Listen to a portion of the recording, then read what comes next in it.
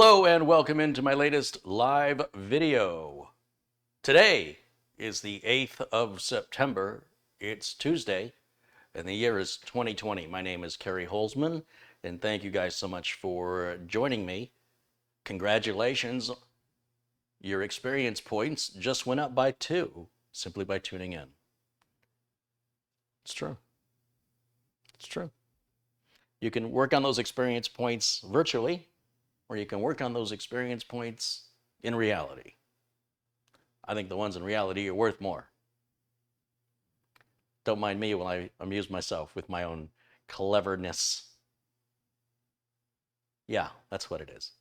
How's everybody doing? Hope everybody had a good, safe, happy holiday weekend, and we're getting finally some cooler weather here. It's only like 99 degrees Fahrenheit. But it's overcast and windy. I'll take it. Hopefully that'll be a continuing trend here in Phoenix, Arizona.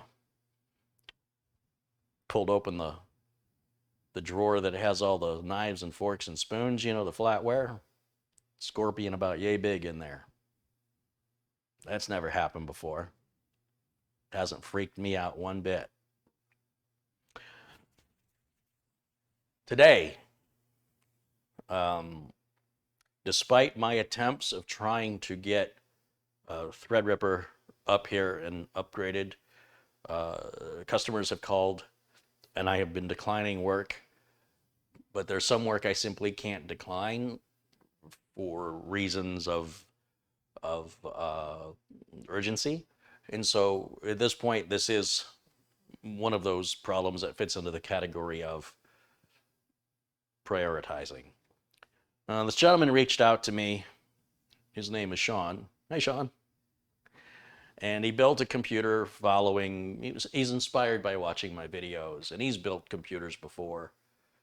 And he saved up his money to buy the parts to build a machine, and it just doesn't work. And it seemed like the Ryzen 3600 that he purchased was not going to work into the motherboard that he purchased unless the motherboard had a BIOS update. So we sent the motherboard back to, I guess it's ASRock, and they flashed the BIOS and sent it back, but nothing's changed.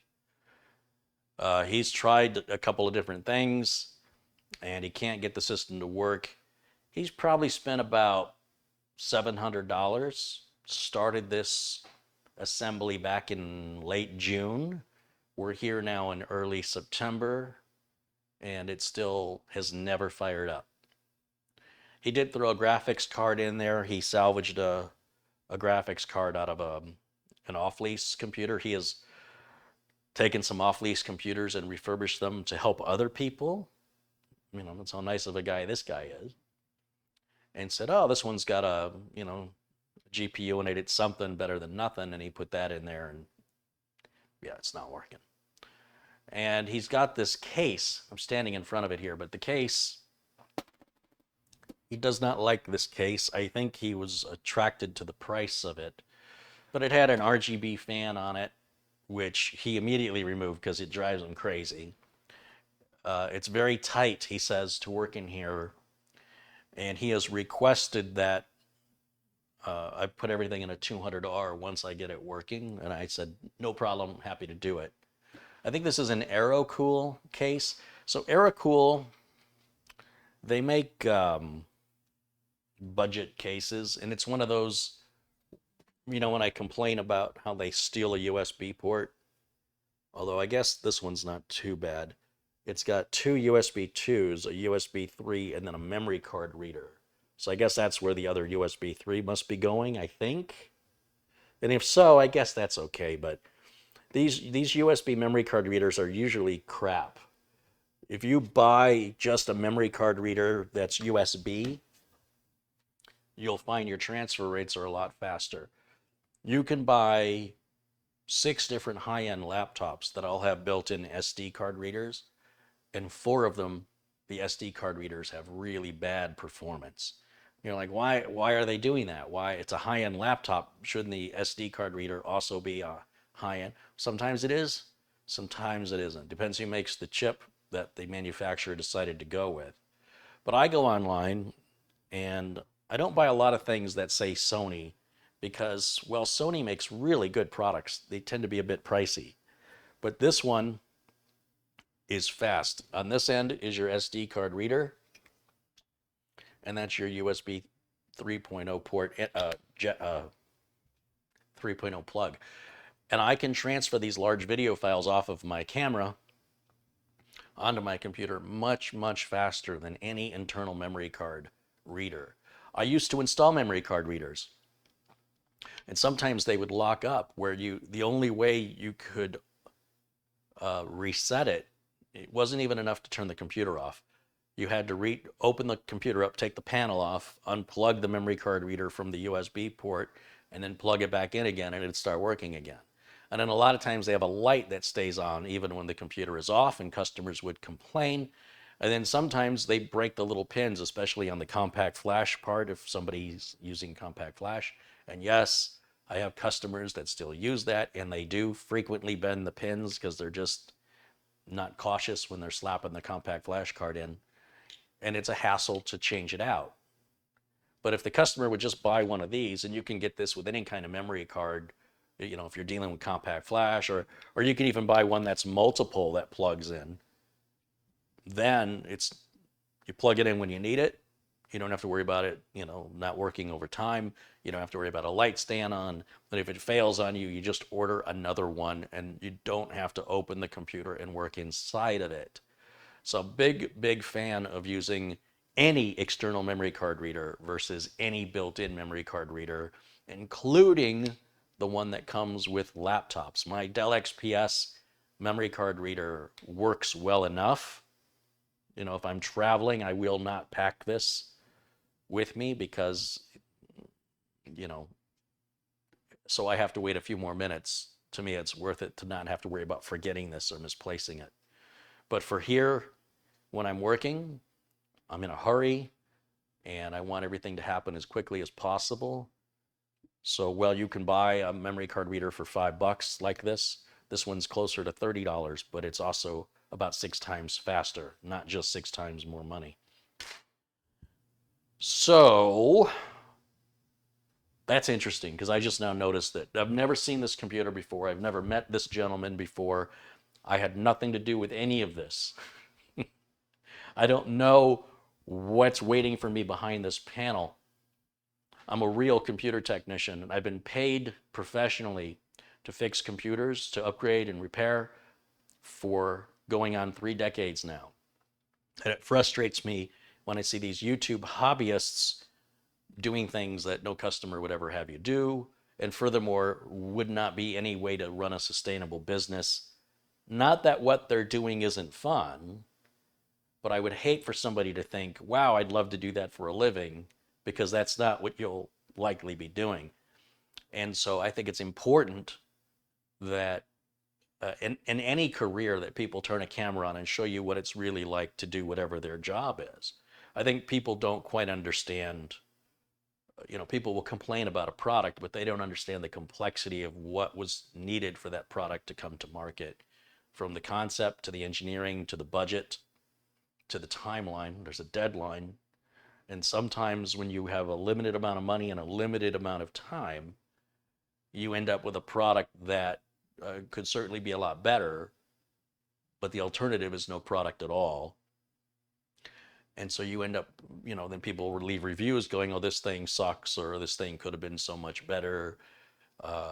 That's generally what happens with first generation products. They are rushed often to market while they still need some refinement. And it's anytime you buy anything, a first generation model of car, a first generation anything, usually was rushed by deadline.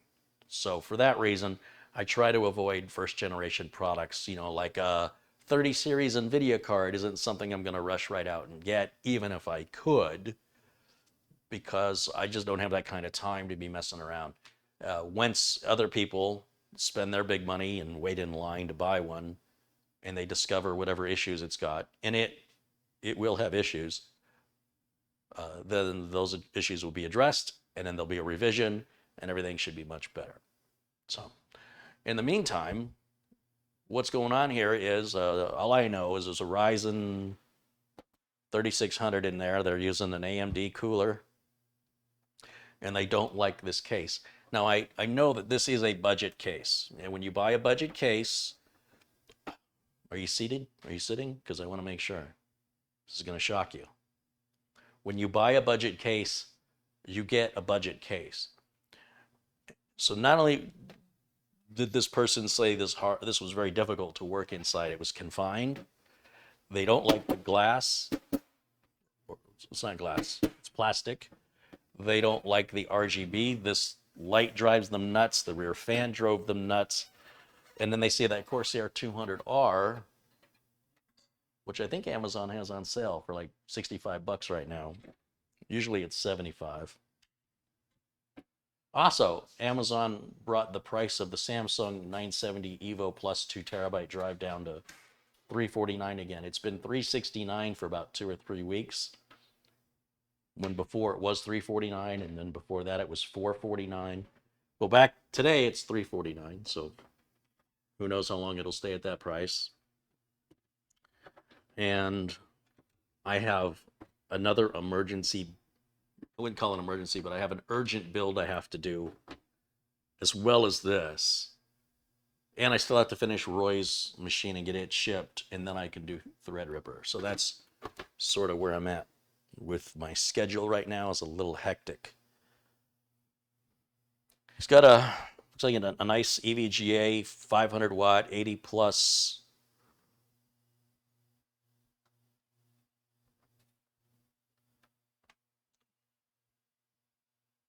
is there such a thing as 80 plus white? I don't know.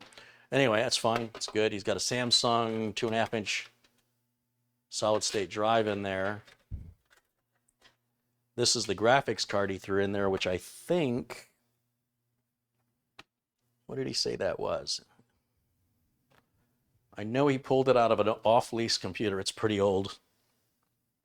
I think he said it was an 8600 GT. Does that sound right? I think it sounds right.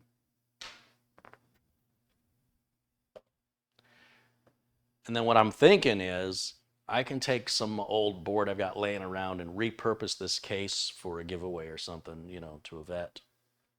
We'll reuse it. I mean, nothing wrong with it. It's just, it really doesn't look that bad to work in either. But I see what he's saying. The top of the motherboard goes right up. You can't even see, like when you're installing the board. I'm not even sure how you're supposed to get a screwdriver in there. The lip here is lower than the top of the board. That's unnecessarily frustrating.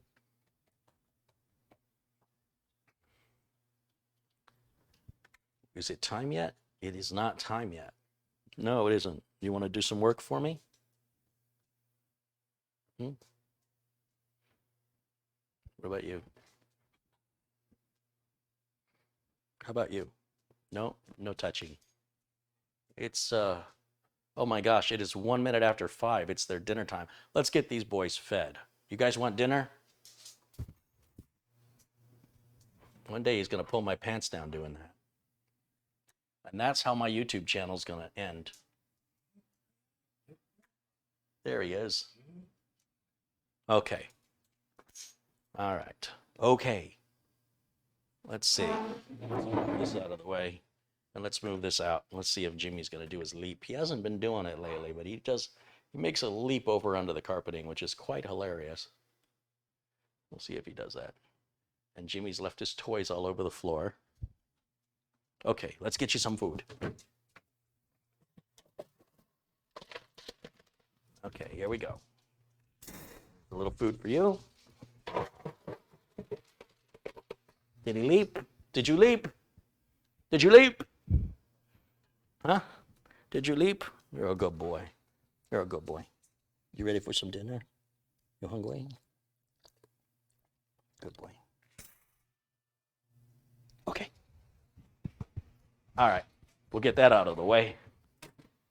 Obviously, a later start today than I would normally start at, but it has been one of those days. because Monday was a holiday here in the US,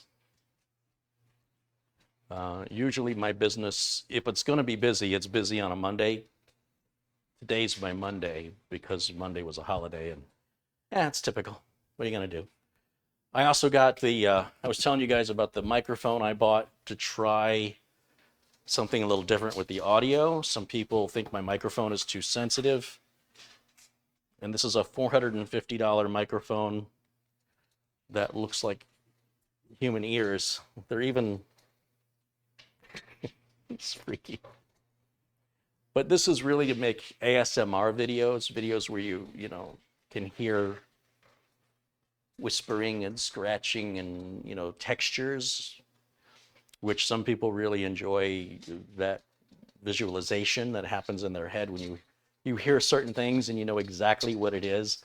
Or they can walk through, like there's a video guys walking through downtown Manhattan with this, and the sound is all over. It's much different than stereo.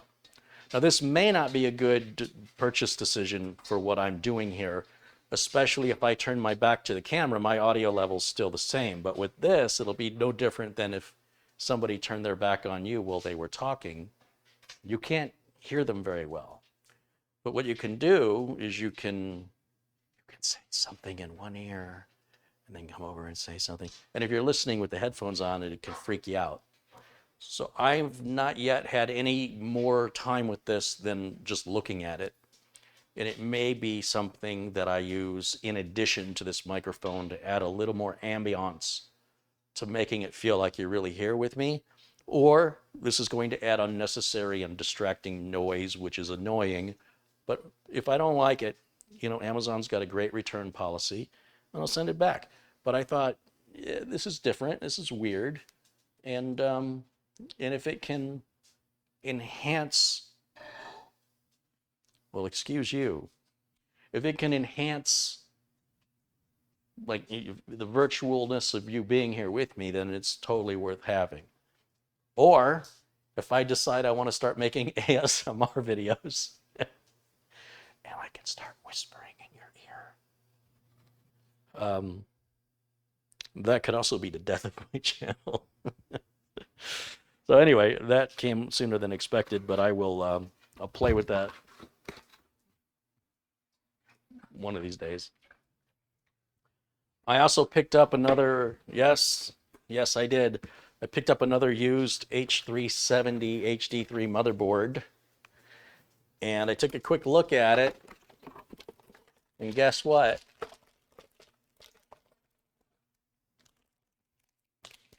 Socket is exposed. But here's the thing, unlike the other one, the little socket cover, it's in the bag. It's right there. So it's moving around in there. So I guess, unlike the other one where it was intentionally left off, it looks like they just didn't secure it down and it came off. The pins look okay, but we'll get to that here in a little bit. Some people have been asking what the deal is with me buying these, and I can't really disclose too much other than to say there's a friend of mine who's starting a business, and he's got a very limited starting budget, and he wants some really nice computers that aren't going to break the bank, and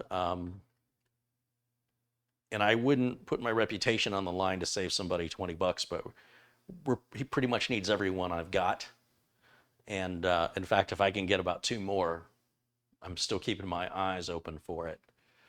And they'll mostly be 9700Ks because those are 300 bucks right now. Or you can go to like an i5 9400 for 100 bucks less. So I'll probably do a couple of i5s, but mostly it'll be the 9700K because for 300 bucks. And then 16 or 32 gigs of RAM. Some of the machines will be 16, some will be 32, depending on how they're being used. They'll all go in Corsair 200Rs with some basic EVGA power supplies. No discrete graphics on any of them, I don't think. And so that's a whole separate side project, which, Could turn into something. You guys ready for cookies? Let's get some cookies and then I can start work. Yeah. You ready for your cookies?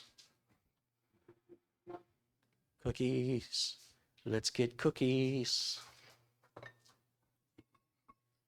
Mmm. Okay.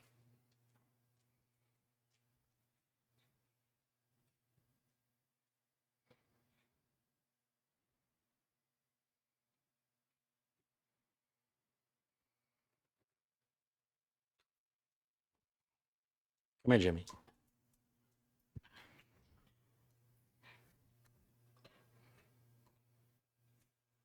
There he goes. Okay. Hold on, wait.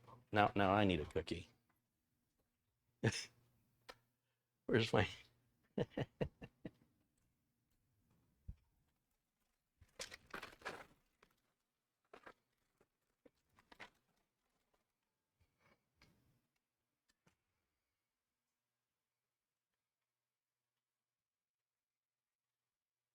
Cookie for me. Mmm.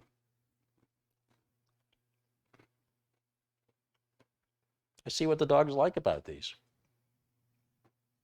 Mmm. Tasty.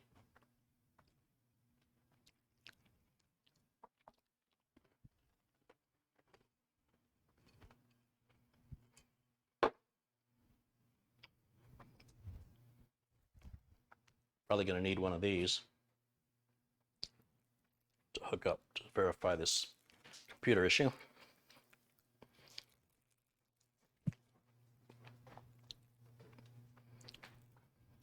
Plug this into the back of the capture card.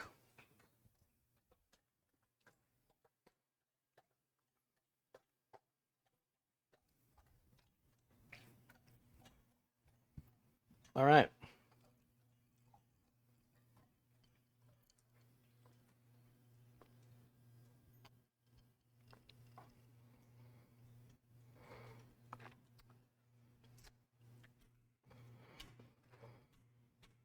Couple of contributions have come in, so let me give a couple of quick shots out to these folks. John Panarelli contributes $5. John also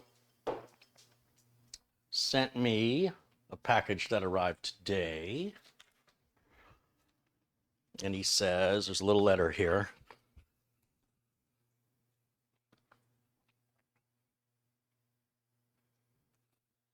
Got a little letter. A little letter. It says, well, here, I'll just show you. Hey, Carrie, hope this modest little drive finds a place in a veteran's home. Thanks for all the compassionate work you do for these terrific men and women. Be healthy, be safe, John Panarelli. Thank you, John. These 120 gig drives were given away for free when you ordered a Corsair 200R. So I now have 4 of these. Just so you guys know, I won't use anything less than 240 gigs on a veteran giveaway because Windows is so large, it doesn't really give the customer much room to do anything. However, these are great drives to use for scratch drives, or maybe we can write some data to these and then put a date on it and then check it after 2 or 3 years or whatever to help dispel the false information that these are not good for archiving. Like, you know, depending on your definition of archiving and how many years we want to wait, I would be very curious to know how long one of these would have to sit for the data to vanish. Now, that's true of mechanical drives as well. But just by plugging it in and checking it, same with a mechanical drive, you sort of renew the data on it, and then you have to start the clock over again. So that means you would need multiple drives, and you could say, okay, we'll check one after 1 year, and check one after 2 years, and check one after 3 years, and check one after 4 years. I don't know at what point would be reasonable to expect data to just sort of evaporate. I would guess it's probably somewhere between 15 and 25 years would be my best guess. But even then, I'm not certain because the technology hasn't been around long enough for that to even be a feasible test. The closest thing I have are some USB flash drives that I owned back in the late 90s or early 2000s, and they still work. They've never lost any data. and I very rarely use them, but the fact that they even get plugged in is enough to renew it again and start the clock over. But for future reference, if you guys have anything you would like to send, please reach out to me first. I might be able to save you a little postage, a little trouble for things that that I wouldn't use. I've had like 3 people send me headlights that, headlamp lights, which I don't use, I guess because I don't use it, they don't think I have one, or other types of things that I already have. And while I certainly do appreciate the thought, it's very kind of people to go out of their way and to be so selfless and thinking of others. But just that one added step to just reach out to me and just say, hey, would you have any use for this? That might save you a little bit of trouble. But these, I'll figure something out with these. They're just so small. Like I said, Newegg was giving these away with when you bought a case. Even the 240 gig drives now are like $25. So using anything less than 240 to me doesn't make any sense. You're going to run into a wall pretty quickly on a 120. But they are great for experimenting, especially if you're diagnosing a computer like this and we want to take the drive out of the equation, but we don't want to necessarily erase the customer's data, but we want to do a clean install of Windows. Using a spare drive is the best way to diagnose, to determine very quickly if you're having a software-related problem or a hardware-related problem. You've seen bad drives. Just in that laptop we just fixed, prevented the laptop from even doing a power on self-test. So a bad drive or a bad component plugged into the motherboard can affect the motherboard in ways that exhibit symptoms that are identical. Bad power supply, bad RAM, bad CPU, badly seated CPU, CPU that needs a BIOS flash to be recognized from the board, a bad optical drive or hard drive or solid state drive. All of this can cause the very symptoms that we're looking at today. So basically everything is suspect. Even one of these little cables plugged in, we've seen motherboards where the power switch was stuck or the reset switch was stuck. So that's why you would disconnect everything from the board in your diagnostic. And that's after you've taken software out of the equation. Well, we're not getting to, if the system won't turn on, obviously you have a hardware problem. But if you have a system that's acting up and you don't know if it's software or hardware, grab yourself one of those cheap 120 gig solid state drives or 240. Like I said, you should pick those up cheap and just keep it on hand as a little spare little temporary diagnostic tool. You might be surprised how often you use it. And if nothing else, you plug a little SATA to USB cable on it for 10 bucks. And you basically got a little flash drive that you can put all utilities on and stuff, that you can use instead of buying a flash drive. If you don't mind the bulkiness of it, it's you already got it.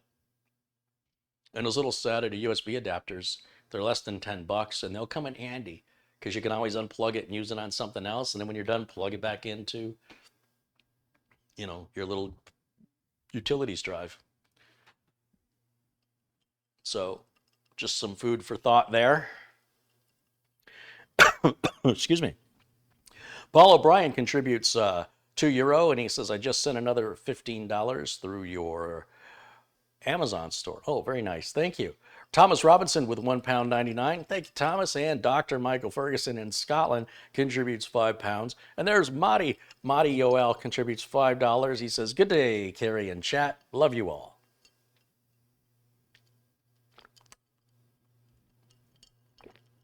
And another 10 bucks for Marty. He says, hey, chat, looking good, you guys.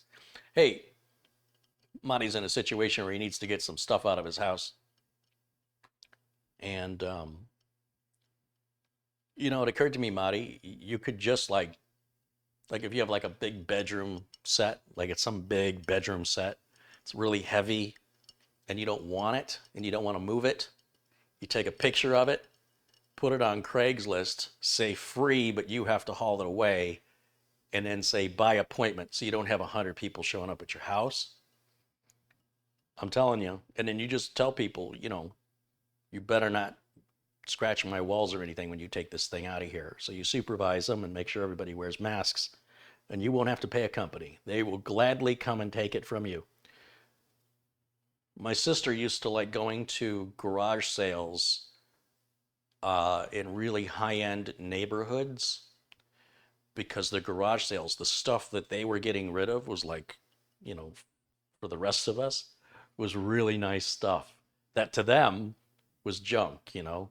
So, you know, sometimes just even being, if you're a bargain hunter, you probably already know this, but in Arizona, Scottsdale's a pretty high-end neighborhood.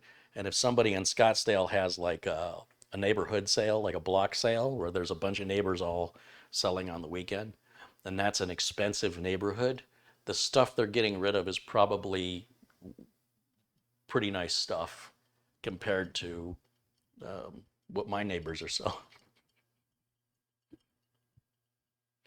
By the time I'm done with something, I've ruined it. Like you wouldn't want to buy anything. If I throw away a chair, trust me, that chair is ripped and torn and it should have been thrown away 2 years earlier, but I got every penny's worth out of that chair.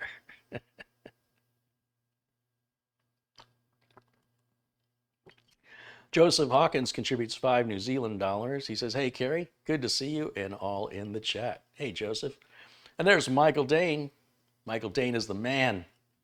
Contributes $5. He says, "Here's some money to help you with your trip to Michigan."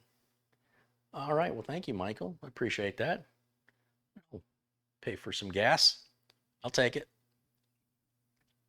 You up to Computer 30 yet, Michael? Michael's refurbished and given away 29 computers to members of his community. And I know 30 is right around the corner. Arthur says, Marketplace on Facebook is a better place to put your stuff up. I agree, because at least those Facebook accounts have names. They're not just random people showing up who might rob you. I mean, it still could happen, but it's not likely. But Facebook Marketplace certainly isn't going to get the number of views that Craigslist will, but it's completely free. Just take a picture of whatever it is on your phone, and sometimes, if you put a price on something that you're willing to give away for free, more people want it. This is really hard to explain, but if you, let's say you have this really nice bedroom set, you're like $100, but you have to pick it up and haul it out. Somebody will email you and say, "Will you take 50?" Okay.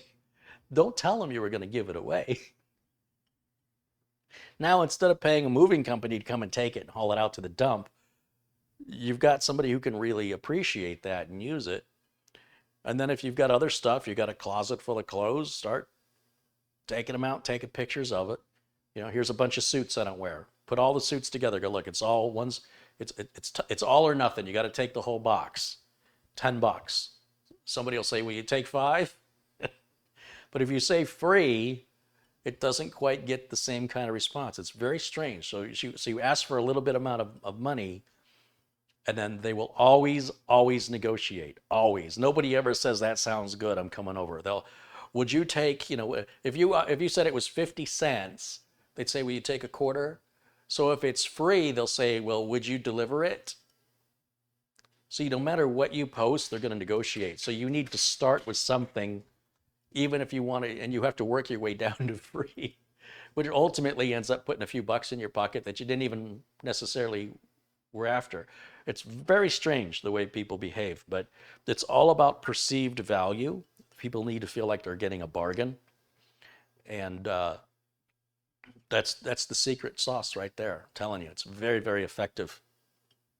But Facebook Marketplace is a great option, because at least you can click on the link of the person who's reached out to you and look at their profile and see what they look like and see the kind of posts they make. Or maybe they don't have a profile picture, and maybe they don't have anything on their Facebook page. That may be a little suspicious, you know? So knowing that you're selling to somebody who has a Facebook profile means that you have a little bit more information about who they are if something were to go sideways.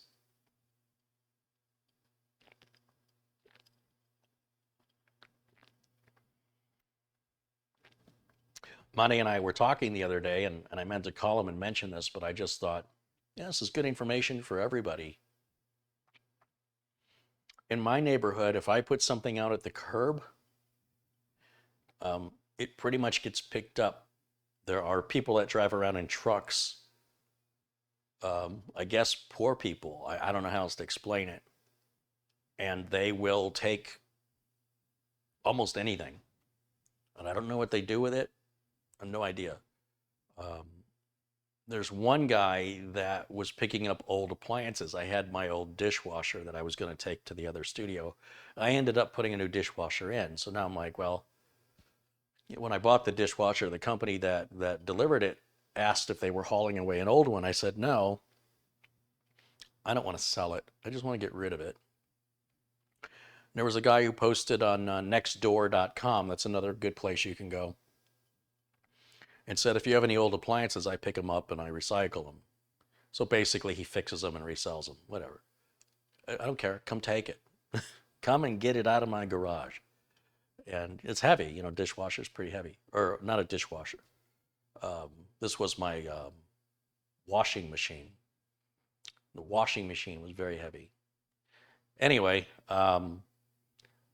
for situations like that where it's damaged, it's broken, it's not damaged, it's going to need a repair. And of course, when I bought a new washer, they often offer to take the old one out, and I was going to fix it myself and I was going to reuse it. And I just said, you know what? I saw what was involved in the repair, and I said, that's way more than I want to get into. And then I'm like, okay, how do I get rid of this now? Who wants to buy a broken washing machine?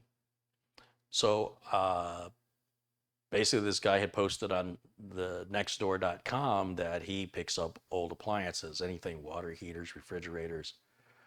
And I said, come on over. I got one for you. He came over, picked it up. One man's trash, another man's treasure. Now, if I was in a really good part of town, somewhere that had a really nice house, that'd probably be a really nice washing machine. You know what I'm saying? So when you're looking for bargains, start looking at the high-end neighborhoods around you for garage sales and things like that.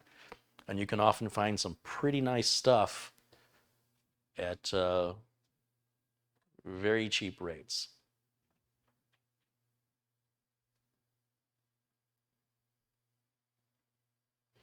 Roman says they fix it, then they sell it at the flea market. You know what? Good for them. Whatever, they're making a living, right?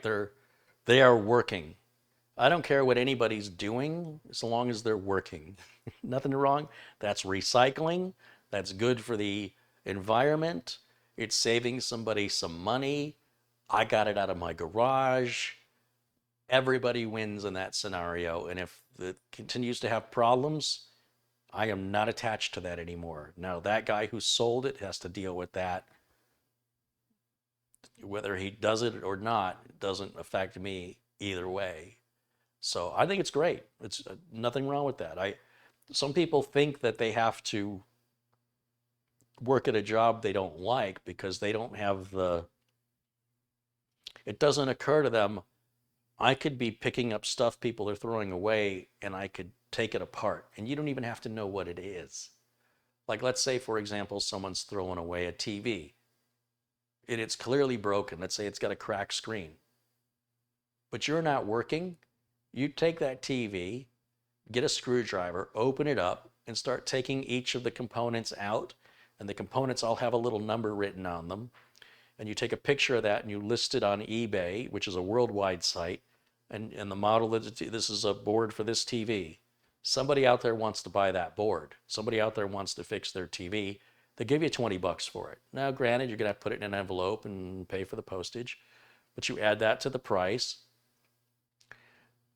And if you do enough of this, you can make a really good living and not have to worry about what hours am I working this week, or how much of a jerk is my boss going to be, or am I going to get that raise? Pretty much everything that gets thrown out in some way, shape, or form, especially these big bulk items like appliances, furniture, a lot of it can be recycled and reused. You just got to be creative with it, you know? And then you can work for yourself, and you're going to start out slow, but just keep building and building and building. And yeah, there's plenty of people that just make a living on eBay just taking stuff other people have thrown away, and sometimes they fix it, or sometimes they just, you can actually make more money selling the parts individually than if you fixed it and sold it as a repaired 40-inch TV. What does that cost new? $200. So what's the most you're going to get out of it used? But those little circuit boards and stuff inside the TV, those can be really hard to find. And it's not something that's going to sell quickly, but you just leave the eBay listing up, and over time it'll sell. And if you have a good organized system, you'll know exactly where you put it in an envelope, get it addressed, mail it out. Money goes right into your PayPal account. And some of these parts might be quite rare. You might find a TV or a microwave oven or something that you don't even realize what that part is worth, and you list it at an auction where you just let the price go for whatever it goes, and your jaw might drop on some of this stuff. Oh, I had no idea people were willing to pay that kind of money for say somebody's throwing out a refrigerator. All those drawers in that refrigerator, do you have any idea how much the drawers are, or the ice bucket, or the ice maker, or the glass shelves? Just take a picture of the model number on the refrigerator, and then you just leave the refrigerator and take all the shelves and drawers, anything that comes off, and then put it up on eBay. And again, it may not sell right away, but after a couple of months, one by one, people will be buying this stuff. And it was all free money. All you had to do was categorize it, organize it, and ship it. And you're working for yourself. So you work any hours you want. It's all right there for you, at least here in America. A couple other contributions. Let's see. Rick Hubbard contributes £5.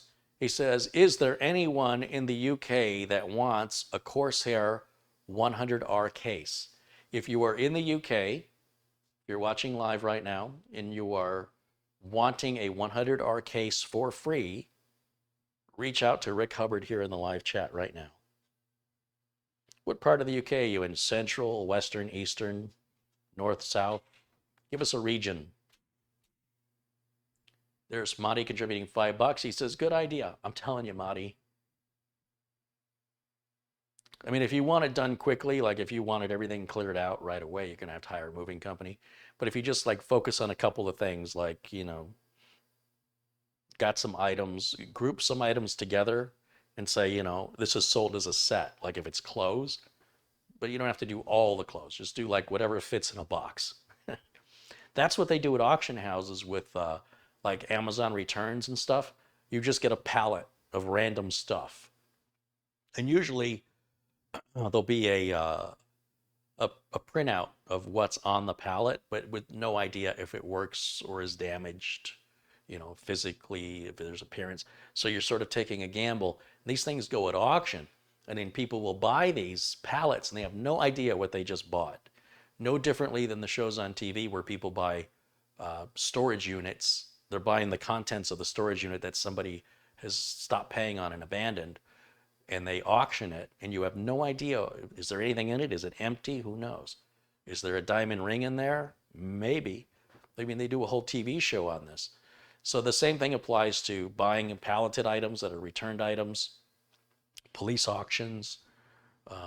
It's basically the junkyard business where people buy a wrecked car, but you know, the seats are still good, and the knobs and the buttons are still good, and the electronics are still good. The engine control module's still good. There's lots of, you know, the car can be completely smashed up in an accident, and yet there can be, you know, the trunk lid is, maybe somebody needs a trunk lid. They damage their trunk. To buy a new one is really expensive. Buy a used one out of a junkyard, get it for pennies on the dollar, get it painted, and or who knows, maybe it's already the color you need. Super easy to swap it out, saves a lot of money. So anyway,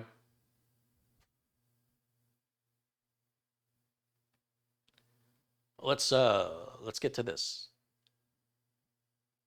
Sean says that they built this computer, they bought the parts, they started building in June, late June. It is never, ever posted. Never, not once. So the first thing I want to do is see if Sean made any mistakes in the build.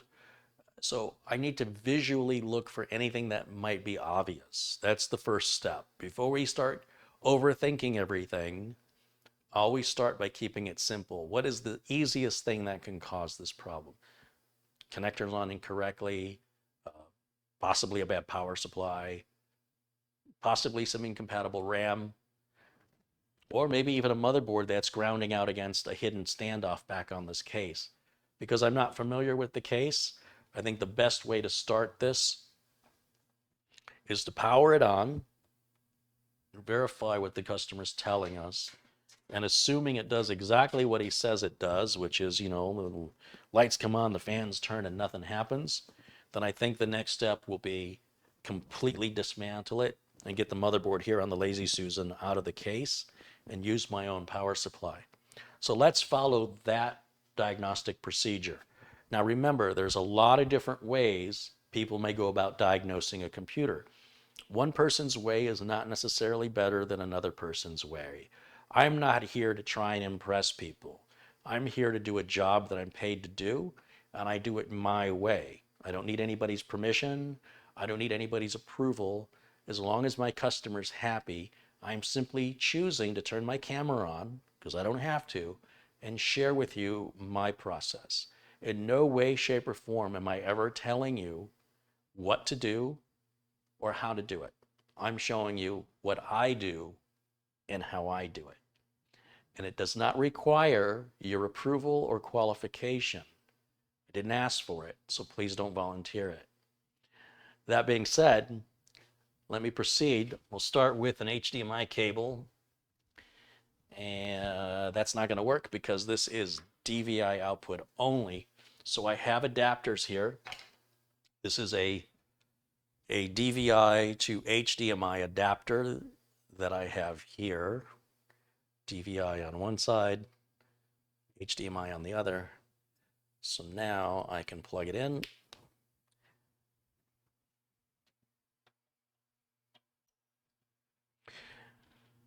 Now this is interesting, and this could prevent a board from booting. Remember, you've got to pay attention to details here. If you look right here on the HDMI slot, this grounding strap is bent into the port. It's actually grounding inside the port.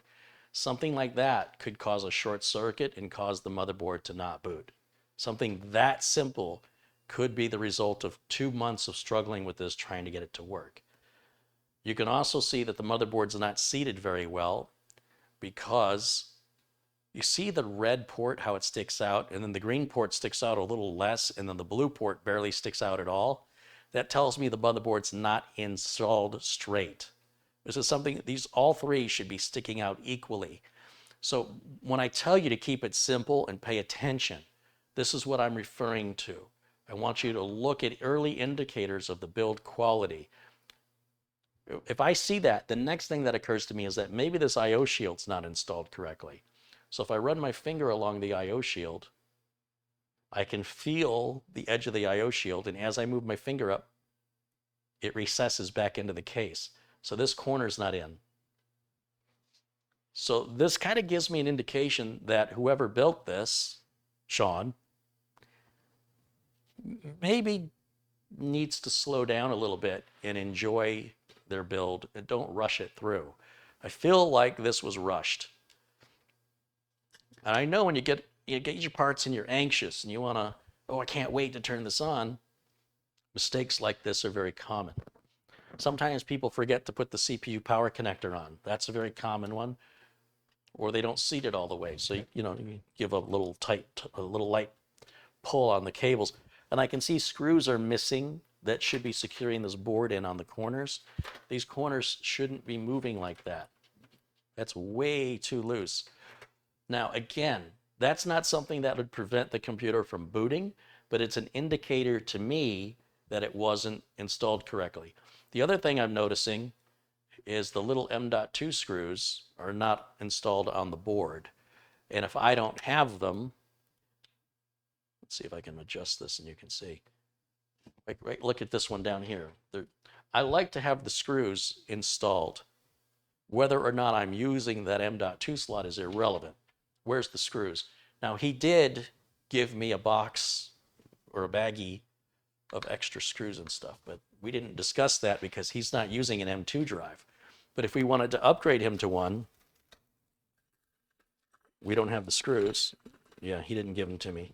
And I didn't think to ask about it because I'm used to working with Gigabyte boards.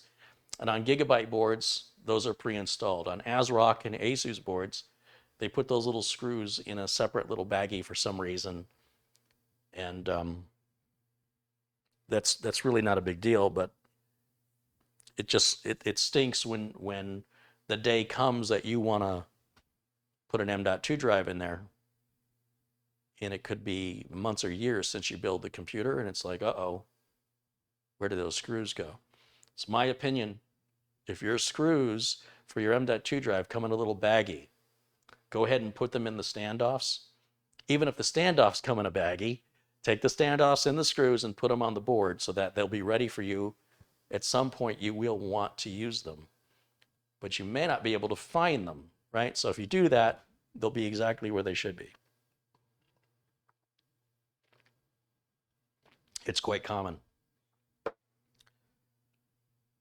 So I've got the HDMI cable plugged in. Let's get the keyboard and mouse plugged in, and then we're going to plug power in and nothing else. We don't want no printers, no USB flash drives, no network connection, no internet, nothing. Anything and everything gets unplugged.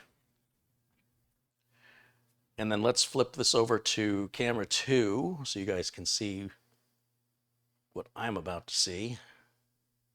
It's going to say no signal. That means that there's no video signal coming out of the computer because the computer's off.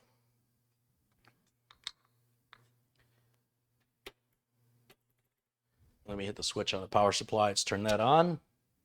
And it's completely dead now.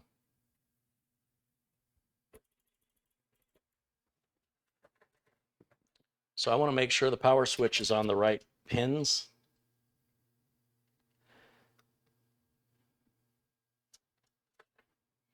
Oh, I don't like how much that's moving. That's freaking me out. Okay, so power switch goes right here. Just keeps falling off. Let me use my own power switch. We've had machines come in before that are dead on arrival, all because the power switch is bad. A lot of people will overthink that, and they'll disassemble the whole system and get the whole thing apart into pieces and remove all these screws, and then they can't replicate the problem because they're not using the power switch. And then I don't know, and they put it all back together and they're right back to where it was. And then I have no idea. This is a real head scratcher. No, it isn't. It's real simple. You got a bad switch. It's super easy. So this is what I was warned about with regards to, there's little plugs that are blocked on the end of this connector, which makes it perfect for Gigabyte. But on this ASRock board, it's a completely different style. And I'm just going to punch holes in that connector later when I have time, but I'm not going to do it during a live video. But I have a little power switch back here I'm going to grab. And you can just buy the power switches on Amazon, by the way. I can put a link to it if you want, but I think they're 2 for $6 or something. But what I'll do is I'll get an old computer. Somebody wants me to dismantle it or destroy it for them. And I will take the switches out of it. The switches and LEDs and the screws, especially if you're short on computer screws, can all be recycled out of these computers that are, from the 90s. The switches are all the same, basically, going all the way back to the 90s. So feel free to do what I do and just pull the whole button and everything off of it. And if it's in a bundle with other cables, just pull it apart from the bundle. Now, it's really difficult for me to see in there. It's dark. I've got a late start today, and it's overcast, and it's nearly 6 o'clock at night. So it's dark. And for that, I'm going to need a little flashlight so I can see in there. And let me get some glasses. So that's what I like about my one little connector. Once I have that drilled out, I'll just be able to plug the connector straight on there. But this actually was a reset switch, but you can use it as a power switch. And it's made no difference. The system's completely dead. Now that typically means a bad power supply, or that sometimes customers can force cables on upside down, which is kind of interesting to see that. It was my understanding, I guess I misunderstood,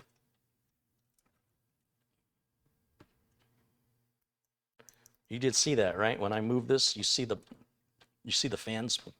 You know what? You guys can't see anything because you're in a little tiny window. Let's go full screen. Since this is not going the direction I intended, let's go full screen here and you can kind of see a little better. When I move this motherboard power cable around, see that I'm completely taking it out because I want to make sure it's seated correctly. When I went to plug it in, fan spun, then shuts off immediately. So that's interesting. That's a new symptom. And I want to take this graphics card out. The reason I want to take the graphics card out is, and I think this is a real shame. Somebody's got a very limited amount of money to spend. And so they want to put together something as inexpensively as they can. And then they throw some old used part in with their new hardware, like this graphics card. And it can cause the whole system to fail, the whole thing. Not only can it cause it to fail, it can cause permanent damage. The other thing is you never, ever, never put two RAM modules in side by side. You will always skip a track. So let's just take one of these RAM modules out. Never, ever put two RAM modules in side by side. Unless you only have two sockets.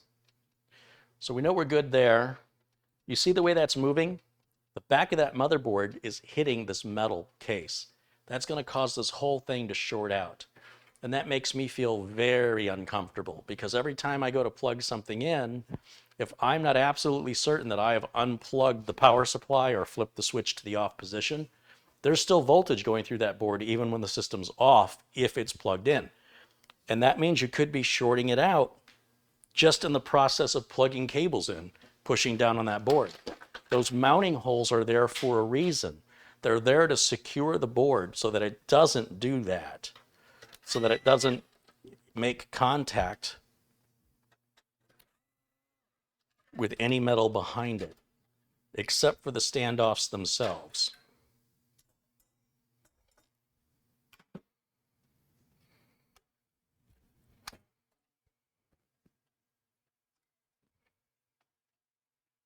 And the thing about these M.2 screws, getting back to those, these aren't like gigabytes that are actually fairly long. I think they're like 3 millimeters long. That's like 1 millimeter long. It's a really shallow screw. And again, very difficult to find those screws. Like if you went to the hardware store or even shopping on Amazon, it may be very difficult to find them. So here's the used graphics card, and there may be nothing wrong with it, but what a shame to buy all these new parts and then handicap them or cripple them with some old part because you couldn't afford. Like you should have just went with a CPU that has integrated graphics, and then when you could afford a proper graphics card, in my opinion, that would be a better way to go about tackling that situation. Now, all these cables, they all go in the same place on all the boards, you know, so we don't have to worry about remembering where they came from. Just pull them off, because any of these can cause, once again, that symptom. And then looking on the board for where he put mounting screws, he doesn't seem to have very many. There's one missing here. Okay, he's got them on the left side of the board. And then he does not have any down the middle, and he doesn't have any out the side. So the board is meant to be secured on the left side, the right side, and on the middle, and he only secured the left side. I don't know why. The case will have come with all the screws he needed, so it should not have been a lack of having enough screws. I know that he did pull the board and sent it in for a BIOS flash, thinking that his CPU would not be recognized without a BIOS flash. And then perhaps in his anxiousness to finally I got my board back, he kind of slapped it in there haphazardly, and in doing so may have caused a problem.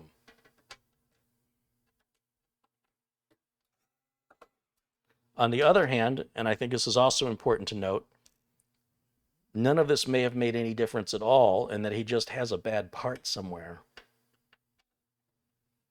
But I would still prefer that you always do it right or don't do it. If you don't have time to do it right, then don't do it today. Wait until you have more time.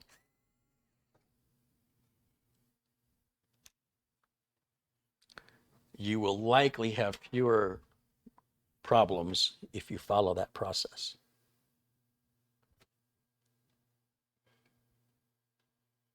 Oh, he did put one in the middle right here. See, I knew that board should have started falling out when I took that last screw out. So that's why I started looking.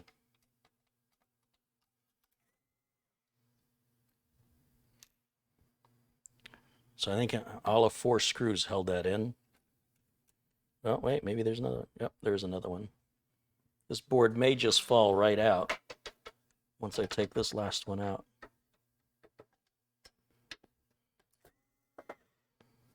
Okay.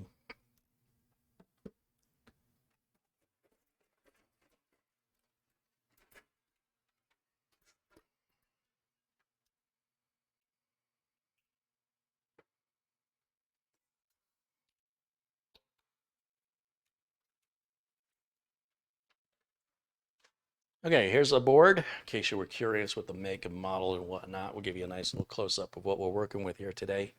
That's an AB350 Pro 4 from ASRock. We're using the stock AMD cooler. And I've already removed one of the RAM modules. Got a lot of video out options, which is nice.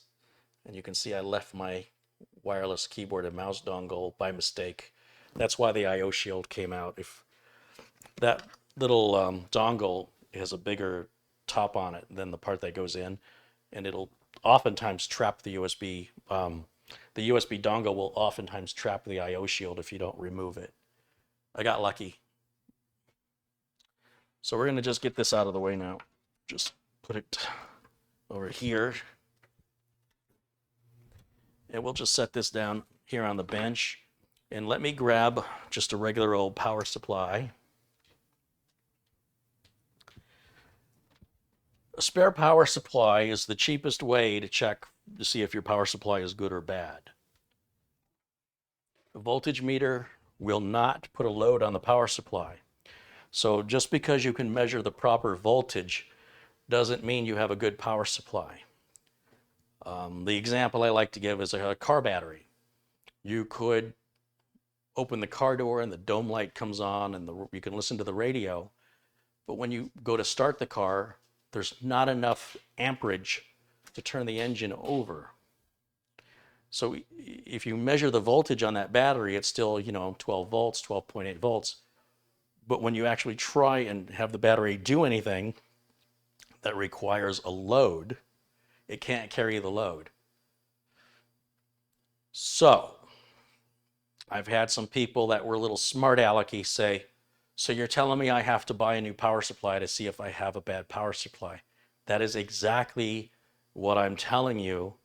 And I'm also telling you that if you think that's unreasonable, then you should be taking it to a repair shop where they will do it for you. They should have spare parts that they can use. And I guarantee you they are not using a power supply tester. If they are, they probably won't be in business in 2 years. So if you're not willing to go and spend the money to go and buy the parts necessary, and you think you're going to solve it with a voltage tester, you're watching the wrong channel, man. because that's insanity. I would not advise any normal average computer user to be opening up a power supply. It's sealed. There's no user serviceable parts in here. And anybody good enough in electronics that knows how to use an oscilloscope and measure loads could probably fix it. But you are a dying breed. It is often much more expensive to pay for labor than to pay for parts. The amount of money I charge per hour will easily pay for at least one, if not two, power supplies. But what if a power supply isn't your problem? Well, then you're going to either keep it or return it to the store where you bought it. And then you can buy the next thing. And you can repeat that for every single part you have in your computer. Maybe you shouldn't be fixing your own computer. There's at some point where you should know your limits and say, maybe I should take this to somebody who has all the things they need to properly diagnose it, or I can accept that I'm going to be running back and forth to the store, buying and returning, buying and returning, buying and returning until I figure this out. And in some cases, like the BIOS date issue for the year greater than 2038, you can replace every single part. And many stores will charge you a restocking fee. 15% is pretty standard. So now you spend all this money, all this gas, all this time, and you're still right where you were. And if you'd have just taken it to the shop, you'd have gotten it back sooner and cheaper. But you've got to decide that on your own. Some problems, depending on your skill and your time availability and your money availability, one way makes more sense than another. But you should know your limits. You should know when to call it. But I'm telling you, flat out, buy a power supply to check your power supply. That's it. That's the cheapest, fastest way. It requires no special education. You don't have to invest in a voltage meter. You don't have to learn how to put on a load.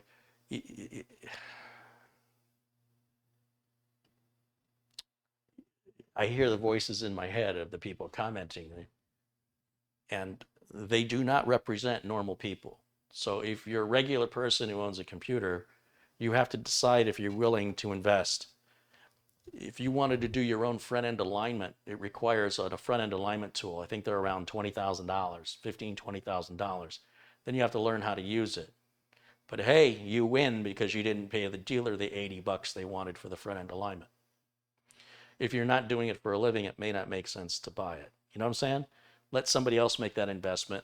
They'll become an expert in using it, and you just pay them the $80 to borrow that and do your front-end alignment. And how often do you do that? Once every couple of years? So anyway, it's all sort of the same logic here. You could also invest in a bunch of lawn equipment if you want to do your own lawn. Weed whackers and riding lawn mowers, and you can make quite an investment. Leaf blowers, it goes on and on and on and on and on. Rakes, or you can just hire a landscaper and let them deal with the maintenance and the gas and the oil changes and all that stuff that goes along with all that equipment. Your choice. Some of us can't afford either one. I've been there. Trust me, I know.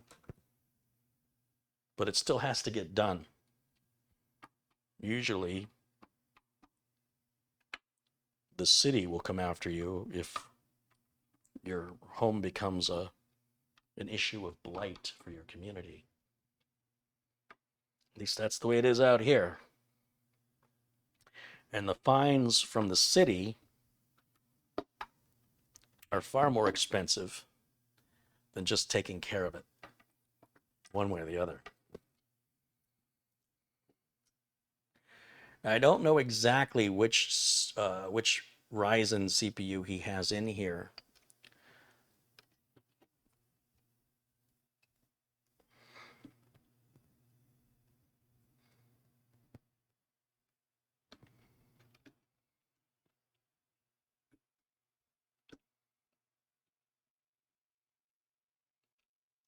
So I think I'm going to pull his heatsink off of here and take a quick look. We'll also look at his thermal compound application, even though that's not really anything I'm worried about for this issue. I am curious if he has integrated graphics on this chip. I don't know. But I will say,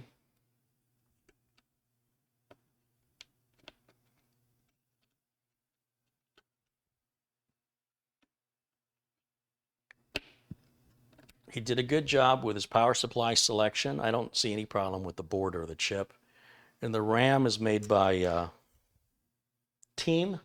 And it's very inexpensive RAM. It doesn't have any heat shield on it or anything, but it's, if I can hold it straight, looks like 2400 speed. May or may not be compatible with the RAM. AMD is very particular about RAM.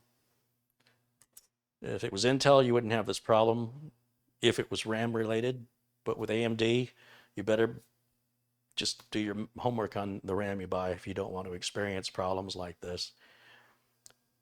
Which again, I don't know if it's RAM related or not, but that's very inexpensive RAM. It's an inexpensive board. We're definitely on a theme here, right? We're dealing with somebody who doesn't have a lot of money, and that's probably most of us. The vast majority of us probably don't have a lot of money. But there are, in my opinion, some things worth saving a little bit for.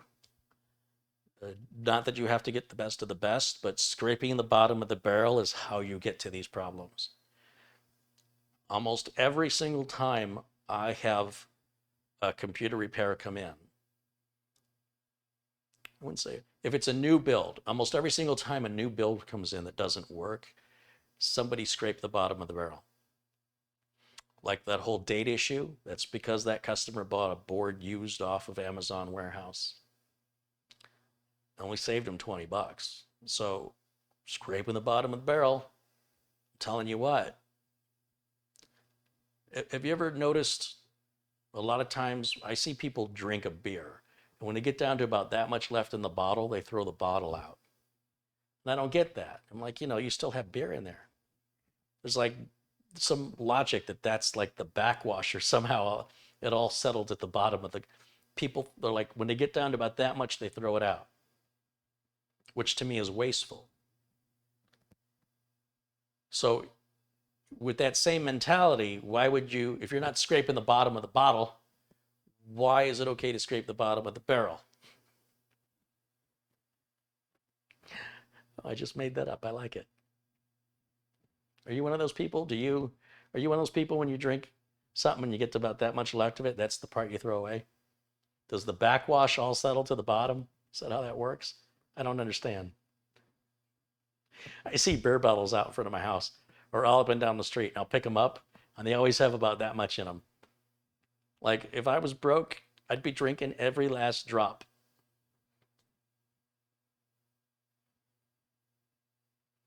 That's called alcohol abuse, right? Sharon says the barrel is deeper.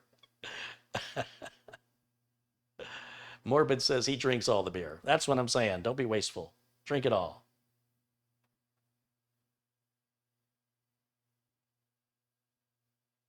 Max says, when you drink, if your backwash saliva is stronger than alcohol content, you need to see a doctor.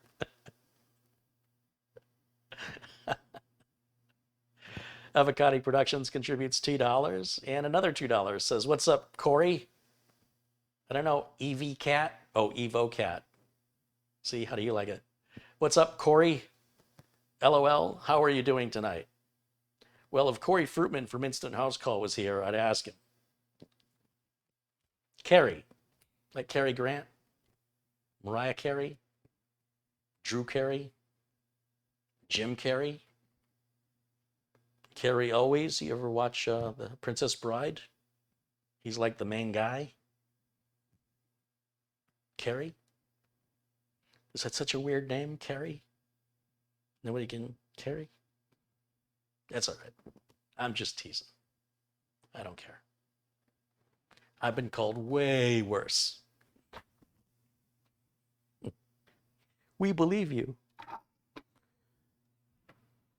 Let's plug the power supply back in. Again, making sure the power supply switch is in the off position. I'm just going to plug an HDMI cable into the motherboard regardless, because I just want to see if I can get the fan spinning, because it wasn't even doing that. And I don't know if it was shorting out against the back of the case.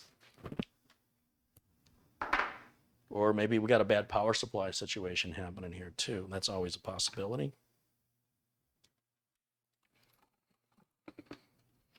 But until I look underneath the heatsink, I have no idea what CPU this is, other than it's a 3600. I don't know. Did the 3600 even offer integrated? I don't keep up with the AMD stuff for some reason. Let's see what happens. No, it's dead. It is completely dead. Nothing happening. I want to verify that ASRock didn't move the power switch from the standard location that the industry agrees on, just to make sure I'm on the power switch location.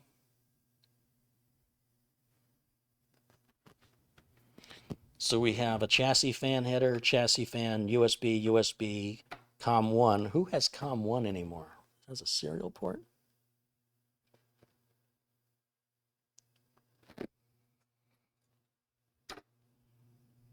Yeah.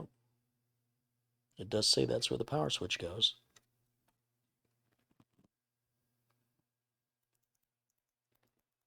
It is dead. Dead, dead, dead.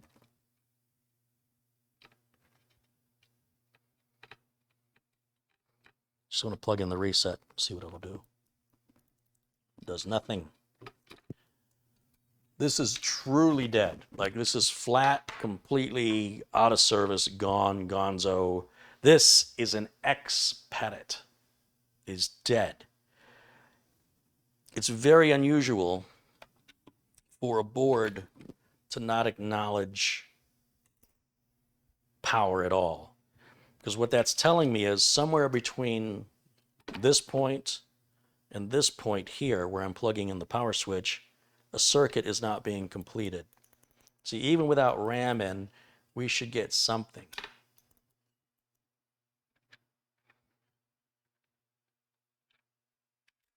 And there's a lot of reasons things like this can occur. But since we're using a different power supply, and I'm using my own power switch, I've removed the RAM just to make sure that nothing plugged into the board could be short-circuiting and causing that to happen. This board is damaged. I know the power supply is good. The CPU is likely just fine. This is definitely a motherboard issue.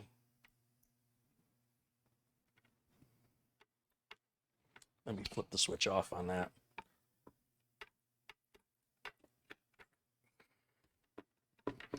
So the next question is, what's the CPU we got in here anyway? Well, let's take a real quick gander. It's got to come off, because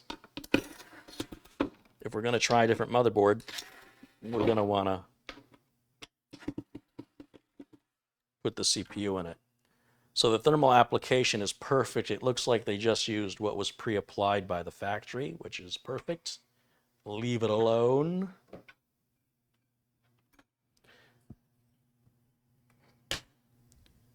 And then we'll check the bottom of the CPU to make sure we don't see any damage to the bottom.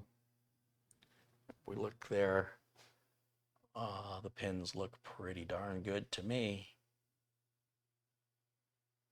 So it looks like that they handled the CPU with care. Yeah. Looks good to me. Now, as for the thermal compound that's on top of it, I can't read the model of CPU with the thermal compound on there.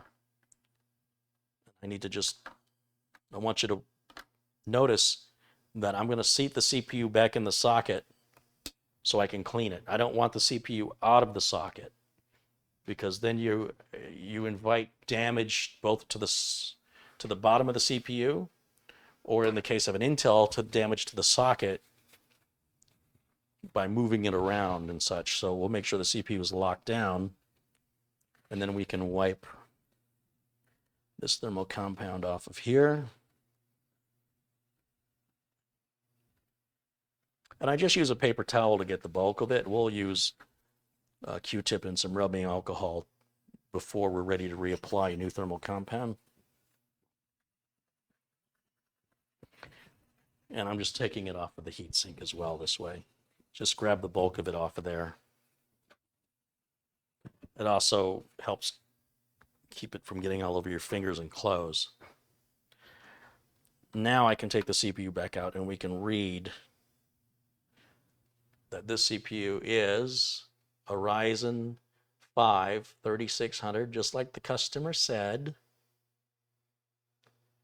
Trying to get some light on this so I can see it.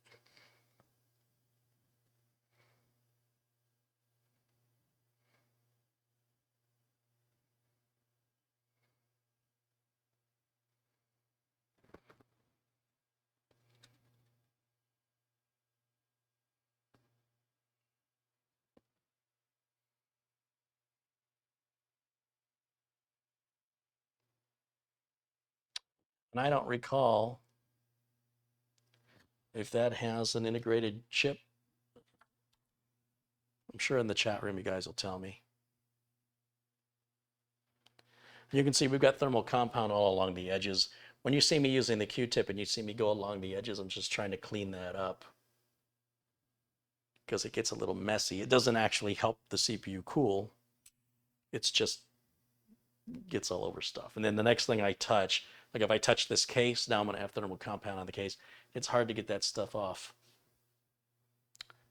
And they're verifying there's no integrated graphics on that chip. So we will have to use a graphics card when testing this. Now, if you're not a shop, what would you do at home? Well, gee, Carrie, you told me I had to buy a new CPU. You told me I had to buy a new power supply to test my power supply.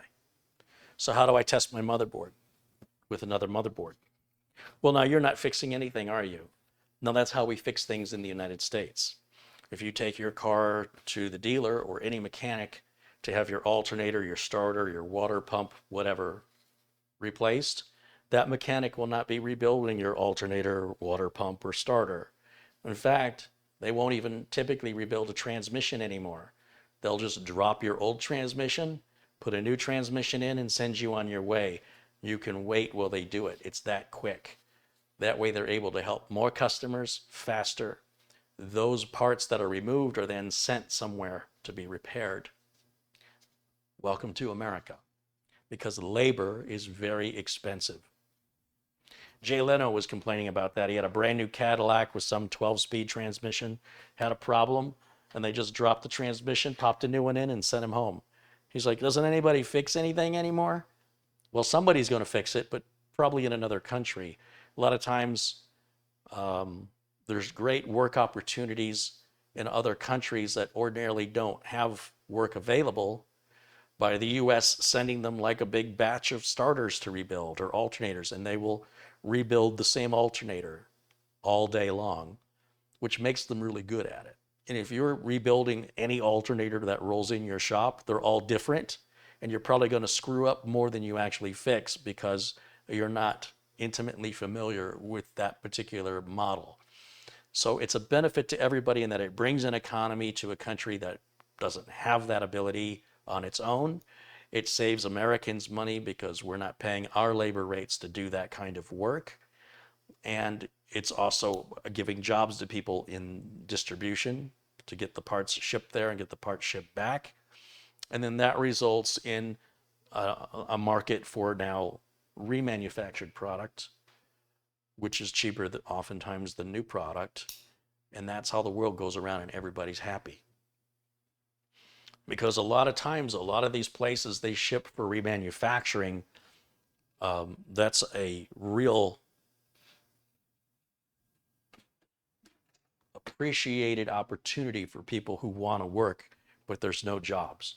So they're bringing them jobs. They're not making them work. They're offering them, if you want to work and you want to make some money. And so, we can argue the politics of it, but it economically is a win for everybody. People who want to work, people who want to save money, companies who want to have good, better customer service, and be more efficient, more optimized. And there are scenarios where that has gone completely wrong, and but that's not the rule. That's the exception to the rule. And in any scenario, that's true, right? And so when we do computer repair, there's only a few components: a motherboard, RAM, storage, CPU, some fans, power supply, and sometimes a graphics card. And to sit there and analyze every one of those would be extraordinarily time consuming and would require some high level of skill that most people don't have. But anybody can swap out parts. It's like Legos. And if you're not willing to make that investment, as I mentioned, know your limits and know when to take it to a place you trust.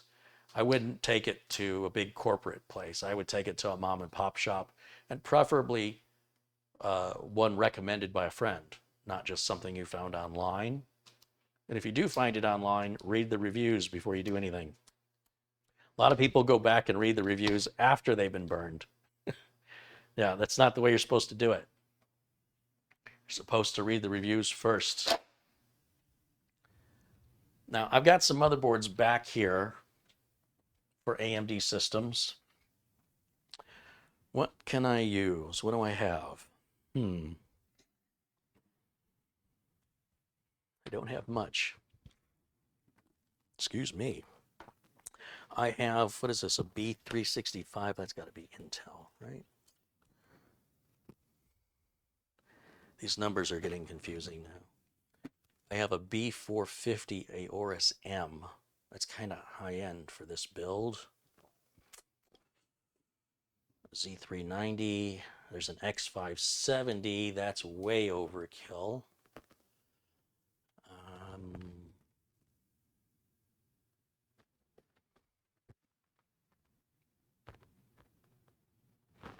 Yeah, B365 is going to be Intel. Well, I guess I don't have as many AMD boards as I thought. I only have 2? That's weird, because I have 5 AMD processors. Why would I only have 2 AMD motherboards? That doesn't make any sense. Well, I'll tell you what. Let's start with something anyway. It's brand new in a box, never been used. This B450 Aorus M should suit us fine for testing. And then we can talk to the customer if this is the problem and determine if they want to buy a board or go through the RMA process again with the existing board.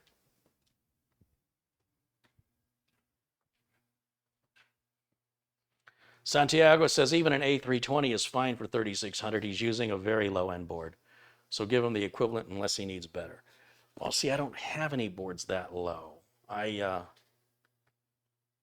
don't scrape the bottom of the barrel, man. I just don't do that. I am trying to stay in business. Samuel Robinson says, right, Mr. Carey from Jamaica. Welcome in, Samuel. Thanks for joining me from Jamaica. Now you're blue from Jamaica. How about that? Buffalo Soldier. B450 will not work if the BIOS is not updated. Yeah, that's kind of a given, I don't care. I've got plenty of AMD CPUs. I don't have AMD motherboards. That's my problem, which I should take care of later tonight after the stream. But this is completely dead. Now, the pro side of being completely dead is you shouldn't have to argue with the manufacturer. We couldn't replicate the problem. Oh yeah, you can replicate the problem. We know it's not as power supply, not likely, because a different power supply results in the same thing. We know it's not the RAM. We've taken a RAM module out. We've taken all the RAM out just to see if we can at least get a fan turning. It doesn't even do that. So whatever it is,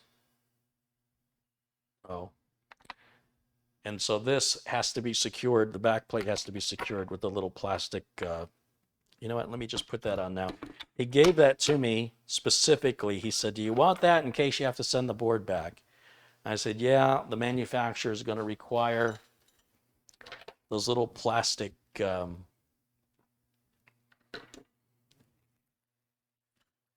mounting points for the clip-on AMD CPU fans. These little things. So we'll just put those right back on, and that'll keep the back plate from falling off.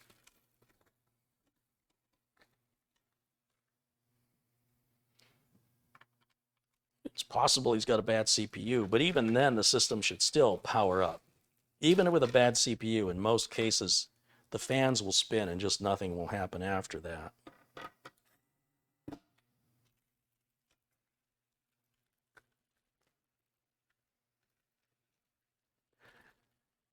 So in this situation, I would have made a couple of different recommendations. I would have said, one, don't use the AeroCool case. Two, if money is tight and you cannot afford a graphics card, rather than putting an old graphics card in, the integrated graphics is probably superior to that, whatever that graphics card was on an AMD chip. Integrated graphics ain't what it used to be. They're actually pretty decent. I will also say on this motherboard, they like the RAM, the first two modules, to be installed in positions A2 and B2. That's the first socket closest to the edge, and then you skip one. And he had just the one in B2. I'm sorry, that would be A2. And regardless of that, the fan should still spin, regardless of if the RAM was installed in the right sockets. The fan, the CPU fan, should still be spinning, and it would just sit there and do nothing.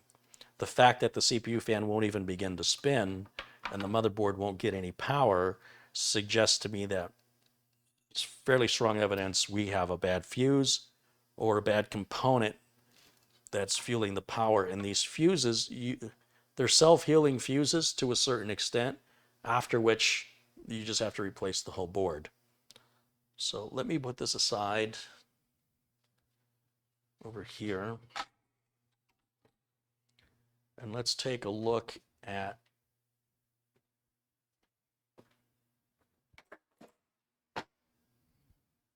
wherever I put the other motherboard. It's around here somewhere.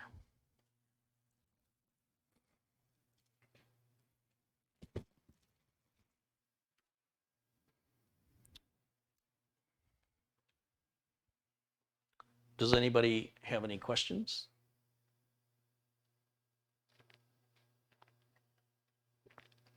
Kenny recommends a 450 Tomahawk from MSI. Yeah, I've heard a lot of good things about those.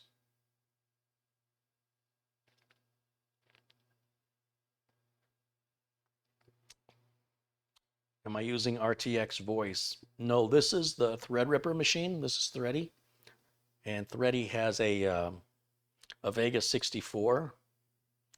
So RTX voice doesn't work on Radeon graphics cards. So no, I'm not using that.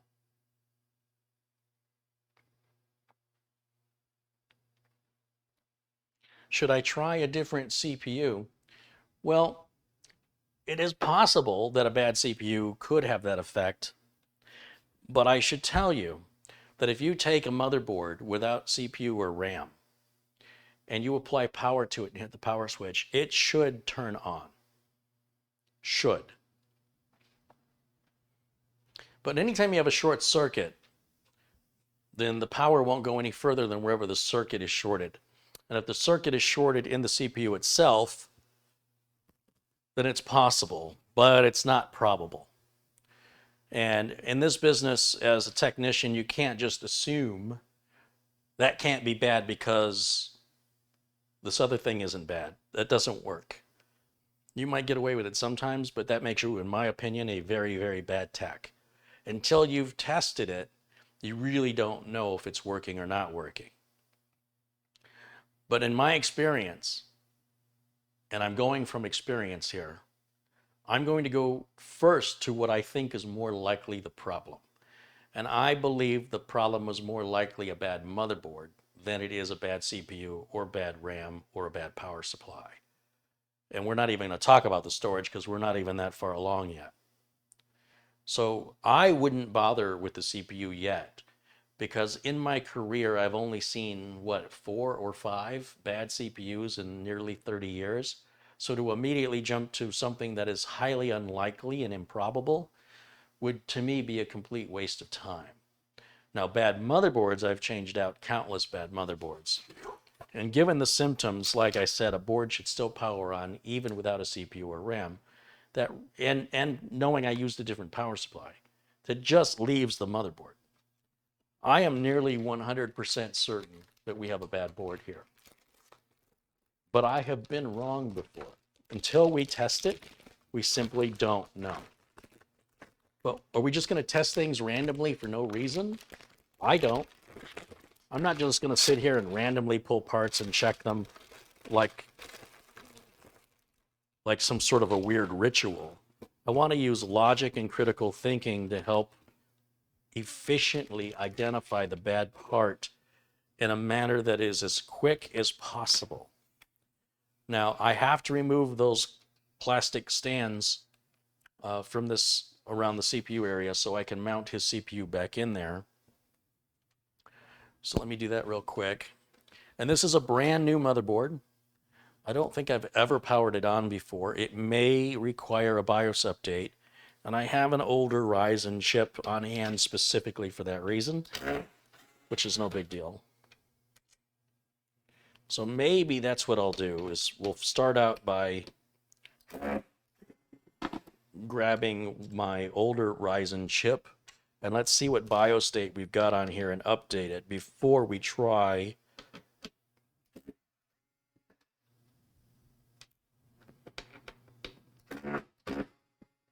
On the other hand, it may just work, and this whole issue of putting a BIOS update on it may be completely unnecessary. But I can tell you that the fan will spin and turn. In fact, let me just show you. Let me just show you. Let's take a risk here, and I'll demonstrate to you that if this needs a BIOS update, then the fans will spin, but there won't be a post, right? Versus the fans not spinning and the machine was acting as though it wasn't plugged in.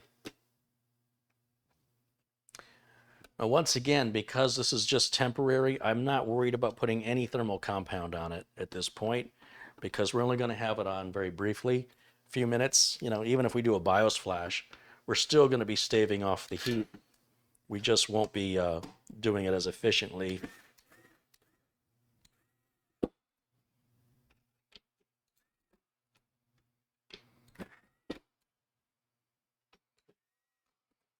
And I've had this board for a few months, so I honestly don't know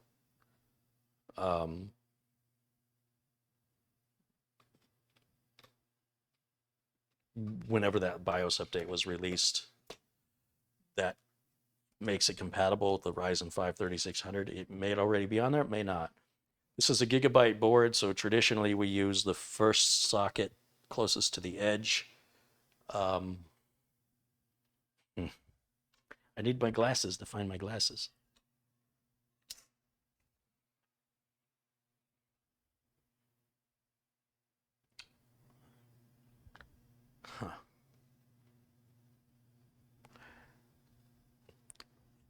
In theory, it doesn't matter which sockets we put the RAM in,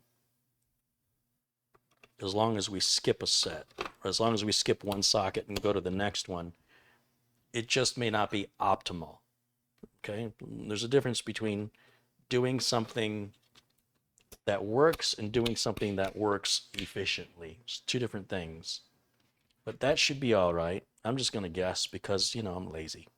And then we've got the front I/O, and I should be able to use my little switch now. Well, that's all right. I got this one out. Where did I put the glasses? Over here. So that's the customer's RAM, and that's the customer's CPU, but that's my power supply and my motherboard, right? So if this powers up and it works, then obviously we didn't need the BIOS update, but we'll still look for a new one just for the sake of RAM compatibility, which again is a major, major issue that other YouTube content creators generally don't discuss. But just because you don't discuss it doesn't mean it doesn't exist. And you won't care until it affects you. That's usually the way people are. And then when it affects you, you'll say, well, this is quite common. How come they don't talk about it more? Because they're fanboys. God forbid they say anything critical of AMD. They might lose their AMD status card. There's an AMD status card? No.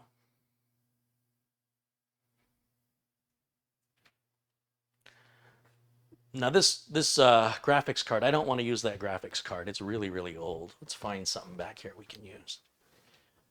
What do we got? Here, what's this? This is something. An EVGA GTX 550 Ti. Woohoo! Top of the line, circa 2002.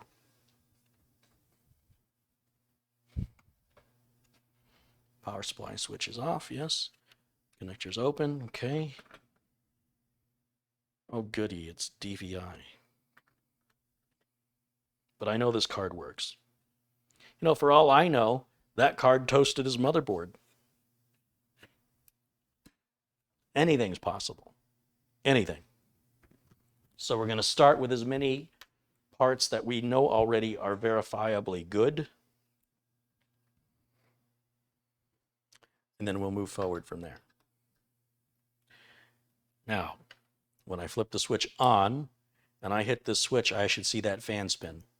And it does. The red light comes on, CPU fan spins.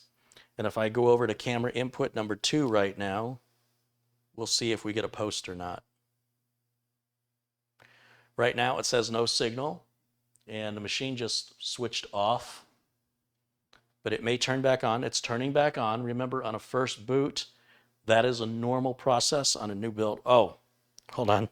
I just realized something. I didn't give power to the graphics card. So I'm going to flip the switch off on the power supply, because without power to the graphics card, we're going to see the same exact symptoms.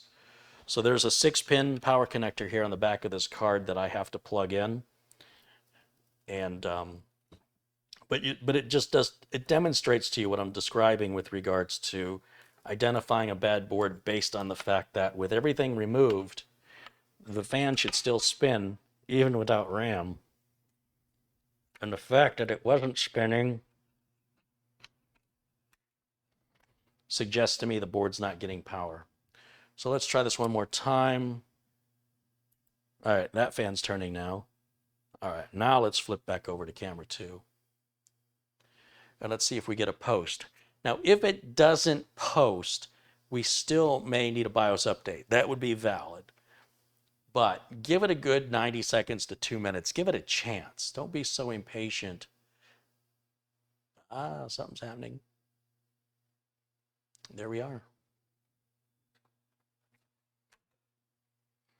Now this motherboard is probably got a newer BIOS. Let's see what BIOS version it has. It's got, does that say F50? How many BIOS versions does AMD have? 50? It's crazy. Let's take a quick look over. Let's go to Google and let's do a search for B450 Aorus M BIOS, and that should pull up the main site from Gigabyte. We'll go under support, and then we'll look under BIOS, and it says the latest BIOS is F51, so we're not that far behind. That was just, F50 was released in November of 2019, and F51 was released on August 3rd this year, so just a few weeks ago. So we're going to download that BIOS update, and I'm going to put it on my BIOS flash drive. And I realize you're not able to see what I'm doing, but this is all being done on the streaming computer. So that's why I'm just going to vocalize. I'm just going to vocalize what I'm doing here. So I'm going to extract the zip file, and I'm going to take the B450 BIOS file that ends in it's .f51. And I'm just going to copy that over to my flash drive. It's a pretty small file.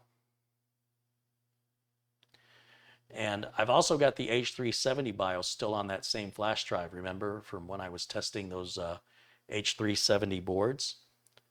So you'll notice that when I plug this flash drive in, let's go back over to camera 1 and you can watch. This is my little flash drive. It's a little 2 gig flash drive, which is great for BIOS updating. I normally erase it and keep it completely empty so I don't pick the wrong BIOS, but I'm going to keep the H370 BIOS on there because I have a feeling I'm going to need it for that other motherboard back there. So in this case, when I plug this in, it may offer us 2 BIOSes. But if we select the wrong one, it won't allow it. It'll say that BIOS is not the right BIOS for this board. Now in the 90s, it didn't do that. In the 90s, it would just let you flash it and you'd be in a world of hurt. So let's go back to camera 2 here, and down at the bottom, we'll select, whoops, I hit the wrong button. We'll go down here to QFlash, update BIOS. Now you see there's 2 BIOSes. I want the F51, and it's auto update the backup BIOS. Yeah. Oh, also update the backup BIOS. Yeah, good. And there it goes. So now we're updating the BIOS on the board, even though it's not, entirely required. It's fixing something, and it looks like the RAM is fine, the CPU is fine, and it does confirm my suspicion. The board is dead. It's dead, Jim.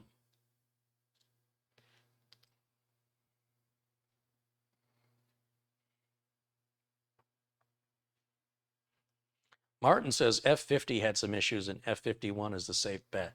That's usually true of all BIOSes. They don't just release a BIOS for fun. It usually is required to address an issue. And I would prefer to have the latest BIOS so that I never have the issue to begin with.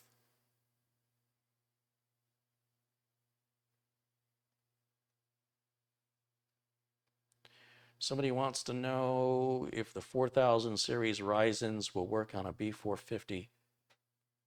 I think whether or not it works or not, it's just, to me, it's stupid. Why would you get the latest chip and put it on an outdated motherboard?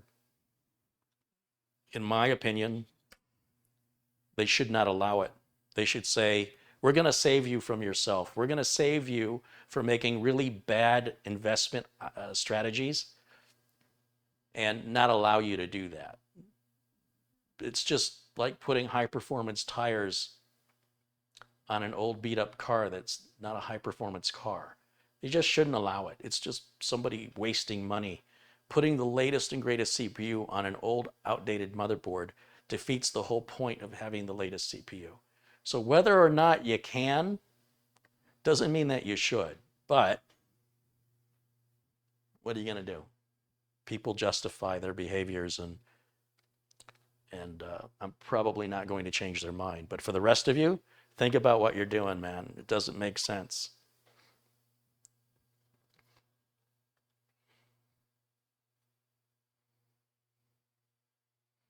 Oftentimes, the performance difference from one CPU to another is not enough. It may be 10 or 15%. It's just not worth it, especially when you're denying yourself all the additional benefits that the new motherboard will offer you. Even if you can't afford it today, like PCI Express Generation 4 for NVMe or whatever, something you'll be able to grow into. Because the new Samsung 980, the Samsung 980 PCIe Gen 4 is supposed to move data at 7,000 megabytes a second. That's double what the Samsung 970 does. But you've got to have a Gen 4 motherboard. And you've got to have a Gen 4 CPU. Mixing old and new is just a bad idea. And the excuse is always the same. Oh, I can't afford it. Well, then wait till you can. It's called saving your money. It's called sacrificing. It's called selling things that you don't want anymore. If you want it bad enough, at least do it right, man. Which means either waiting or coming up with a creative way to come up with the money. What's a board, 150 bucks? Come on, seriously? CPU costs a lot more than the board. I think you should upgrade your board. Leave the CPU alone.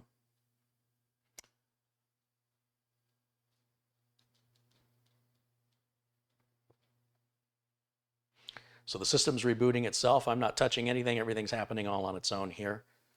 And within a moment, it should start right back up. The fans are still running. There it goes. It may shut off and reboot 2 or 3 times. Don't freak out. That's normal after BIOS update. In this case, it just rebooted 1 time. It says reboot and select proper boot device. Now this is normal, and this happens because we don't have any storage attached to this drive. We don't have attached to the motherboard. We don't have a SATA drive or an M.2 drive, nothing like that. Now I can just hit this button and shut it off. I'm done with that. I'm done with the flash drive. Just real quickly while I'm thinking about it, I want to plug the flash drive back in and take that BIOS file off of there so I don't mistakenly pick it on some future build. When you're done with your BIOS update, please delete it. In fact, delete the whole folder in your download directory so you're not like going, hey, what's this? And then you open it up and you end up reflashing again, or, you know, who knows. It's just, for me anyway, a process that ensures I make fewer mistakes when I have fewer choices. A couple of contributions come in. Abdul Azim Patel with $7.77. He says, hi, Carrie. Hey, Abdul. Avocado Productions contributes $5. He says, I know your name's Carrie and not Corey. I mistakenly called you that the other night and felt horrible, so I was just making a joke. How you doing, man? You see, people don't understand intent when you write something out. And the way that we address intent is through the use of emojis. So if somebody says, for example, hey, take off my underwear, it's a completely different meaning than, hey, take off my underwear. You see, it completely changes the meaning. Why are you wearing my underwear? So the point I'm trying to make here is intent. It's the same words. And if you're going to communicate humor or sarcasm in a text, in any format, if it's a forum or a chat room, please use your little winky face or smiley face, something to indicate, to help us understand your tone. But hey, thank you for the contributions. I appreciate it. And you can call me Corey all you want. I was just goofing off. See, I was joking back. But hopefully you could hear my intent. So I'm great. How are you? Gary Tatum contributes $10. He says, hey, Carrie, check the CMOS jumper. It's a long shot, but sometimes that'll keep a board from powering up. This is true. This is very, very true. If the CMOS jumper has been moved to clear the BIOS, or the CMOS, the complementary metal oxide semiconductor of your basic input-output system, yeah, if the doohickey on the whatchamacallit, it's called causing the hodad to not do the flippy-do, then it's maybe the doobree.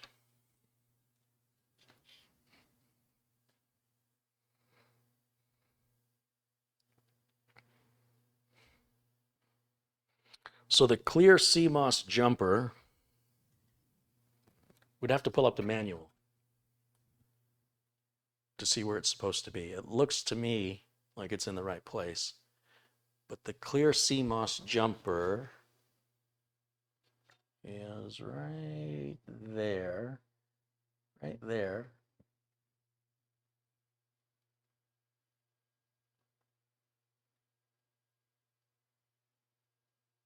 Is that the right space? I'm sure somebody in the chat's going to tell me.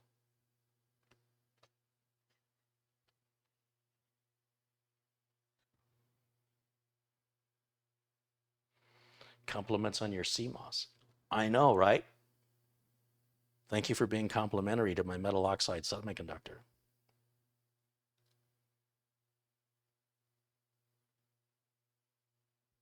Could it be a dead battery? On older motherboards, a bad battery could cause that. I've got a video demonstrating an HP computer that won't turn on until I change the battery.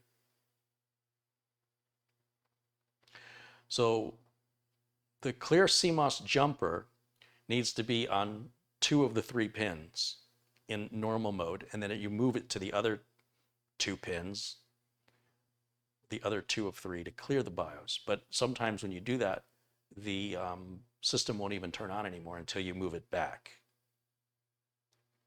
I've seen that many times. Hey, there's Sean. Hey, Sean. There he is. Let's make Sean blue.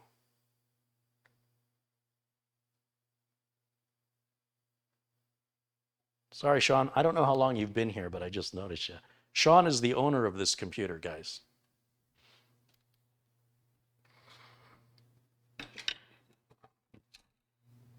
Now, this is Sean's original graphics card. This will be a good time.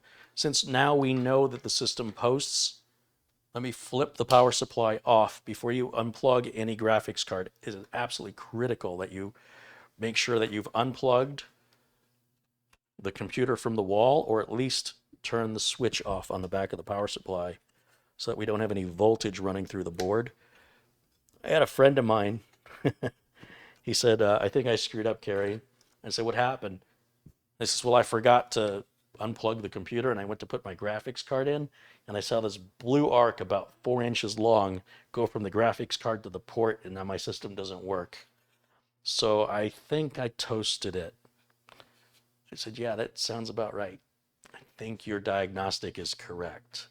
Now, the good news is my friend has never done that again. Some lessons you just learn one time. Well, let's try this graphics card, see if it's any good. Now, he says he pulled this off an off-lease machine, but I got to be honest, I think built-in graphics would be better than this, but I could be wrong. It happens. I've been wrong before.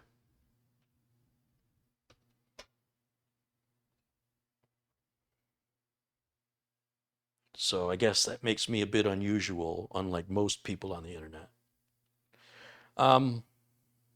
Okay, so let's power that. Let's turn the switch on. Fan is spinning.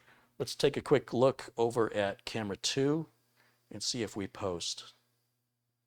We post. So the graphics card's good. And let's just verify we're on F51 on the BIOS.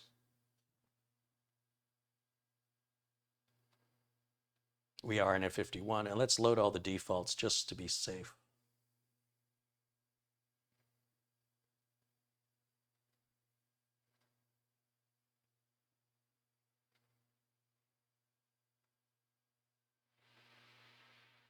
Ooh, that fan gets a little loud. And then it initializes and it's quiet. Interesting. Good. So it's got nothing to boot from, so it's just taking us back into the BIOS. That's normal. And I'll just hit the switch, and then all that'll stop spinning.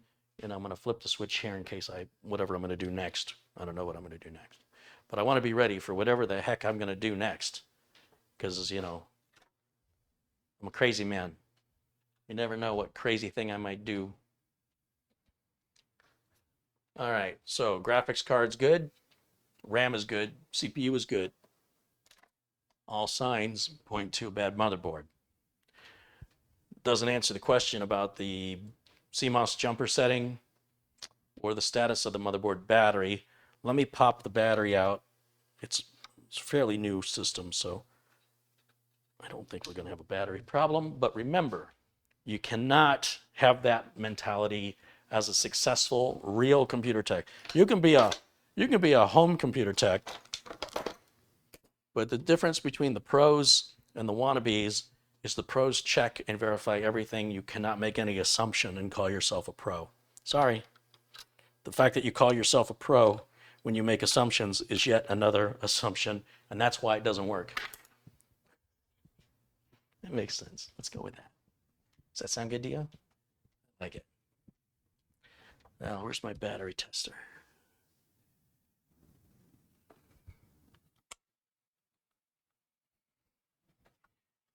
Put it back here somewhere. Oh, here it is. Okay. Battery tester. It's just a cheap thing I got off eBay or whatever. Maybe this was Amazon. I don't remember.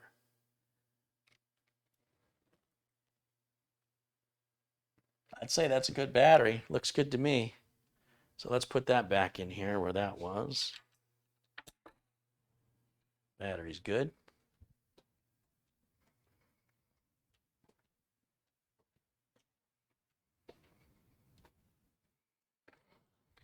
Okay. Well now.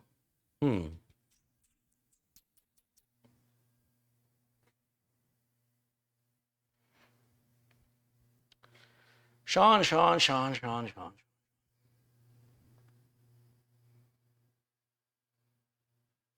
Talk to me, Sean. Here's what I need to know from you, because he's in the chat along with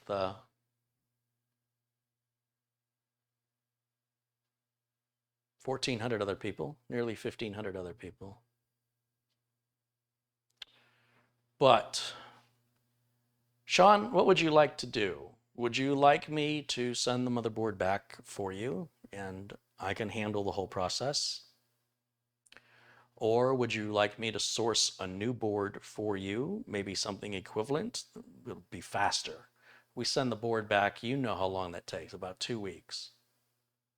Or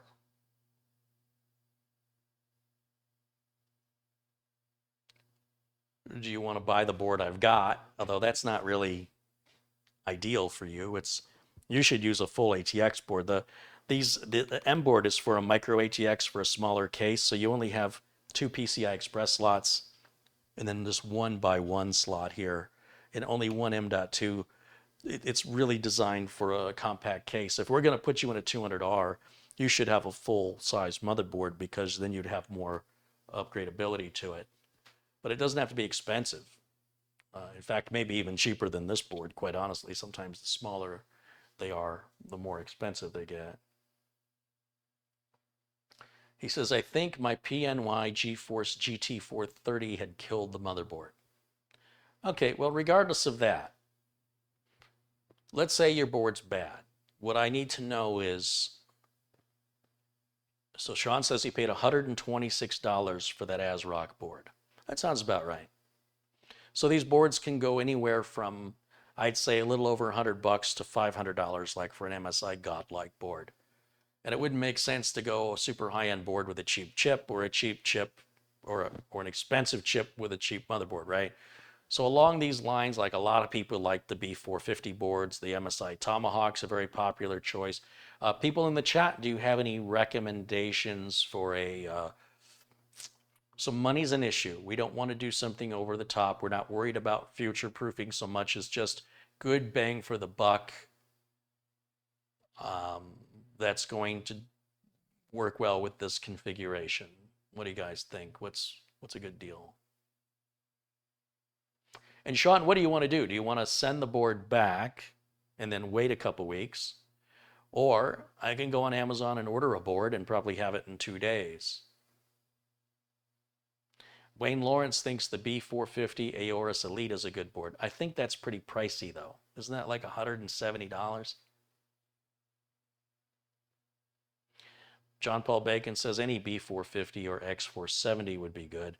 Definitely want to stay away from the X470 for the added cost. Remember, price is a very significant decision-making factor. Ron says any board is good as long as it's gigabyte. Well, you know, they're all good boards, right? If you're getting ASRock or MSI, the only problem is when you have a problem, and if you have a problem, how good your support is. A gigabyte ain't exactly leading the pack there. Zulu says the B450 Tomahawk Max is $125 right now. Where? At Amazon? Don't give me any Micro Center prices because I don't have Micro Center. Sean wants to know if I can order one for about the same price. Well, let's take a look. Let's go to Amazon. Maybe I can share the screen with you here.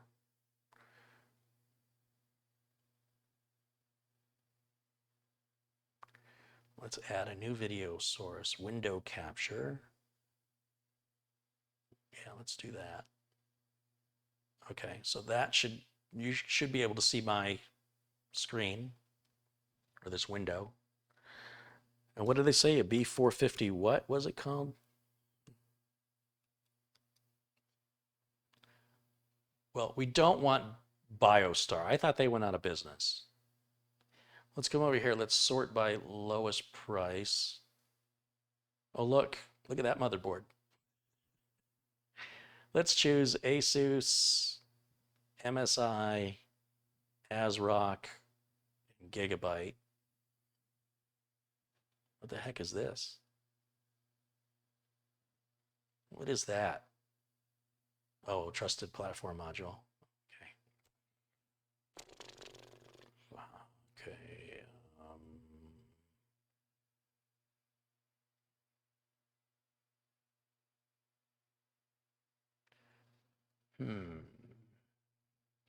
ASRock B450, $71. Ooh, why is that so cheap?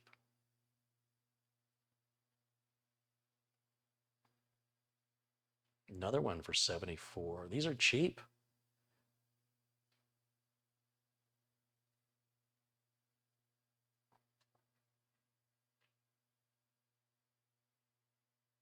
Let's do only Prime.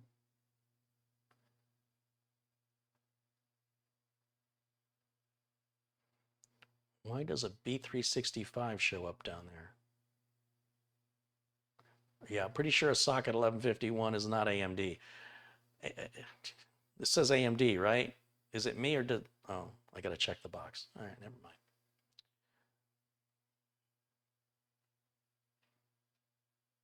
$85, that's a B360. That's Intel. Why is it...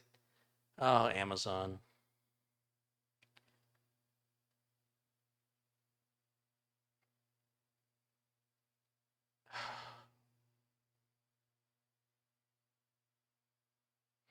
There's a Gigabyte B450 DS3. Well, it's not in stock.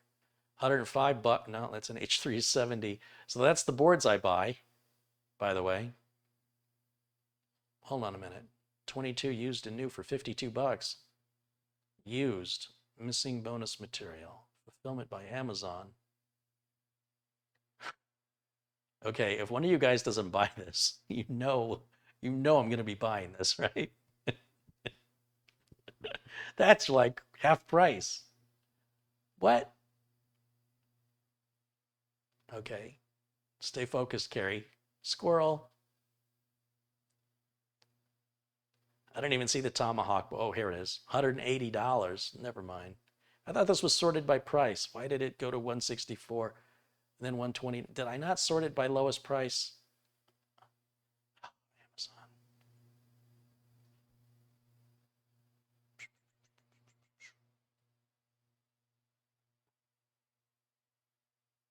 That's an Intel board. That one up there. All right. Asus Tough B450 is $110. That's a pretty good board, gotta say.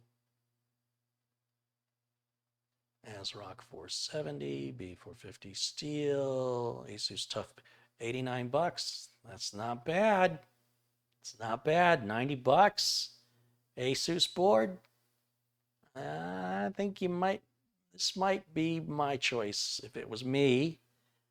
Good ratings. It's a good price. Do they have, oh, it's not in stock until the 21st though.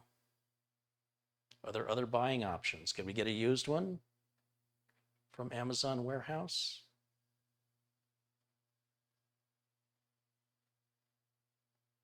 No, not from Amazon warehouse. Okay, never mind. I don't want to wait that long.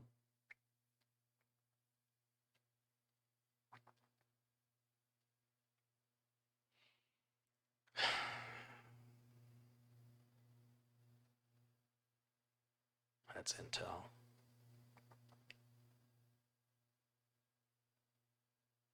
That's mini. I don't want mini. I want full size. That's Intel, Intel, Intel. Come on now. Nope, nope, nope. Gigabyte A320 is similar to what you have now. Visit the Amazon Renewed store. Okay. And let's search for B450 just to see if we got any deals out there. $72. for the very same board you've got now, I think. Nothing on the Tomahawk. 95 bucks. Oh, that's the same board I got right here. That's the board I'm using now for testing. Asus Prime. ASRock B450 steel for 113. That's a nice board, but you don't want the RGB. ASRock ATX motherboard B450, 90 bucks. Oh wait, that's the one you've got now. Probably don't want ASRock, I'm gonna guess. Maybe not ASRock, maybe something else. That's it, there's no second page. 71 bucks though, I mean, it's a pretty good price. This is a gaming board. This is a pretty good deal for a Asus Strix B450F. It's got the built-in back plate, so you don't have to worry, or built-in I/O shield, I mean. That's a really nice, that's the nicest board out of all of them I've looked at. It says it's in stock on this. Oh, never mind, it's a week away.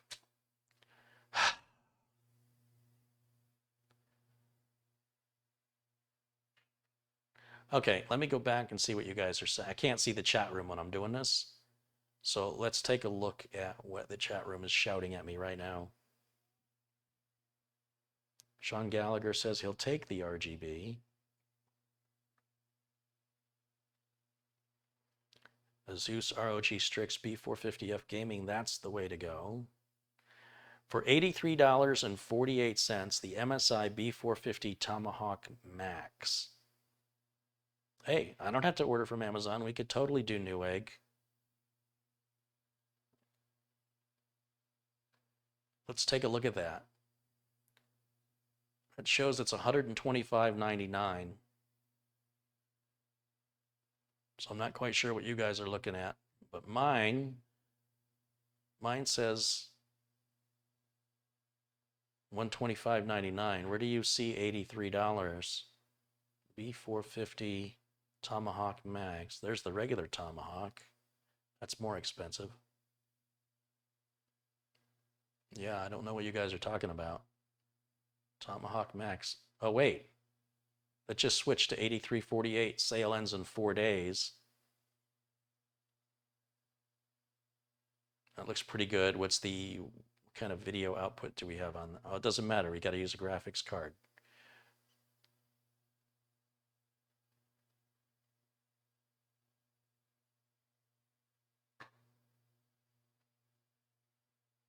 It's got a PS2 port.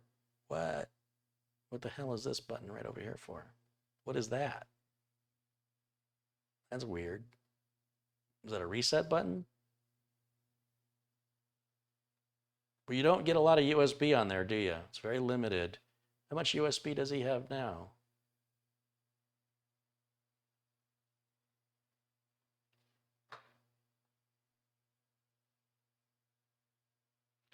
Everybody says that's the board. That's what everybody's agreeing to. I don't know, Sean, it's your money, it's your board. What do you want to do, my friend? Give me some guidance here.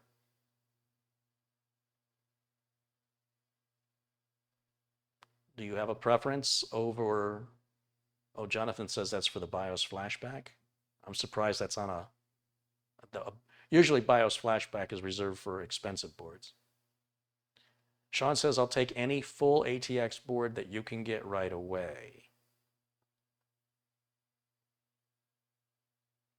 Oh, Ryan says it's a third-party seller and it ships from China. You're right. You're absolutely right. So Newegg is really, really upsetting me. Right up here it says, whenever you buy from Newegg, you've got to pay attention. It says sold and shipped by Electronics Kingdom. Look at the ratings. 2 eggs. Look at this. Customer satisfaction, 24%. And then you're going to have to wait a long, long time to get that. Now, Amazon, by contrast, will say it's out of stock if it's not fulfilled by Amazon. And then down here, we'll list other sellers. But look at Newegg puts the other seller ahead of themselves. Now these sellers, as Tech Deals, you ever watch Tech Deals YouTube channel? Mentions that all these guys sell on eBay. And all Newegg is doing is adding more to the price on eBay so they take a little cut. And Newegg, if you're not paying attention, when you go to newegg.com, you could be effectively ordering from eBay. So why not go to eBay if you want to order from eBay? For that reason, I tend to not want to go to Newegg because it just requires more detail of paying attention. So now, here's the thing. This AMD board, this ASRock B450, no, it's an M. I don't want an M because that's micro ATX. Hold on. There was another one in here. That's an M. I don't want any M in the title because if you want a full-size ATX board, then you don't want the M. ASRock B450 Steel Legend 113 MSI. That's an M. ASRock, basically the same board. This is a B450 Pro 4 for $89.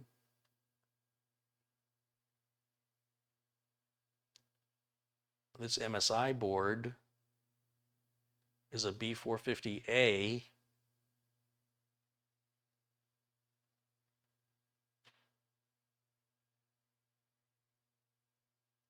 Available to ship in 1 to 2 days. $100.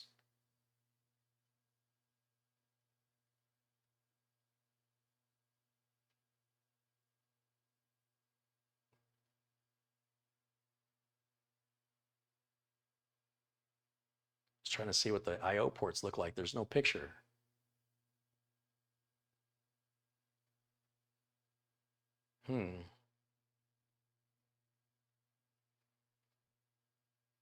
So this is Amazon, this is the warehouse? Or is this the regular? I don't remember now. I'm all confused. I have confused myself. Okay, chat room. What do you guys say? MSI B450 Gaming Plus Max 109.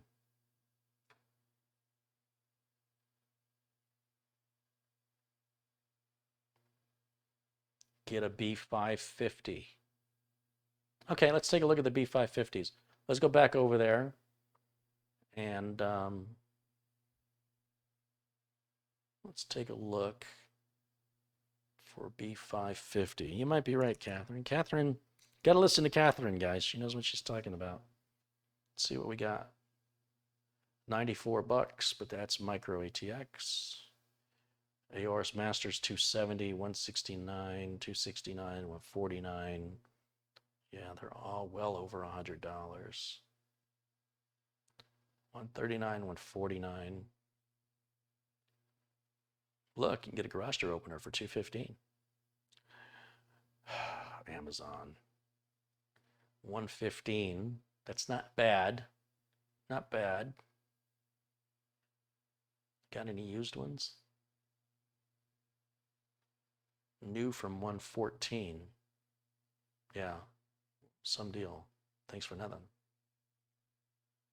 No, they're all too much money. Well, here's an ASRock for $80. Hold on a minute. Wait a minute. That's got to be a micro board, though.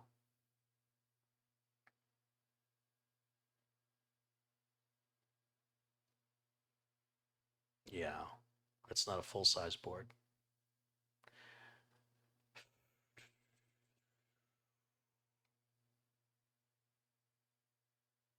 $219, $187, $124. That's an X470 for $124. That's pretty good.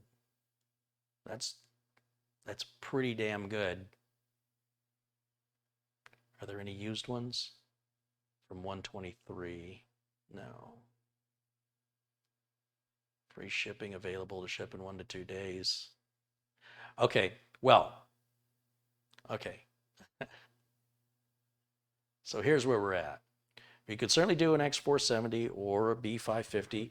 The B450 is going to be your cheaper option. He's probably going to want the B450 just because of pricing, unless I'm missing something.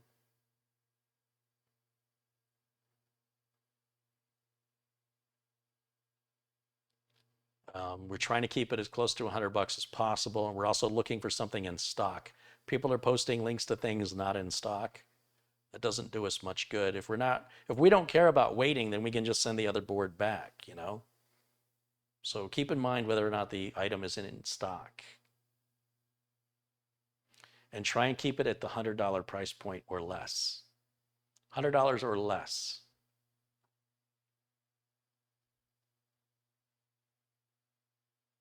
If it's 105, that's fine.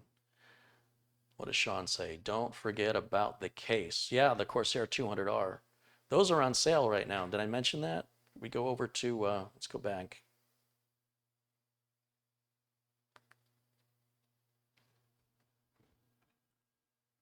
$200R. They still on sale? Oh, it looks like they're completely sold out. Oh, that says renewed. That's weird. See all buying options. Oh, right here. Corsair 200R, only 11 left in stock, $64.99. So I remember when these were $55.99, and sometimes they went on sale for $45.99. Now they're usually $75 or $74.99, but they're still made. It's free shipping, which is worth, if you had to pay to ship this case, you're going to be paying $30, $40 in shipping. So the fact that you get free shipping, there's 11 left. Also, notice the Samsung 970 Evo Plus 2 terabyte, which is usually $399.99, and why is it not typing? Samsung 970 Plus.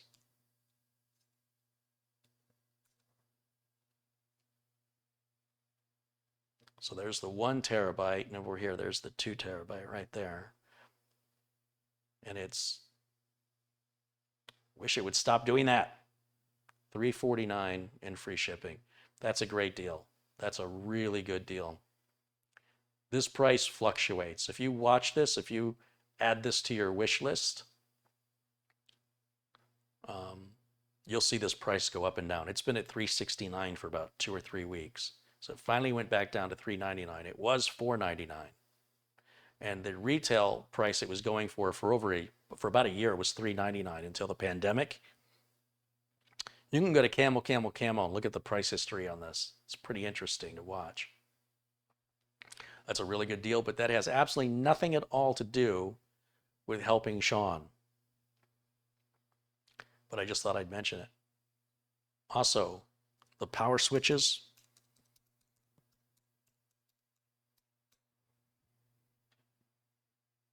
You can get a 2-pack of these. See, there's the one I got there with the light around it for $10.50.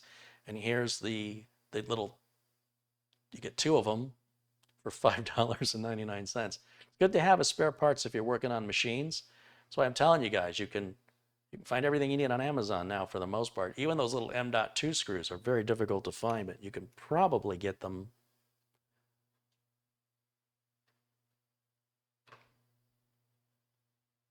Let's see, M2 screw.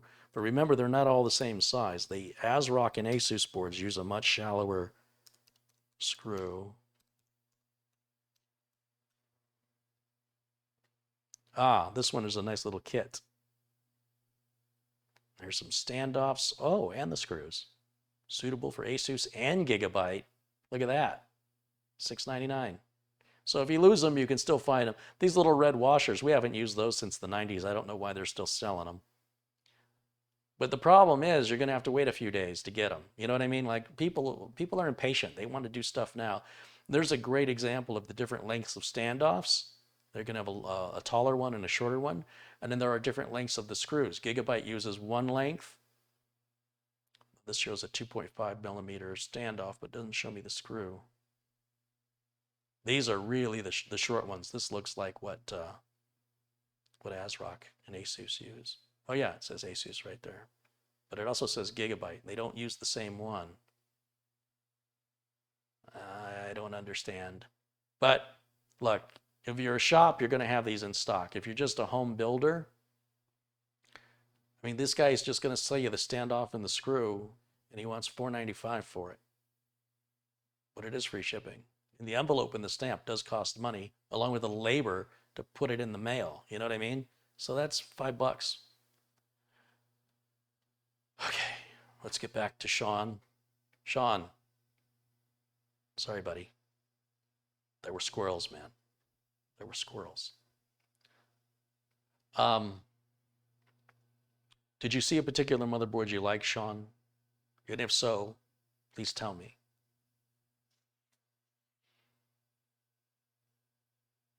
Gary mentions the MSI B450 Gaming Plus Max at Newegg for $109. All right, let's take another look. There we go again. Back to another squirrel. Let's go to Newegg.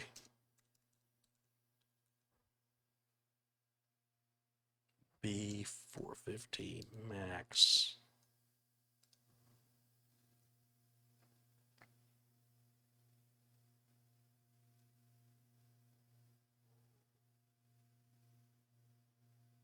Sorry, if you guys don't give me links, it's really hard for me to identify what you're pointing at.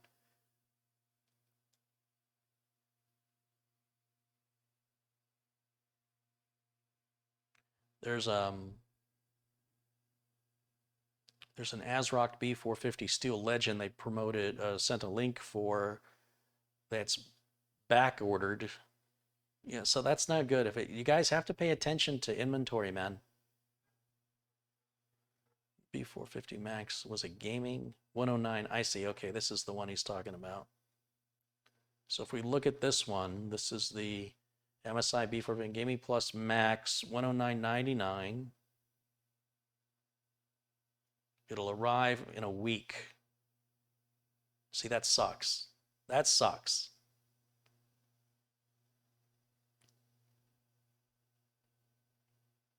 Once again, if we're going to wait that long, I can send this board back and probably have another one returned within days of that date. Like right now, it's the 8th. So by the 18th, in 10 days, that's 2 weeks, man. That's 10 business days. Well, it's 10 days. It'd be pretty damn close. It'd be within 2 or 3 days. No, it doesn't help. So I understand people are trying to be helpful, but you guys are way not thinking this through here. Oversimplifying. Fred Tomiti says ASRock B450M Pro F Amazon.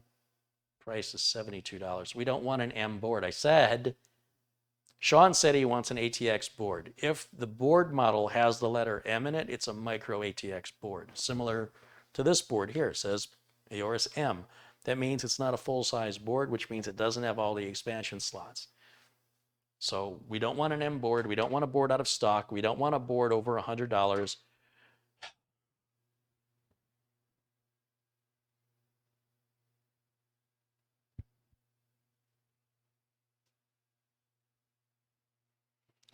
Ricky B mentions an Asus Prime B450 Plus. Sean says MSI Performance Gaming X470 Ryzen. All right, let's take a look at that one, Sean. It's Sean's money you guys are spending. Actually, you guys are trying to help Sean decide. MSI Performance Gaming. Okay, so Sean's liking this one. All right, Sean. This says it's available to ship in 1 to 2 days. It's the MSI Performance Gaming AMD X470, so you've got some room to grow on that.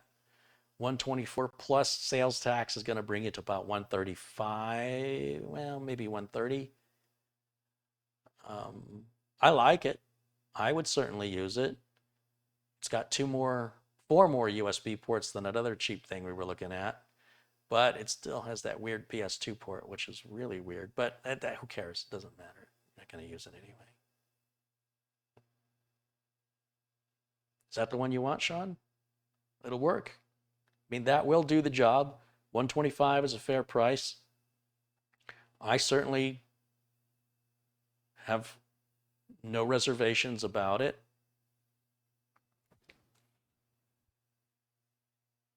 So, Sean,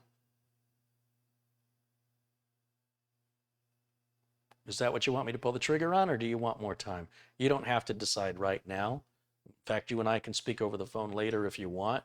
The only difference is the sooner I get it ordered, the sooner you get your computer back. So you don't have to decide right this instant. Nothing's going to ship till tomorrow anyway. We can talk on the phone after the broadcast, or you can tell me right now if you know.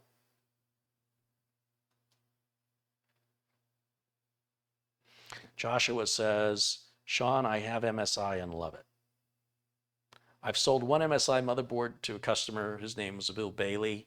He absolutely loves that computer, but it was a pretty nice MSI. It was a higher end MSI board too. There's nothing wrong with MSI. Nothing wrong with them. Sean says, yes, I want that and the case. Perfect. Okay. So which one is that again? MSI Pro Gaming, MSI Performance Gaming, AMD X470. Okay. Hold on one second, guys. Let me step back here for a second. Let's go back here. Now I'm back where the work gets done. This is where the real work happens, ladies and gentlemen. Off camera. Let's take a look at Amazon. And let's see, the 200R. Add to cart. And we also want the MSI X470. What do we call it? Gaming Plus Max for $124.96. Add to cart. Your total after tax is going to be,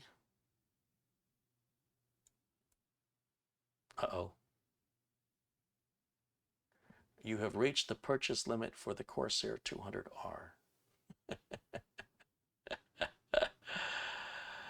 Okay, well, the total is $189.95. There's $17.48 in tax, and the total is $207.43.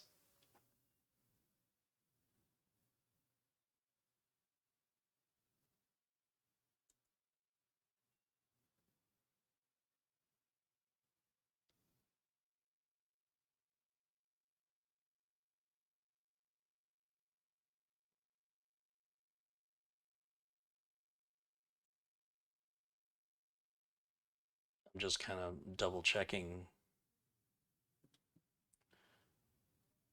Just the motherboard with sales tax is $136.46, $136.46.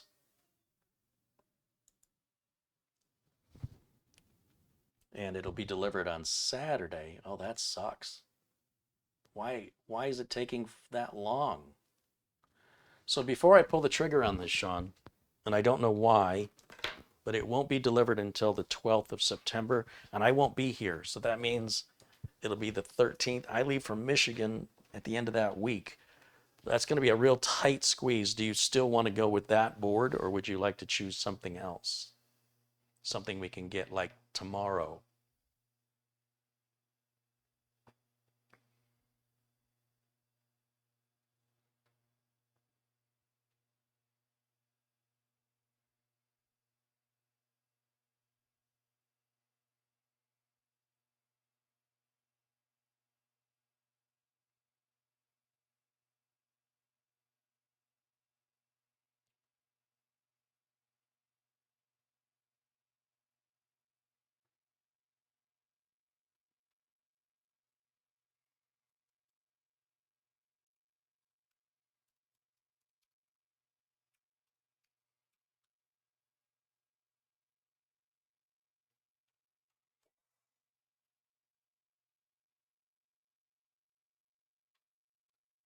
B450 Aorus Pro is better? How much is the B450 Pro? It's a lot more money.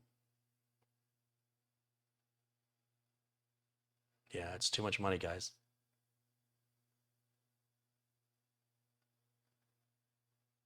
And the Aorus M, it's got an M in it, so that's micro ATX. You don't want micro ATX, so we're back around in a circle.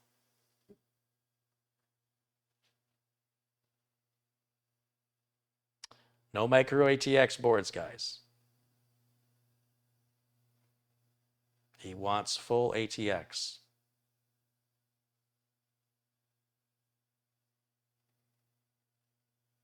In stock.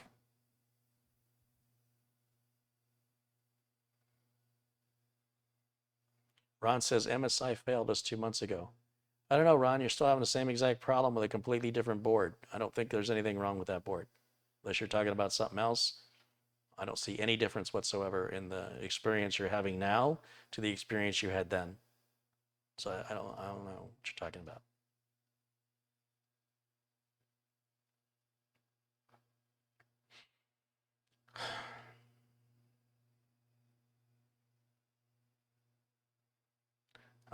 Michael Dana's offering a link at Higher Direct.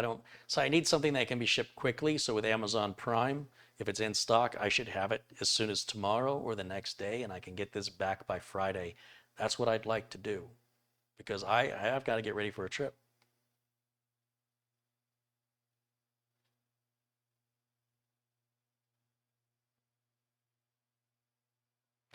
Rick Hubbard says if you still have the 200R case with smoky bacon contamination, you could give him that. Yeah, in fact, I could. You're absolutely right, Rick. And if that's what you'd like me to do with it, I'd be happy to contribute it. Absolutely, 100%, no problem. I had ordered, because those cases were on sale for $64.99, I ordered 4, which was the most they would allow me to order. And I did it yesterday. So when I went to order another one, to keep everything on one receipt, it said I've already reached my order limit. Limit apparently is 4. But it's not that I don't have extras. It's like I said, I have this project that I've got those used boards for, and I'm going to be using those cases.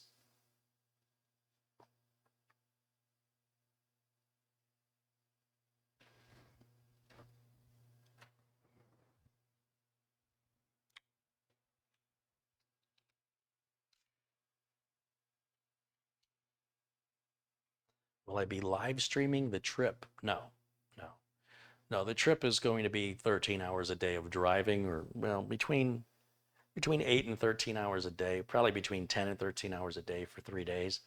So there won't be any live streaming happening. No, it's quite.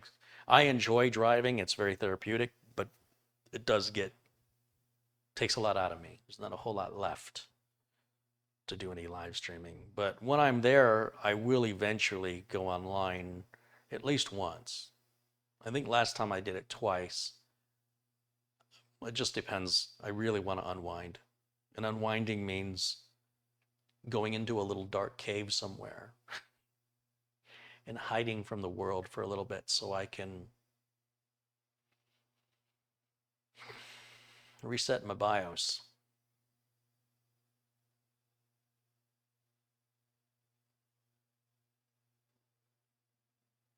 Carrie, what is your favorite MSI board if you had to choose? It depends what I'm trying to accomplish with regards to budget, expandability, features. I don't have a favorite. It's all about what meets the needs of that particular challenge. Sean says, pick one for me. Are you giving up already, Sean? Well, honestly, I'd look at a B450 board. So if we go back to Amazon, let's do this together. Let's go back to Amazon.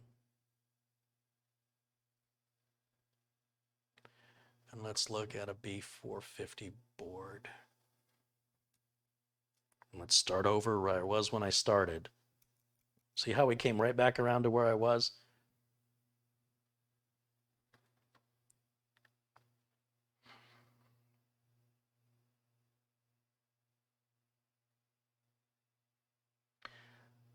This is a little bit pricey, and it's not in stock.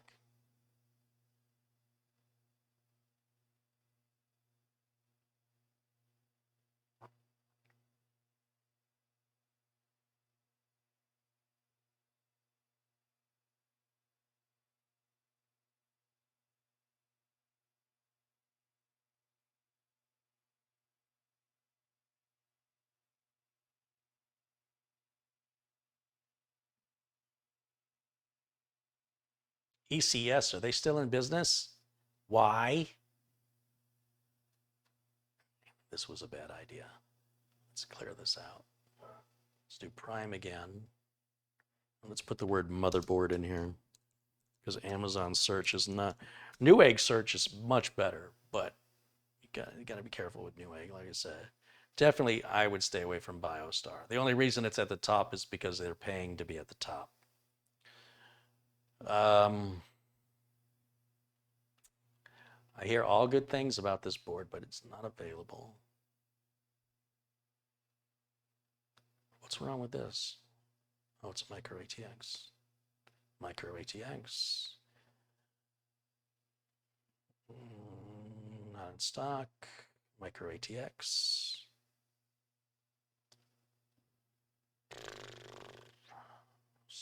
Micro ATX. This is a nice board. It's expensive, and they don't have it in stock right now. ASRock B450 Pro 4. $89.99. When does it ship?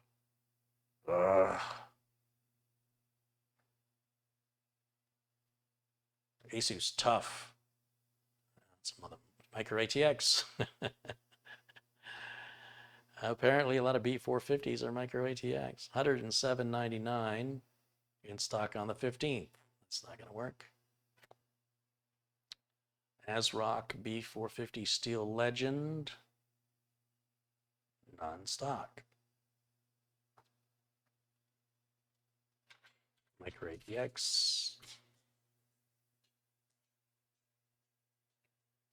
MSI Pro Max. $99. Available to ship in 1 to 2 days. Arrives Thursday, the 17th. Why? Why? Why? Bestseller. Great. That's great that that's the bestseller, but it's Intel.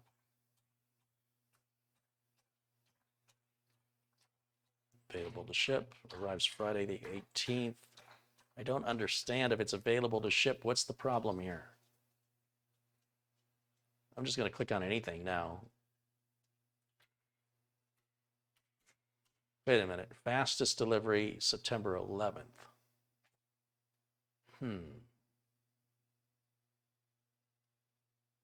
8 left in stock. Fastest delivery, the 18th.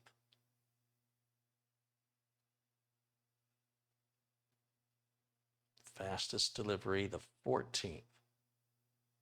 I don't understand. What's the problem here?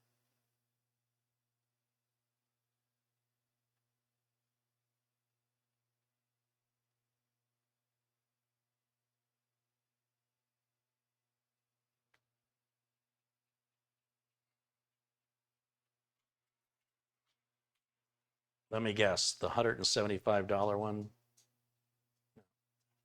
It does kind of tell you, doesn't it? Get it Friday, September 18th. No. Nope. How about this one? Ah, see that? No. It's mini ITX.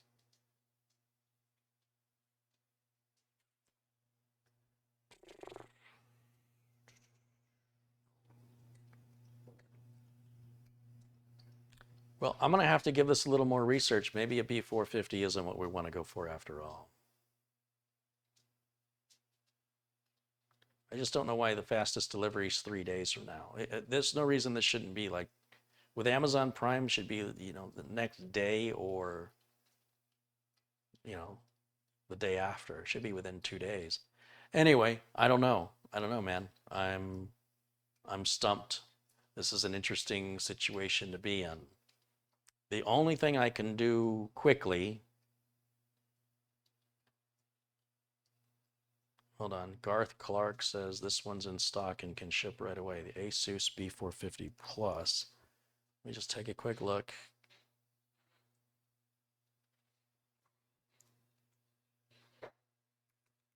For $108. Okay, there it is. in stock on September 15th. So I don't know what you're talking about. You guys have to click, you have to send links because you're pointing at stuff I don't see. One left in stock, ASRock B450. Fastest delivery is Monday the 14th. So why is it taking a full week? That's what I don't understand. Why can I not get it on Wednesday or Thursday or Friday? Why do I have to wait until almost a whole week? Today's Tuesday. Why do I have to wait till Monday? I have Amazon Prime. The whole point of having Amazon Prime is stuff happens quickly. John Paul Bacon's pointing at something that I think is micro ATX again. It can't be micro ATX.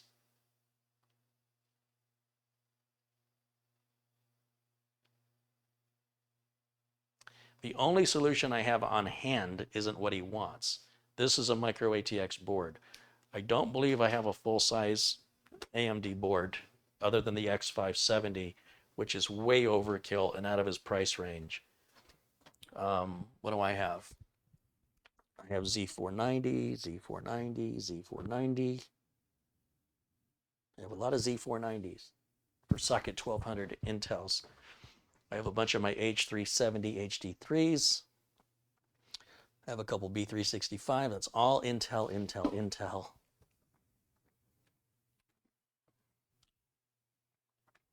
B365M, that's Intel.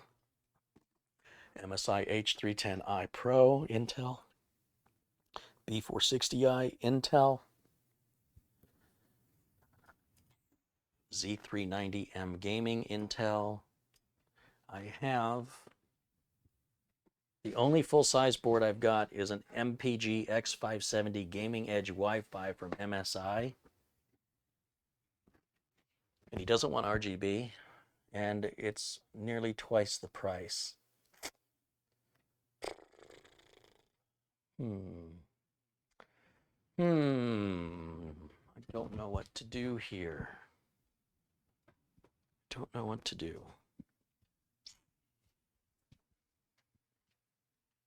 So if he had an Intel system, we'd have all kinds of options. Just saying. If it was Intel, you'd have all kinds of options. But because it's AMD, sort of limited. I don't know what to do.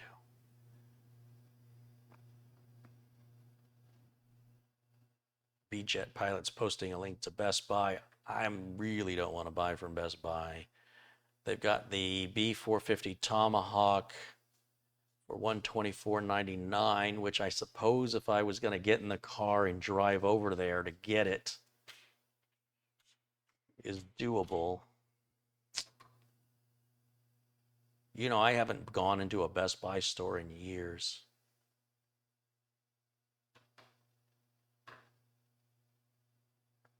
That's certainly a worthy consideration. I appreciate that suggestion.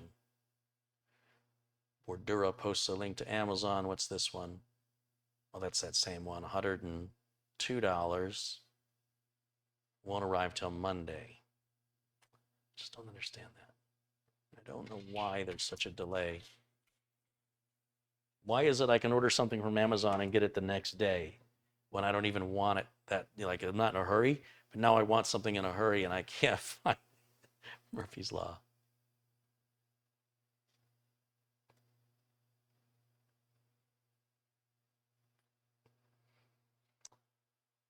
The CPU is a Ryzen 5 3600. The Dodge Whisperer says, yeah, you're all pointing to the same thing. You're all pointing me to the ASRock ATX B450 Gaming K4, which is going to take, for me, it says fastest delivery is Monday.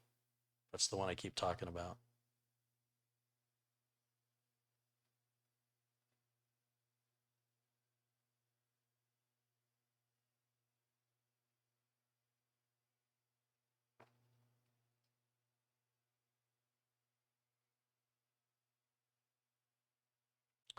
And then Jabez posted a link that's not even sold by Amazon, so that'll probably take 2 or 3 weeks before it gets here. If it's not Amazon Prime, then it's certainly going to be slower. I need something that's got to be Amazon Prime.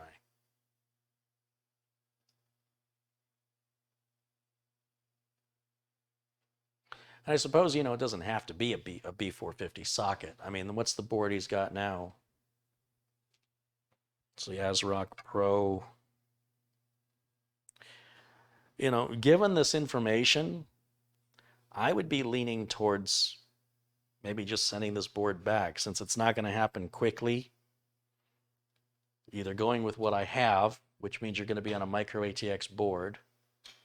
I've got Corsair 200R cases and that's not a problem.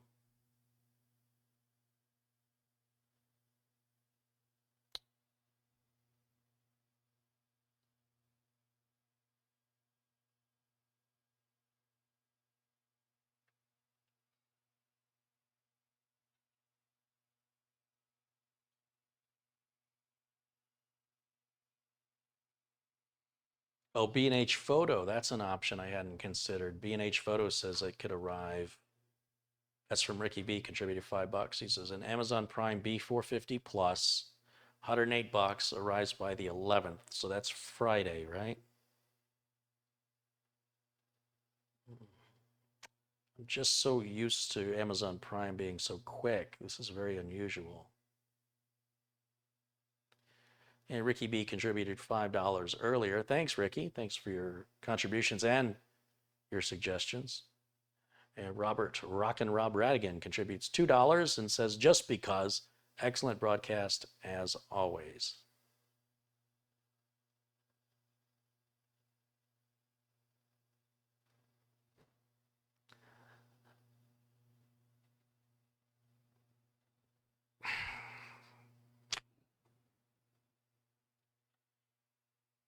John Paul Bacon says 150, $299. That's way out of the price league. Way out.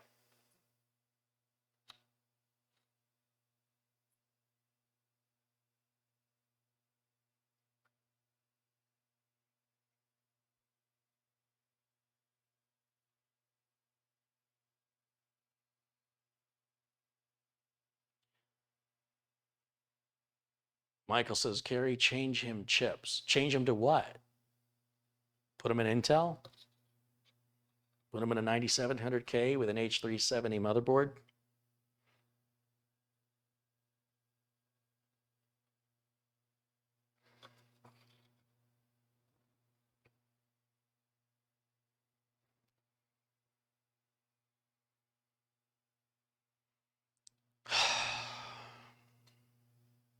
I mean, you're looking at a budget of $200 total here, so well, that would be a very nice gesture on my part.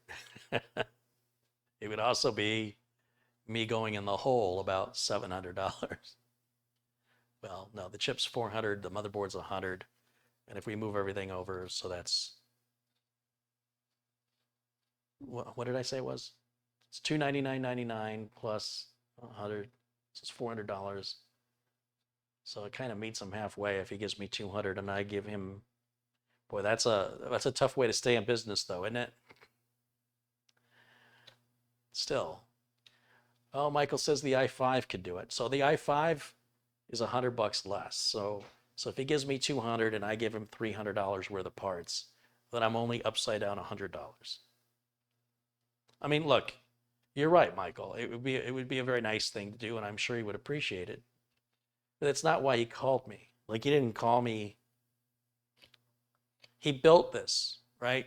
And so to just take everything and just, okay, new motherboard, new CPU, new case. So what's left? His old graphics card, his power supply, and his storage drive. That's it. It's not much of what he built.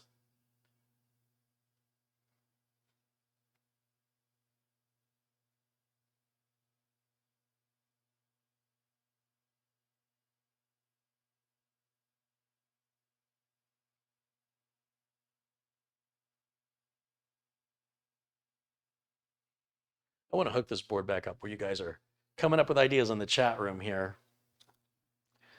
Let me undo this.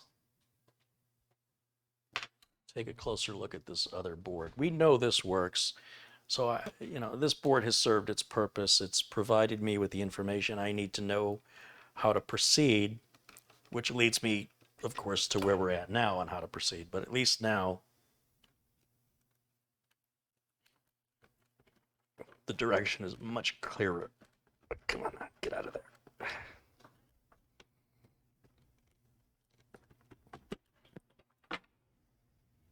If Sean wanted this board, I could have it up and running tonight and deliver it to him tomorrow. But, he's got limited upgradability here,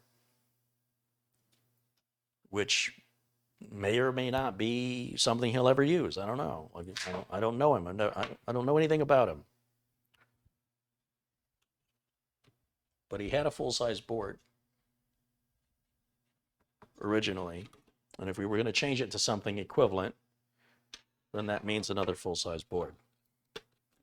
And the Corsair 200R is going to work regardless if we do a micro ATX or ATX or even mini ITX. The 200R will handle all of that. It's just that it's going to look smaller and smaller.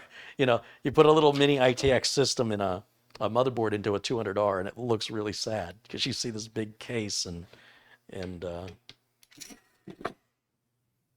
little teeny tiny board inside. And of course, that's going to be very limited.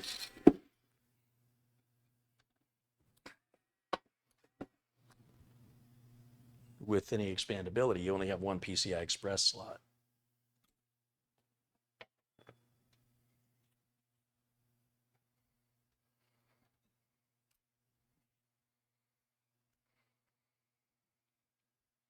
But hey, it was a good excuse to get the board out and update the BIOS. So, bonus for me.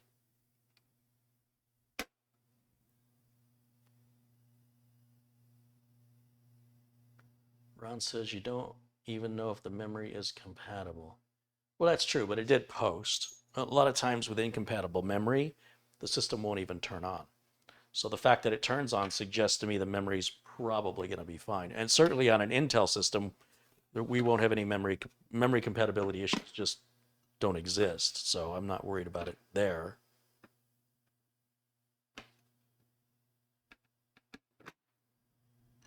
Although just because the system posts doesn't mean it's guaranteed the memory is compatible, but that's a good sign. Like when I've used incompatible memory on AMDs, usually what happens is XMP won't work, but the board will post without XMP. But with XMP, you get all kinds of problems. Other times you get a board that, or rather RAM that results in the board, the fans spin, but nothing else happens until you get different RAM. I certainly have had my share of that on the X470 streamer, and then change it out again with the X570 streamer, and then 3 more times on Threadripper before I found RAM that worked.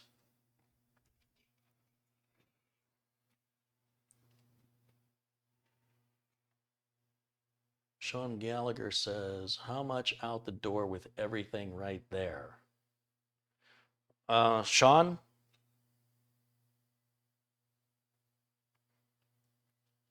That's a good question. I don't know what I paid for this board. I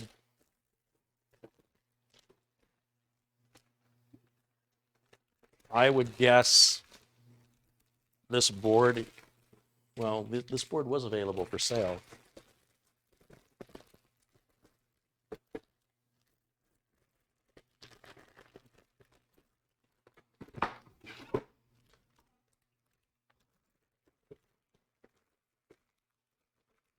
Tell you what, Sean.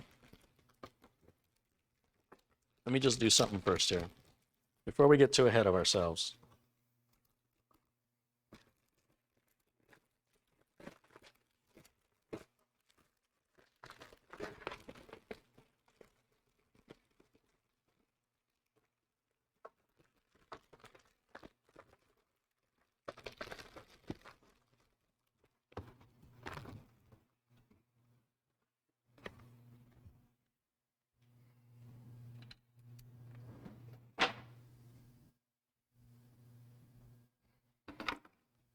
I'm kind of curious about this whole CMOS jumper situation here.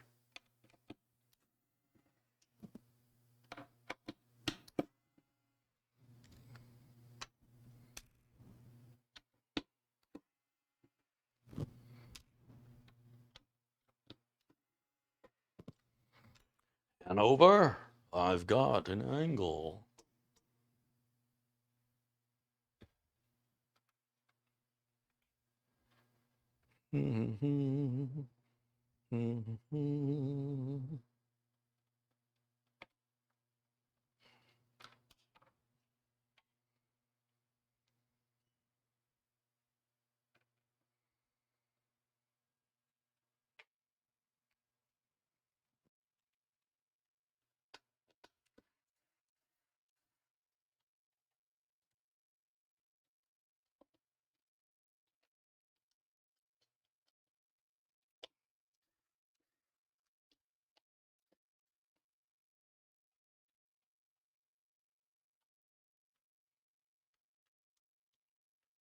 It's not fitting.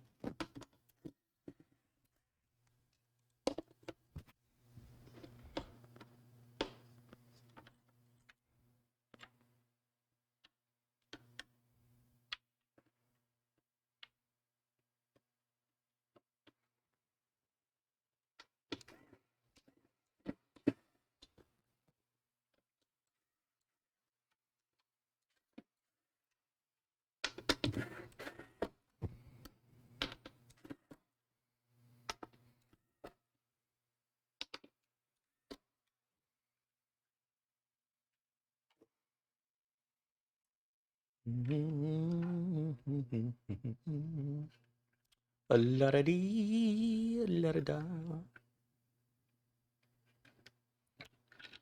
And I just got a copyright takedown notice from the Three Stooges.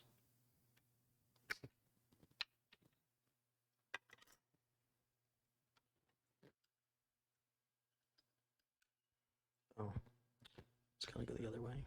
You know what? Put my pride aside and put my glasses back on.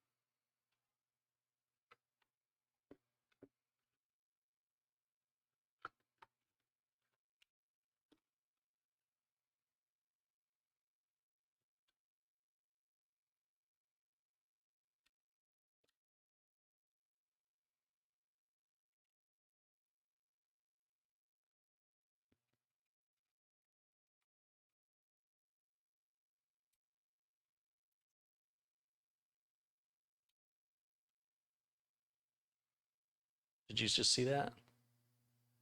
Did you just see what I saw? Did you guys see what I just saw just now?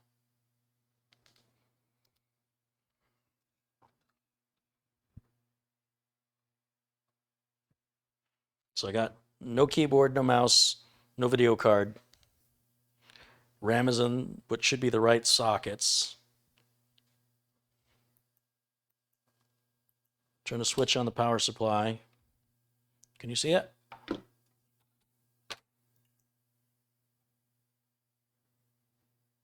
That's turning on now.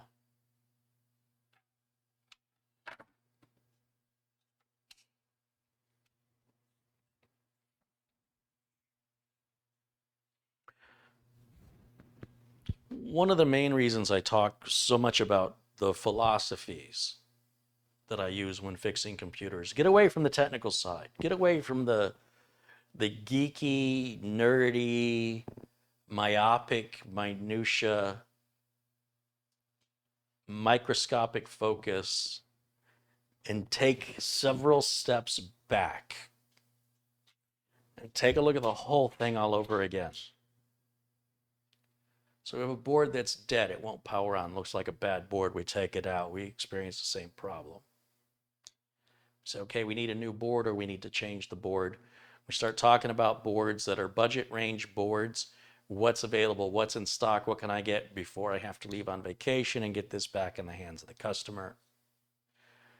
After I verified by taking the parts out that the parts work, And in the chat room, somebody mentions maybe the BIOS jumper's been moved, or maybe the battery's bad. You know, very viable. So I take the battery out, I check it. I don't know where the position on the BIOS jumper is supposed to be. Maybe somebody in the chat said something, but I missed it if they did. And as I'm using the board, as I'm using it, like I'm seeing how it's working on my motherboard, I'm thinking, you know, it's pretty weird for a board to just be dead like that, especially one he just got RMA'd back. And I thought, you know, I would just like one more opportunity to take another shot at it. Now that I have all this information I did not have before. You see, I had some information. Oh, these don't. Okay. I had some information that the system wouldn't turn on. Then I verified that information. And then I got the system to turn on. And when it wasn't turning on, I don't know, is it a bad CPU, bad RAM, bad power supply? Anything is suspect, anything at all. So I get it to turn on, and I know after turning it on that I've used his RAM and his CPU.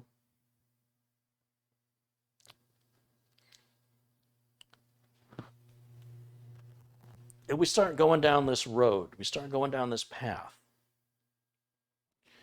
And I invite the chat room, and there's an expression that's called too many cooks in the kitchen. And people start making recommendations that aren't listening. They mean well, but they're just not listening. So they're offering boards from sellers in China that are micro ATX boards. They're $200. And then there's, oh, well, there's this other chipset. Look at the 550. Now we're on a whole nother level of board we're looking at. And somehow where we started over here, we ended up way over here. And I just want to take a step back and go back where I was. I want to say, stop. Stop. Let's take another look again.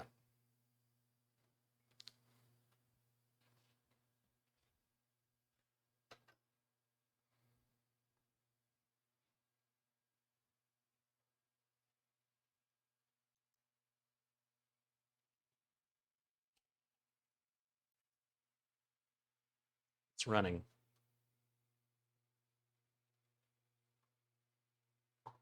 Okay, we got no signal.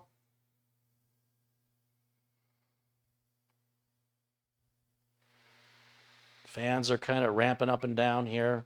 It's definitely doing something. Before it was doing nothing. Now remember, on the first boot, could take up to 90 seconds. Be patient. Just let it run here for a moment. It's doing what it can. Should be identifying the chip, the CPU, the RAM. Now, we have a post screen. And it should have no bootable device here in a moment. And we're in the BIOS. Ladies and gentlemen, well, I appreciate your participation in the chat, and I truly do. What have you learned?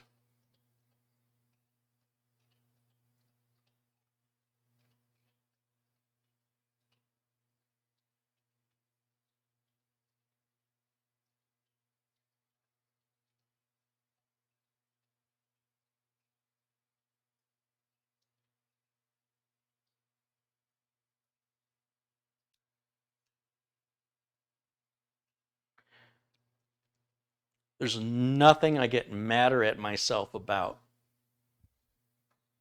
than getting caught up in groupthink. It is so inherent in my nature that when I see a group of people all driving one direction, I have to go the other way. I don't know why I'm like that. I just have to. Something in me that just, it's like danger, danger, danger. Now this is all live. Everything you've seen is live. It's unedited. It's unrehearsed. It's unscripted. I don't know. But I got to tell you what was going through my mind. When I went back to my office and I was going to order those parts, the reason I was going to do that right then and there is to speed up the process so I get those parts right away. Because I was caught up in the group think, we have a bad motherboard. Now, whoever it was that mentioned the battery, and I'm sorry, I don't know who that was.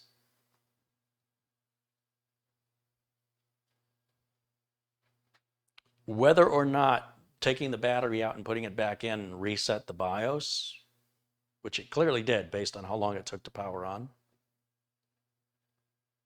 What you did, and you may not realize what you did, is you told me I didn't check everything,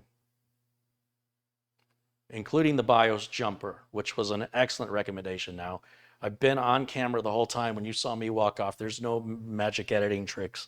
And I'd be some kind of moron to think that that's really important to do post-production or some sort of weird effects to try and make this up. This is reality. This is real. And I got caught up. I got caught up in saying bad motherboard without going back and retesting his board again, which is what I should have done.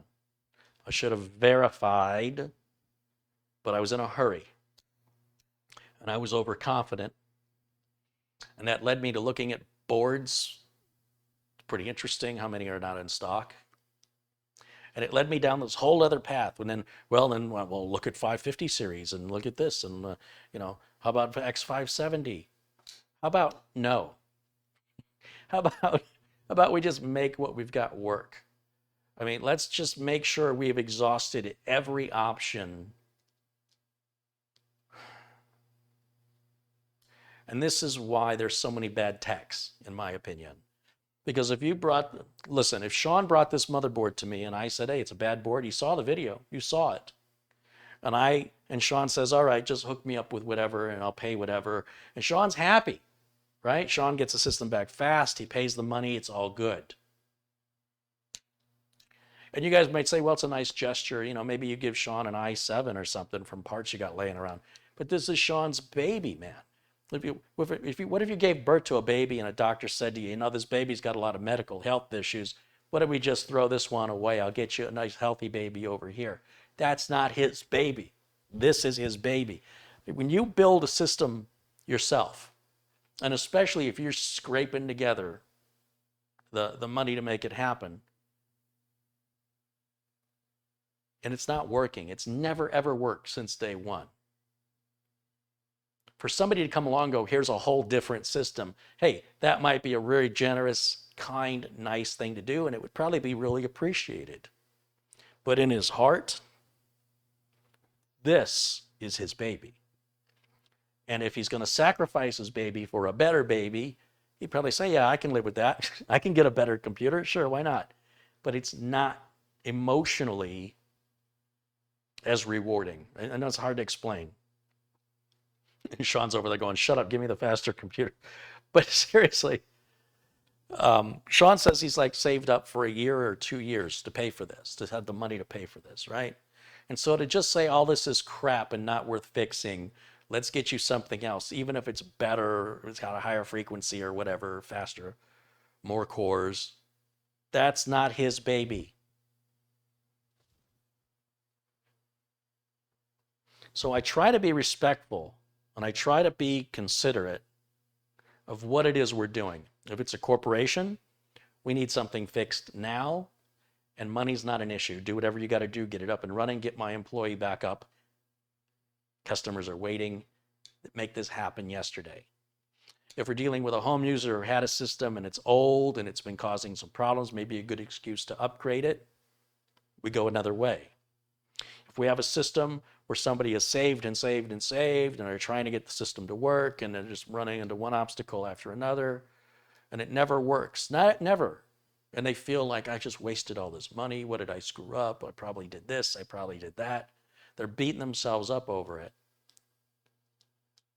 And maybe, somebody says, here, you can have a computer. And you're like, oh, thank you. I really appreciate it.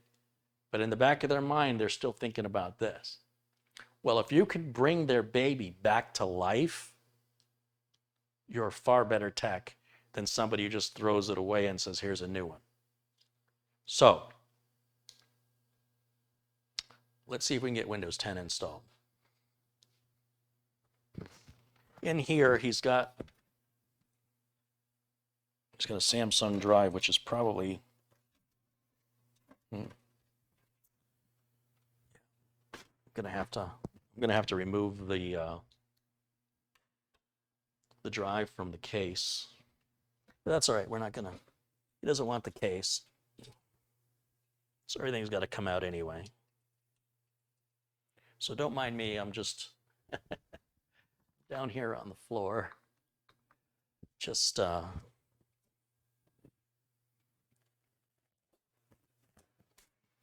taking these panels off so I can get to the solid state drive, which looks like it's secured over here somehow. Oh yeah, there's 4 screws here. So let me take those out.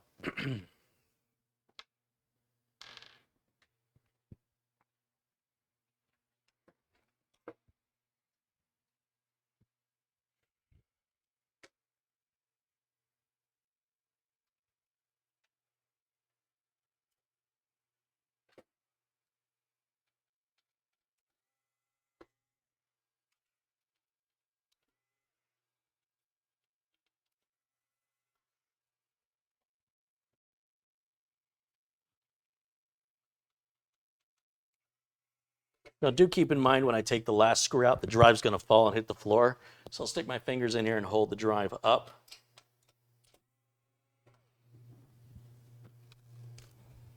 Then I'll lift the case up.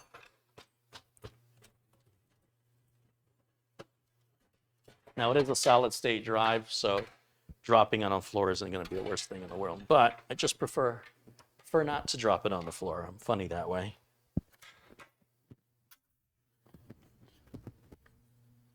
I've got a Samsung 860 EVO. It's a pretty good drive. Let's put that down here for a moment. And let's get this set back up where it was.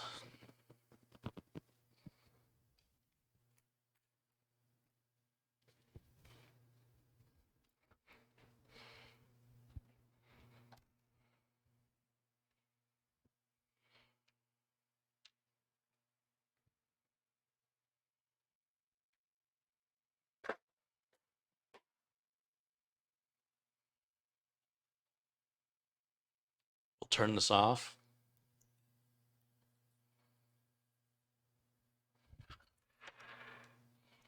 I don't know which one of these is SATA 1 because you've got 4 SATA ports here and then 2 up here. And I'm not exactly sure if there's any preference. No, that's 5 and 6.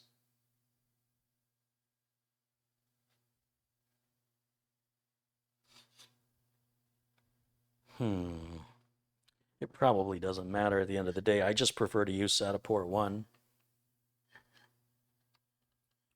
which could be the one on the...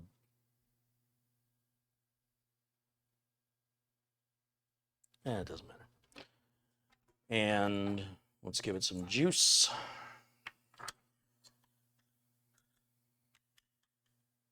Juice plug.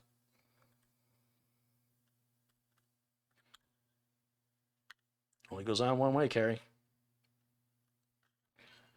And it's solid state, so it doesn't matter. Let it hang off the side, just whatever. Don't let it ground out against anything on the motherboard.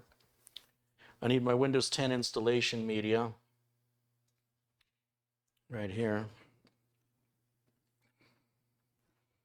Make sure that switch is off, and I want to make sure that's seated all the way down. Flip this back on. And we make sure he's got the latest BIOS, as ASRock claims they did that, but I don't believe anything without seeing it. So let's turn this back on. Let's go back to the BIOS and see what the latest version is. So I'll just keep hitting delete over and over on the keyboard.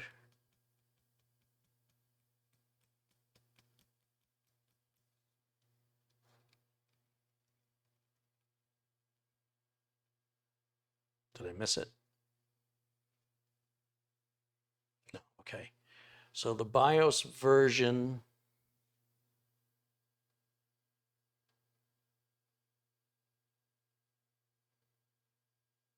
is P6.3. So AB350 Pro 4.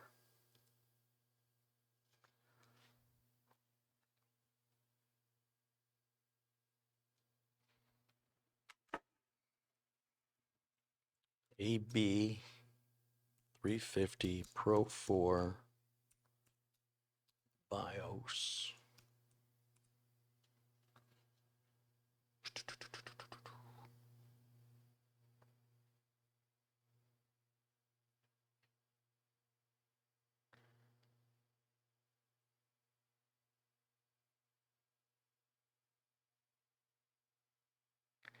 So it says support up here, but I don't want that support.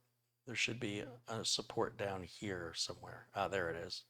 That's support for the this support is for the product. This support is for the company in general. Every motherboard manufacturer does this. So you got to go to this one and we'll go to BIOS. 6.3 is the latest version. So we're good. We're good. Okay. So then I can go over to exit.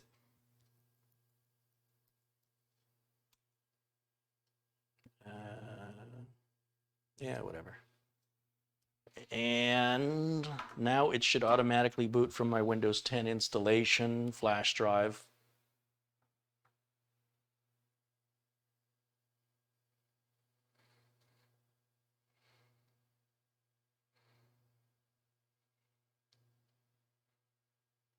Yes, I will need to add thermal paste, guys. Thank you for the reminder. I'm not worried about that just yet. It's gonna be fine. Relax. Thank you for the reminder. I will take care of it, but it doesn't have to be done right now.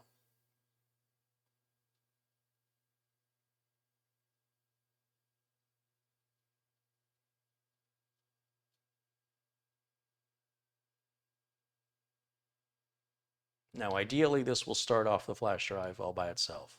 There it goes. So now we're loading the Windows 10 boot media. Now, I don't know the history of this drive, and I'm assuming Sean is still with us. And if he is, I would like some confirmation that it's okay for me to erase this drive. Let me just verify if it's got partitions on it.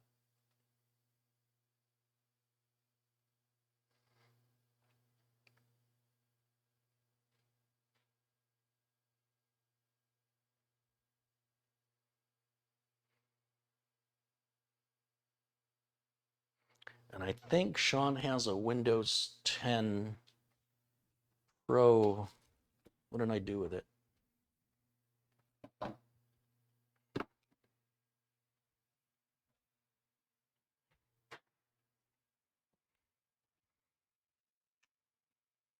Yeah, it's Windows 10 Pro. Okay. Good.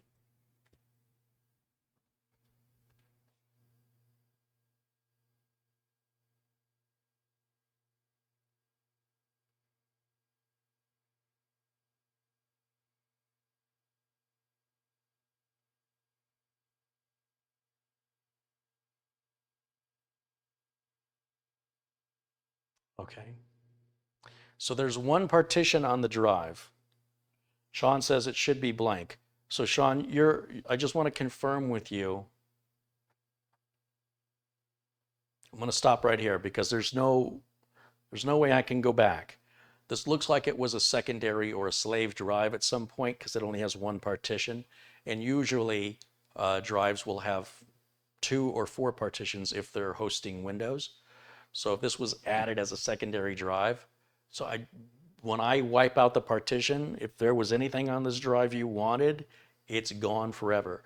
So let me just verify that. Okay, he says yes, redo it. All right, thank you, Sean. Let's go back to where I was, and we're going to erase that partition by hitting delete. There it goes. Now it's all unallocated space, and this is the same process I follow with every build. Now, with regards to the thermal paste, Guys, thermal paste is absolutely not required unless you're really pushing the system hard and you want to stave off that heat. For what we're doing right now, we're not really pushing the CPU that hard, and the CPU will start to throttle if it gets too hot, which it's not going to do on a Windows install.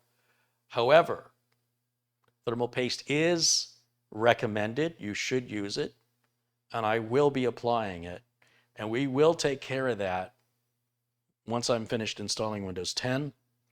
What I'm doing right now is I want to make sure that Windows 10 installs without a problem, that we don't have some sort of memory incompatibility that causes the installation to not complete. That may be a sign that there's either bad memory or incompatible memory. Then I'd be taking it back apart again, and I'll have that messy thermal paste. Do you understand my logic? The problem with my logic is it would be very easy for me to forget it. And the customer would likely never know. Honestly, the customer would likely never know unless they're really pushing the system hard, and they'll start experiencing a system shutting down to protect itself. Thank goodness modern CPUs work that way. But so far, we're on our first reboot here of Windows 10 install. You'll see how fast that went by. It's pretty quick. And at this point, we can pull the flash drive if we want to. Now it's going to boot from the solid state drive all by itself. Again, leaving the BIOS all set to defaults, not changing anything. Just leave it alone. And we should soon be, yeah, now we're cooking. We're good.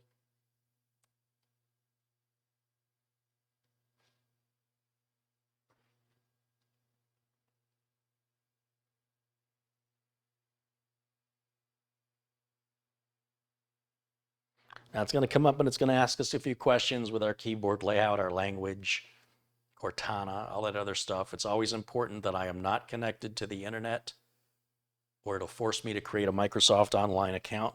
I always prefer local or offline accounts, but then the customer can always add an online account later. And this is just going to take a minute. I'm leaving it on camera too. So right now you can't see me, but you can hear me, so that if you're following along, sometimes there's our second reboot. Sometimes my camera covers up parts of the screen. People are like, I couldn't see what he was referring to. And there's no point. You don't need to look at me at this point. You know what I look like. So we're just going to let it be full screen. If you bring this video at full screen, it's going to look like it's your computer. Like I'm hooked up to your monitor right now. Quite literally, I am hooked up to your monitor. You go full screen, you'll be hard pressed to tell if this is your machine or Sean's machine, which is pretty darn cool. Now, once we come up the second time around, it's going to ask for a username. Sean, what username would you like me to put in there?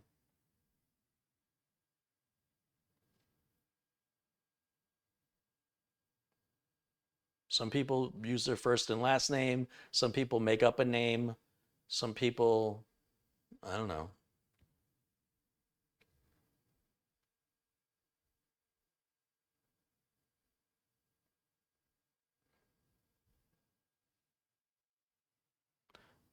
All caps, Sean M. Gallagher. If that's what you want, my friend, then that is what you shall get.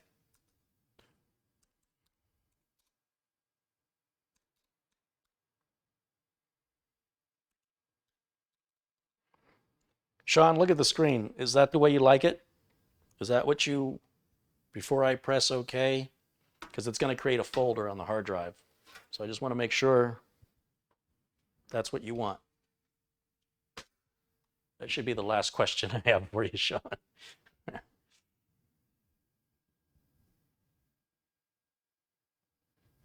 You can change the name later, but the problem is the folder name doesn't change.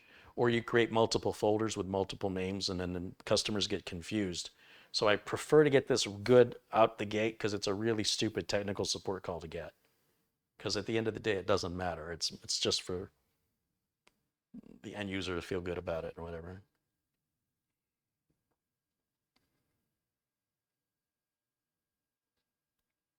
It's a blurry. If Sean, if your video is blurry, there's a little gear icon on the bottom right corner of the video, which means your resolution is set too low. So you need to click that little gear icon in the lower right corner and choose a higher resolution. Lower res has the effect of looking blurry, but I can assure you that is crisp and clear. So just raise up that resolution a little bit and take a look at that.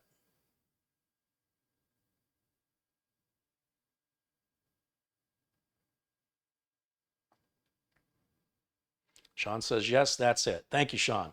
All right, so I'm going to proceed by pressing enter, and I'm going to leave the password blank. Sean can deal with that if he wants to.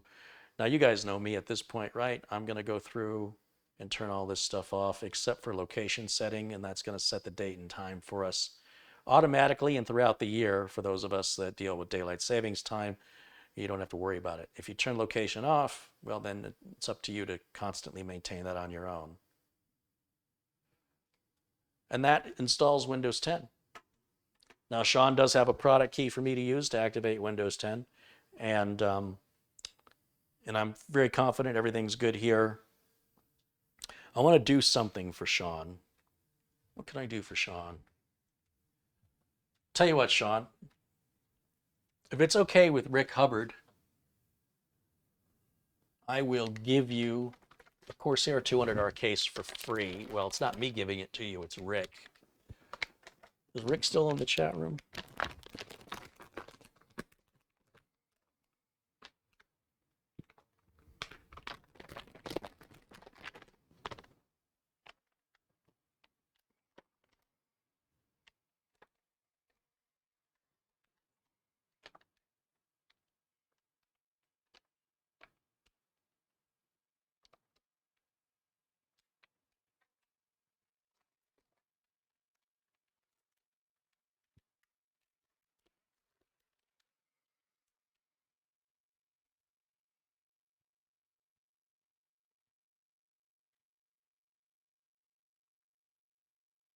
Rick sent this Corsair 200R case all the way from England, and he filled it up with a bunch of potato chips from England, which I love, these smoky bacon potato chips.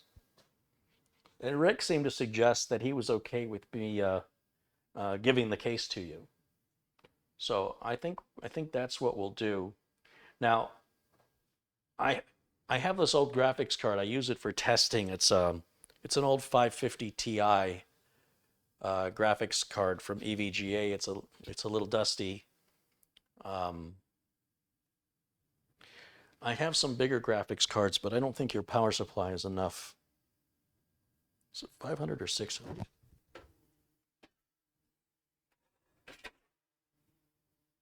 It's 600 watts. You might be all right. Well, I know for a fact this will work. This is not a great graphics card, a 550 Ti, but compared to what you've got, what are you going to be using the computer for, Sean? I mean, are you a gamer? And if you are a gamer, what kind of games do you play? Are you playing like first-person shooters, or I'm trying to figure out if I have a better graphics card that your power supply will power. I think this is better than what you've got. Crisis. Cyberpunk? Yeah. It's gonna be a tough one. Yeah. Well, realistically, what games will you be playing?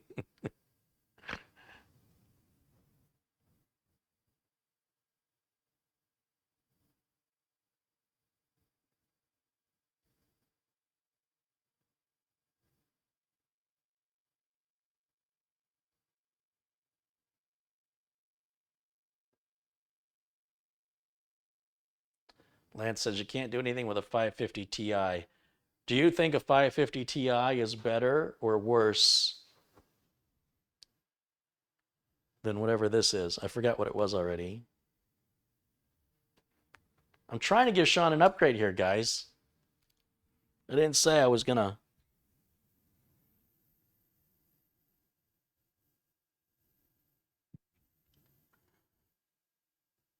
What is this card?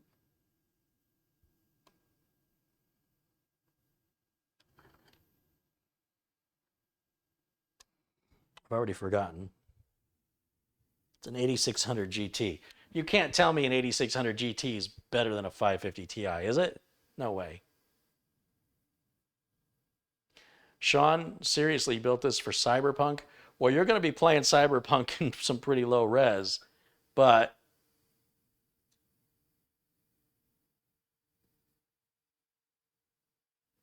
yeah, Zero Core says that 550 Ti is a major upgrade from an 8600. Let me see what else I've got back in my office. Let me see if I can do something for you, Sean. I want to help you out, man. I do.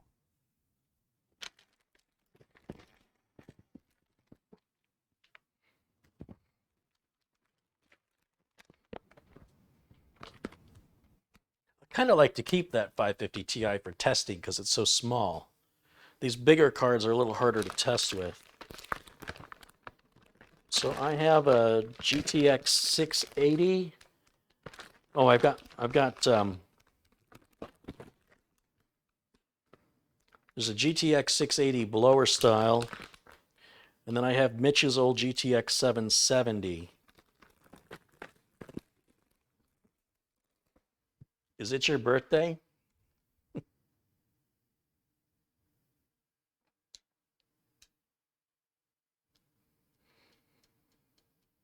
I'll tell you what feels more appropriate to me is more like a 1650 or a 1660, but those are like $200-300. So I don't have those. Those are being sold new. I don't have those used.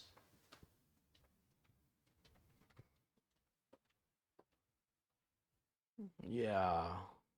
Yeah, I was gonna say I had that one that came back under RMA. Where did I put it? I think it wound up in a system. I think it's already gone. I'm thinking your graphics card should power those video cards.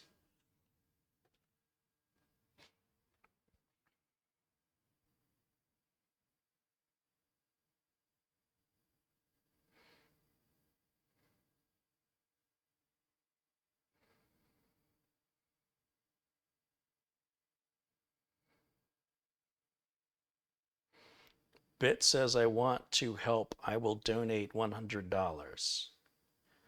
How about a 2070? Yeah, 2070 is $400. Michael says, I wish I had. Michael Dane, of course, he just gave away a 1070 Ti for free. Nice.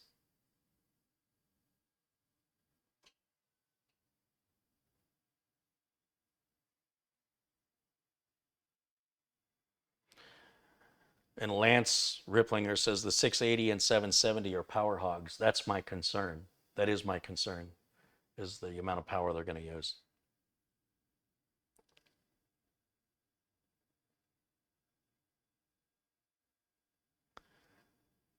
Aorus Team Jeffrey says, do you want my Aorus 2070 Extreme? Nope, I don't think so.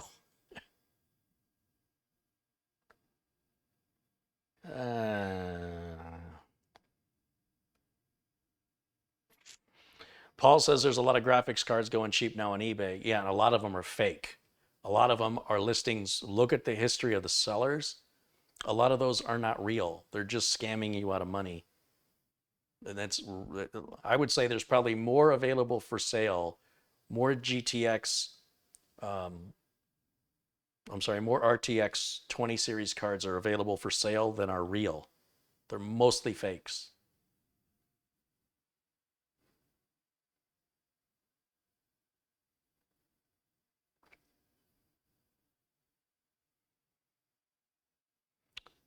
Do these have DVI ports on them?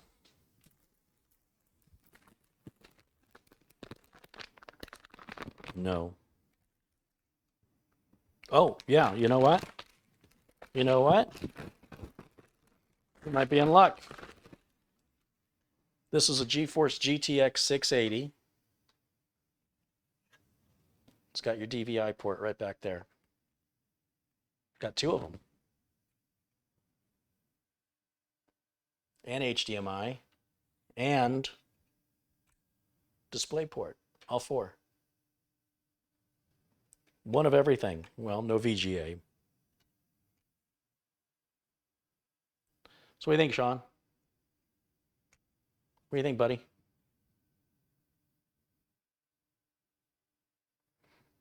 Do you want to trade me your card for this card? Even Steven? No cost to you?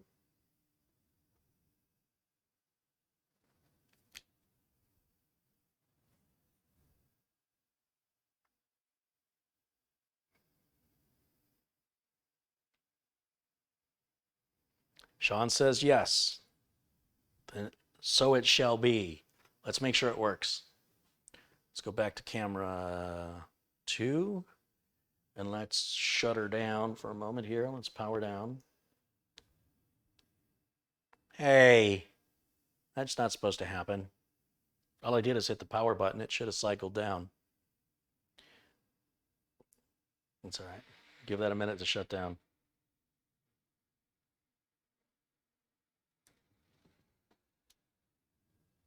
And let's go back to camera 1.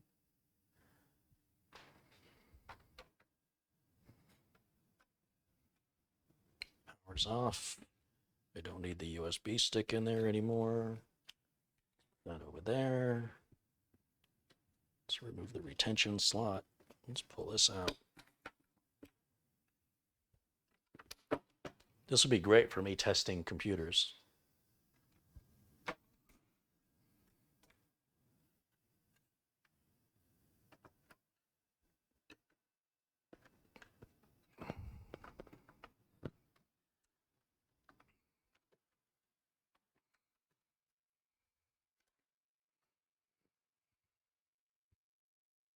Let's try the DVI port. What sort of power does this base need? Oh, two 6-pin power connectors. All right then. One goes upside down and one goes right side up.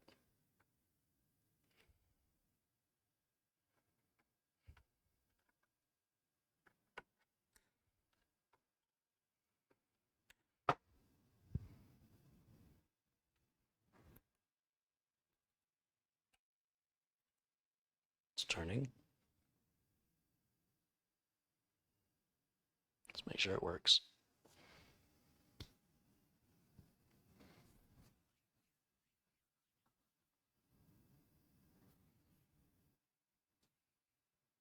Boy, I hope it does more than that. Ah, here we go. Sometimes this stuff sits on a shelf for so long. I'm like, uh-oh. Uh-oh, what's that say? What was that all about? Why does the video look all funky? It must be outputting in a higher resolution than my capture card supports. Interesting. Okay.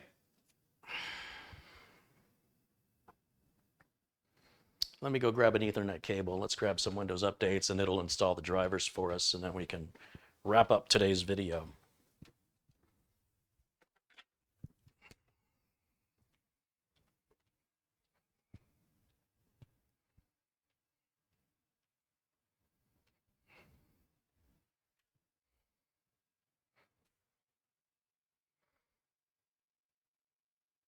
Just grabbing a cable so I can plug it in and grab some updates. Now, there's a lot of testing I still have to do with regards to making sure that, you know, it'll run time spy. We'll do the Prime 95 test after I've reapplied thermal compound.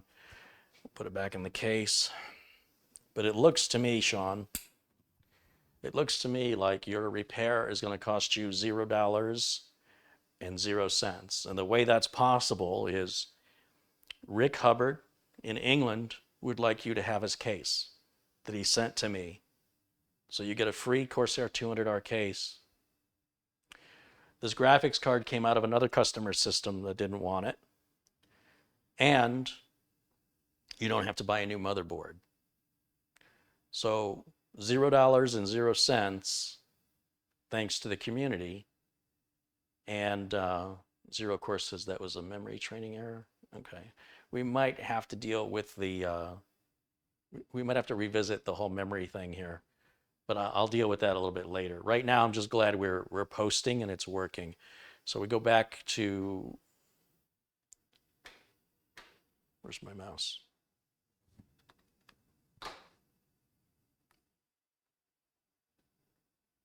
Let's do Windows Update. Let's just grab Windows Updates, and that should automatically install the graphics driver. Not the latest one, but it'll get us one anyway. And we'll let that run. And so while that's running, all I have to do is, I've left this all out because I don't want to put it all in a case for no reason at all. That's the community. This is what I'm talking about. I think it's a great opportunity for an educational diagnostic and repair video that I would not have had, Sean, if you didn't reach out. And I know sometimes I'm hard to get a hold of. I have people reaching out to me all the time. Carrie. What? What time is it in Phoenix? Google, what time is it in Phoenix? Now, can I get back to what I was doing? What I'm saying is it's hard to tell the difference between people who are lonely and want somebody to talk to from people who are genuine and sincere and are looking for help. And so because of that, sometimes you have to reach out a couple different ways to get a hold of me because you're competing against, for every one of you, there's like 20 or 30 of the others. And I'm just one person, you know, I don't have a secretary. So I appreciate your persistence in sticking with it. And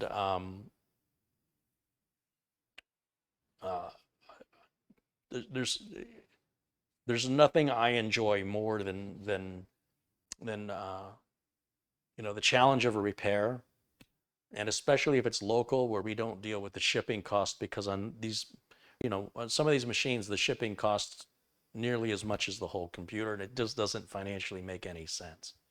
So I'm glad you reached out, and I'm glad I can help you. And I'm glad that we have such an amazing and supportive community here that that allows me this support, this opportunity. And some of the most interesting repairs I've ever seen here have come from viewers that have reached out to me, like that 2039 year date in the BIOS with gigabyte boards. I would never know that today, and nobody would be publishing it if not for me. And that wouldn't have happened if not for the customer reaching out to me. So it's all connected. And that wouldn't have happened if I didn't have a channel big enough to even for people to know I exist. So it all comes together. Each piece is critical. And boy, I'll tell you, when it works, it's the best feeling ever. It really is. Yeah.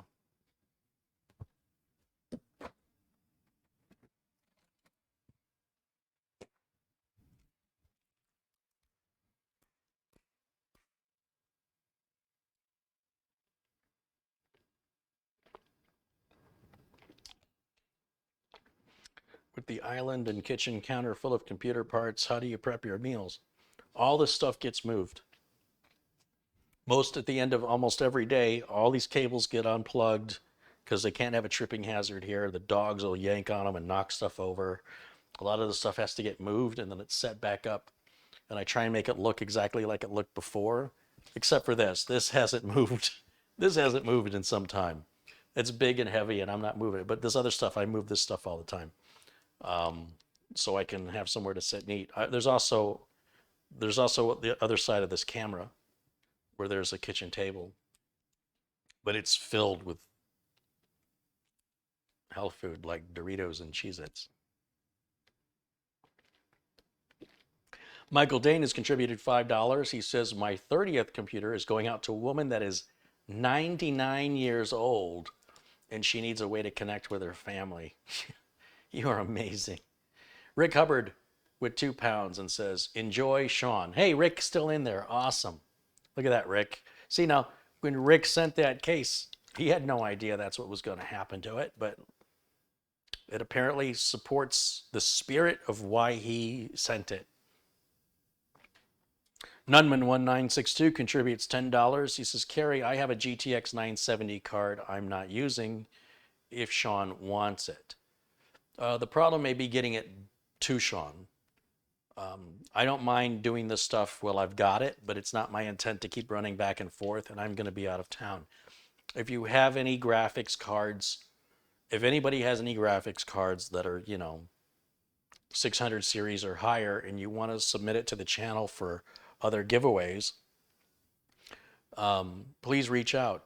If you specifically want to send that card to Sean, then you need to share your email address with Sean so you guys can take that up in a private message and work those details out.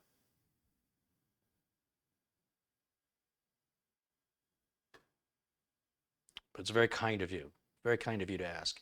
Quail Stevens contributes $2.99. He says, this is for helping Sean out and helping us learn so much. John Young contributes $5. Steve Dickens contributes $2. He says, have a Coke on me. Sharon Idle with £1. Hey, as always, thank you, Sharon. Joe Biancardi contributes $9.99, and he says, Carrie, you are awesome. Digger with $5 says, this is for helping Sean out. And Glenn's Music contributes $2.39 Australian, and he says, I'm here, so you can start now. Rick Hubbard has contributed £5. He says, I'm still here after the Windows update. Oh, that explains that. Second Tuesday of the month, Windows updates. Dale Maluk with $5. Madi Yoel contributes $5 and says, I'll leave the fixing to you. Thanks, Madi. Rockin' Rob was checking out earlier. He contributes $2. He says, I got to work in the morning. Catch the chat next time. Jai Tesh contributes £5 and says, Carrie, it was me that mentioned the CMOS because I've experienced that issue before when I had an AM3 Plus back in the day. Well, Jai Tesh, it's thanks to you. You sort of moved that gear in my head, and who knows, I would have eventually tried this board one more time before I RMA'd it, but that could be weeks or a month from now before I got around to it. So thank you for saying what you said, because that's what I needed to hear. Michael Horeka with $2 says, hello, Carrie and chat. Hope everyone is well. Rick Hubbard contributed £5 earlier, said, sorry, I missed a few minutes with Windows Update. Yeah. And Ricky B contributes $5, mentions the Asus Prime B450 Plus. Well, that's all, that ship has sailed. And then that catches me up with the other ones, right, I think? Rockin' Rob again, and Wayne Trexler with $1.49. Gary Tatum contributed $5 and reminded me to check the CMOS jumper. So Gary Tatum and Jaitesh, both of you. Wayne Trexler again, Abdul Azim Patel also suggested checking the CMOS. So thank you, Abdul. All you guys are on the same page. In fact, Gary mentioned it twice. Leonard with $3.99. And now I think I'm all caught up with everybody else. Okay. I got really behind there. That's what happens when I get zoomed in on what I'm doing. And then Rusty Nail just contributed $10.02 and said, I'm happy to add my 2 cents. Dom Parada with $4.99 says, your live streams bring me joy. Here's a small donation back to the community. Right on. Thank you, Dom. Every time I hear the word Dom, I think of Dom Irera, a comedian from back in the 80s. Italian guy. I know, how unusual. An Italian guy named Dom. I should think of Dom DeLuise. There's only 2 Doms I know. Dom DeLuise and Dom Irera. Dom Irera. Dom is hilarious. Which one? All of them. PDK Gamers 2.0 contributes $4.99. Thanks, guys. Thanks for helping support the content and the channel. How are we doing on the updates over here? Are we done? What's it doing? It says install now. Why do I have to click install now? The hell do you think I went to Windows Update for? To look? Just browsing. Just browsing. All right, we'll let that do that.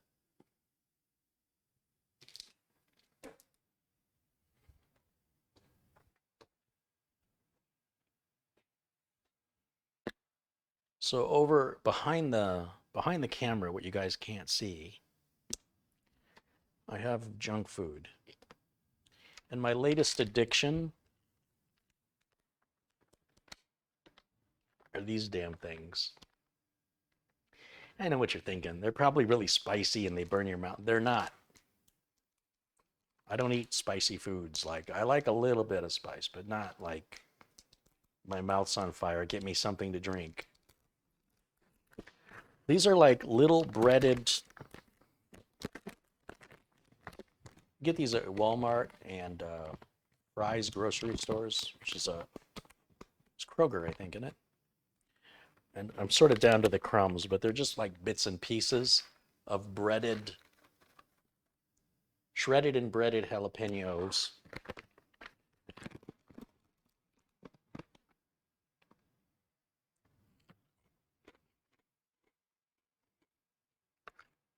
What I like about jalapenos is they have flavor. They're not just heat. Heat for the sake of heat. Doesn't make any sense to me. Like, have you ever had a ghost pepper? It'll set your brain on fire. It's painful and it tastes like dirt. But these are like,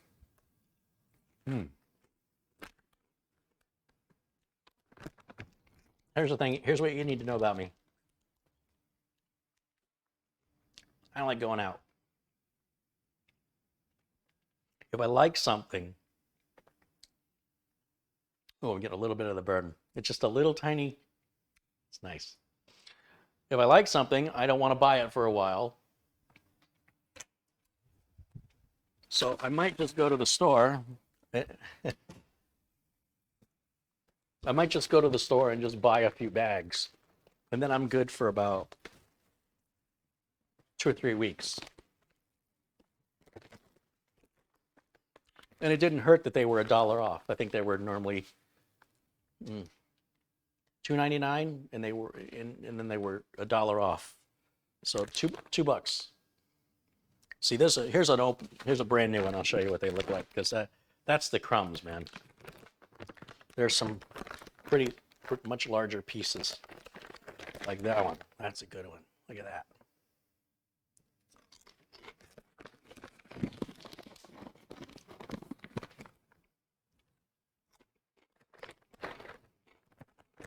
Ooh, there's another good one.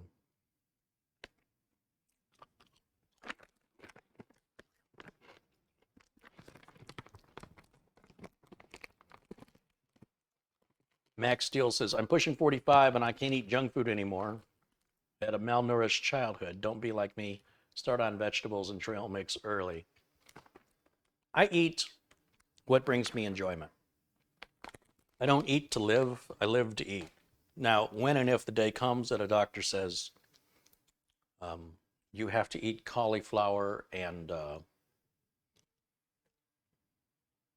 Brussels sprouts, I think I'll just eat potato chips and die happy. Besides, these aren't that bad for you, are they? Aren't peppers, isn't this good for your cardiovascular system? What's the fat? 3 grams, it's not terrible. Sugars, no sugar, no fiber, some carbs, some sodium, no cholesterol. It's not terrible. I mean, this ain't exactly bacon, you know what I mean? Then, of course, you've got people on the keto diet, right? So the keto diet is all eating, everything high in fat content. And I saw these at Costco, and this has got to be terrible. So, I had to have it. But this is just cheese and bacon. It's real cheese and real bacon. And it's sold at Costco, some Costcos. And inside you have these, it's not a Cheez-It, it's not a cracker. That's cheese. That's a solid block of cheese that's dried with the little bits there of bacon.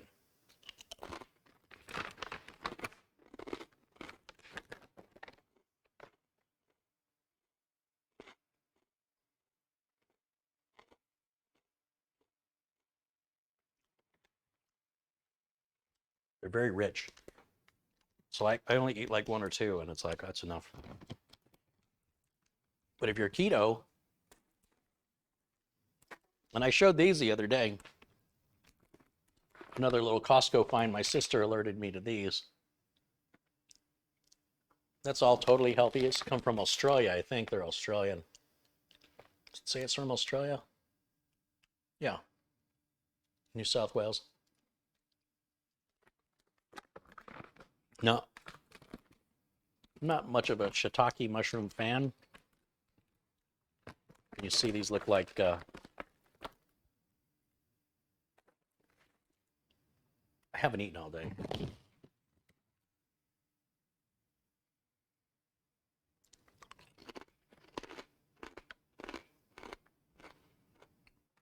They're sweeter than a mushroom should be. And as you chew it, then you're like, oh, okay, there's the mushroom.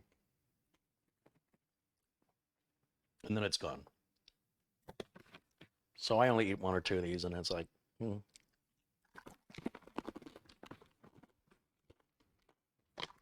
I don't break my teeth.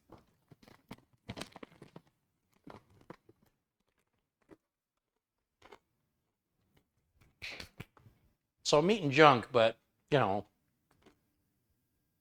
could be worse.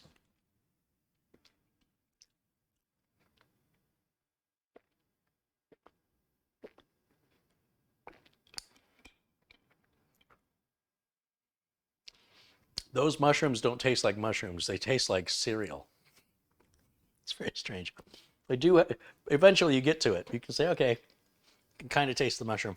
But I don't like shiitake mushrooms, and those are actually pretty good. They're not my favorite, but they're not bad.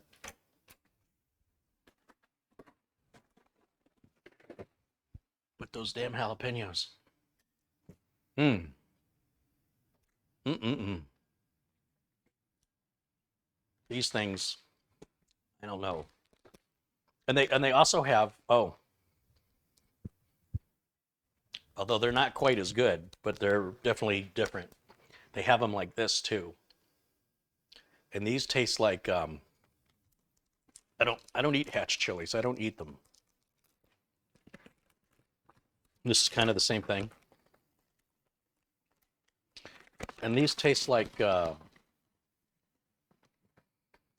hold on.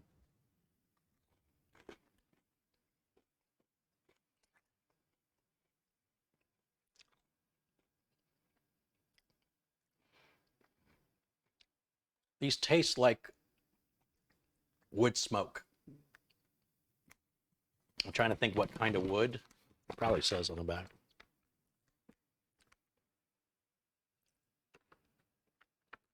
But there's not much flavor. I mean, there's no heat at all. They're not, the jalapenos have much more heat, and they're not hot.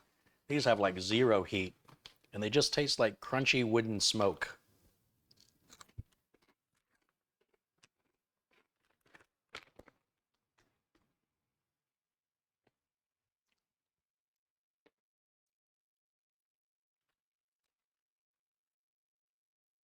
Natural smoke flavor. Okay.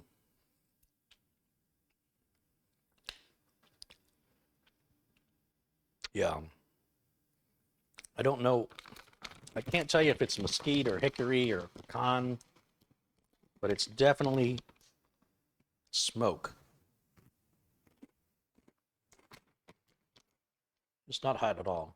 There's no spice.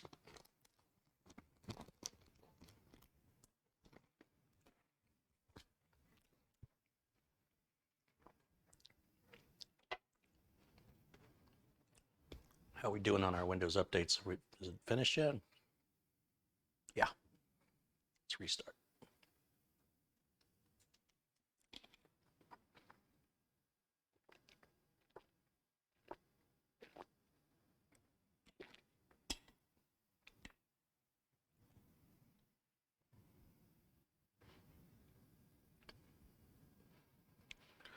And some other contributions. Let's see. Adam Burdick contributes $5. He says, I've been missing a lot of live streams, but since here for the channel. Right on. Thank you. And Abdul contributes again. Abdul Azim Patel says, Ghost pepper chips. 3 pieces are my limit.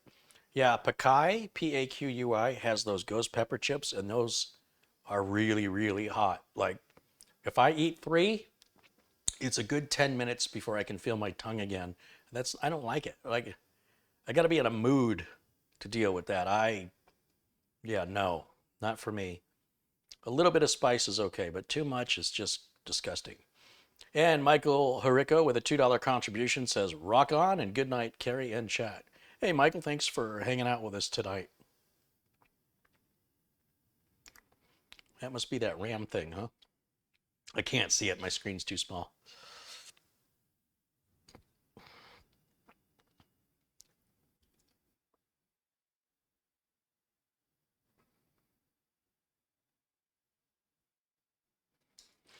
Okay, now we're back up. We'll go back to Windows Update one more time.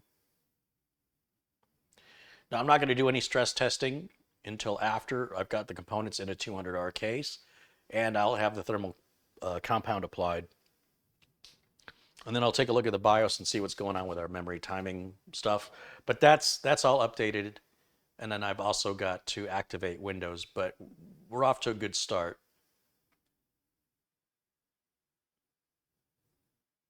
And it shut off correctly, which is good. Go back to camera one, and we're back.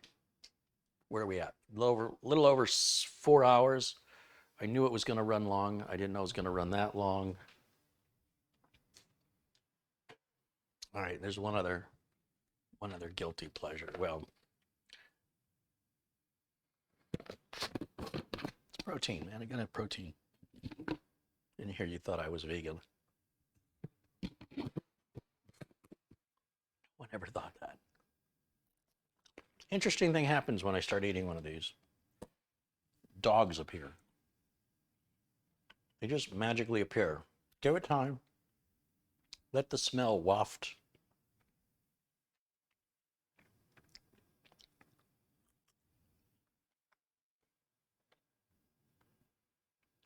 Oh, is there optional updates I missed? Okay, hold on. Let's turn back up. I thought I was all caught up. Let me fire it back up.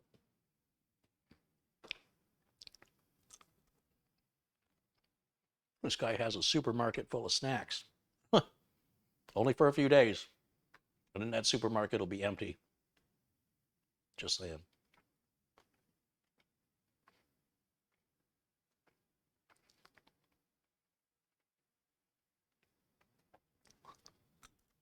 Memory PMU training error at socket 0 channel 1.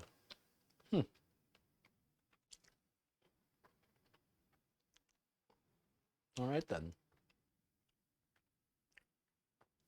Oops, that's not what I want. Let's do that. Let's do that. View optional. Oh, I see. Microsoft has changed this.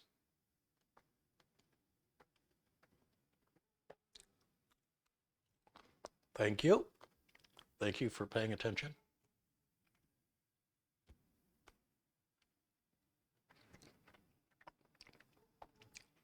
Joshua Kamau says, good job, Carrie. Good thing you have people like us to remind you.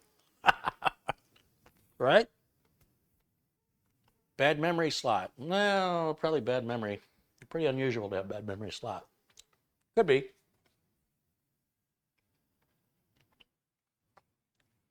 B-Jet Pilot contributes $9.99. Says, have fun in Michigan, Carrie. Hey, thank you.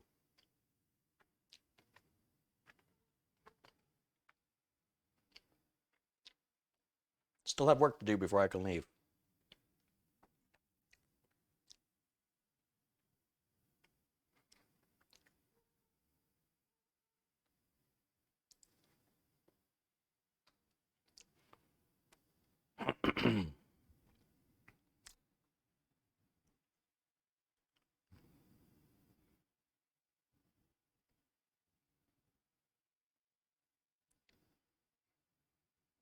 It's pretty snappy. It's moving pretty quick.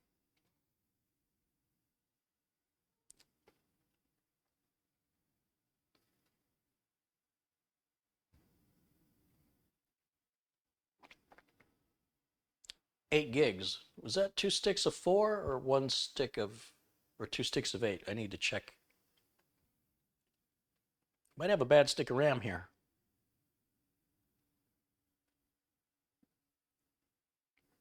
We're still 2004. It's good that they're showing that now in an obvious place, because 2009 should be out here. Oh, probably about first week in October if I had to guess. That looks pretty good to me. All right, now I'll shut it down. All right, guys, so did you like it?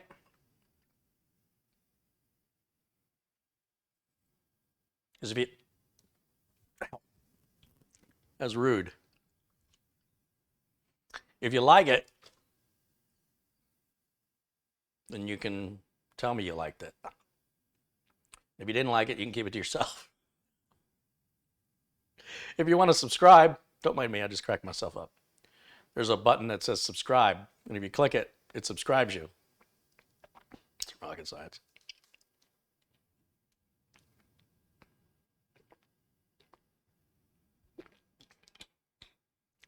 Slow Death says it was 2 by 8. 2 by 8. So that means 2 sticks of 8. Let me see. Let's take a looky. A look-see. What do we got going on here?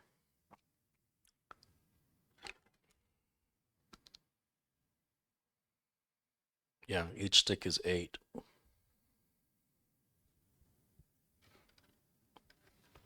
Maybe I didn't seat it well.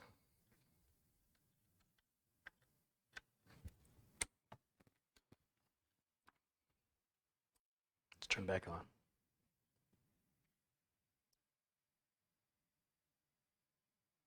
Let's see, where's my power button?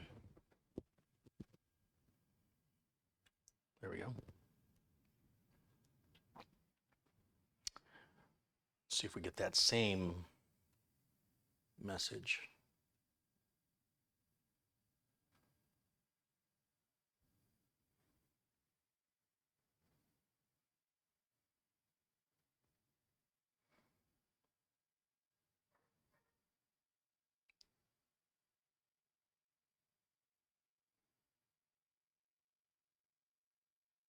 I didn't see that message this time.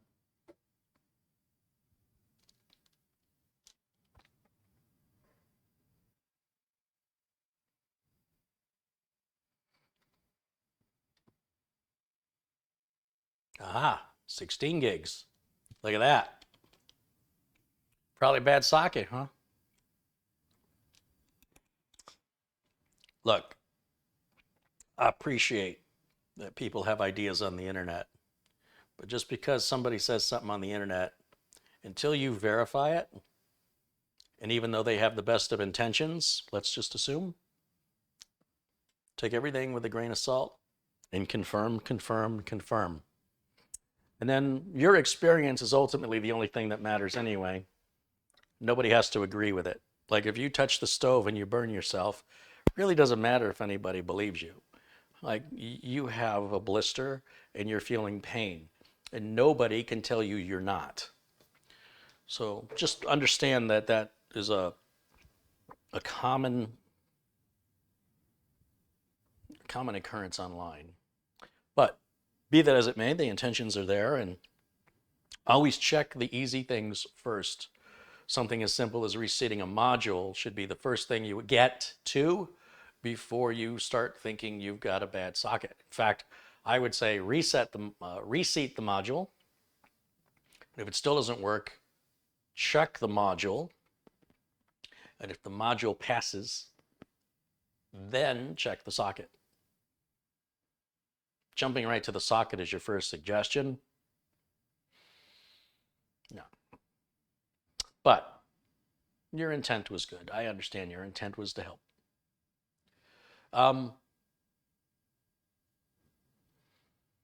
Any final questions for me? We're going to wrap it up for tonight. I'll take this opportunity to address any technical questions you've got, because We're just about out of time here. We're at 4 hours and 15 minutes on the stream. It's just after 9 o'clock p.m. And I got to get this put in the case. I got to get some wire management done over on this system right here, and on that system back there. And I hope I can get another system built tonight off camera that I need to ship off to my brother. So I'm a little busy. So thank you guys so much for hanging out with me today, and thanks for all your suggestions. I appreciate your participation in the chat room, regardless of how far-fetched some of the suggestions were. It doesn't matter. You were at least participating. So for that, I appreciate it.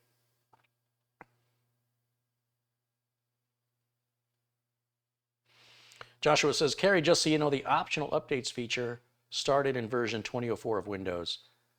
Okay, yeah, I remember reading about it. I just wasn't sure when it was going to take effect. For some reason, I was thinking it was 2009, but I'm so used to just, I've gotten into a habit for the last 5 years that I don't have to click anything else. Now, as soon as you get something figured out, they change it on you. So that'll be something I have to check for now. Brad says, Carrie, thank you for the educational stream. Right on. Well, thanks for hanging out. Again, any technical questions, I'll do my best to provide either an answer or a direction on where you can find the answer.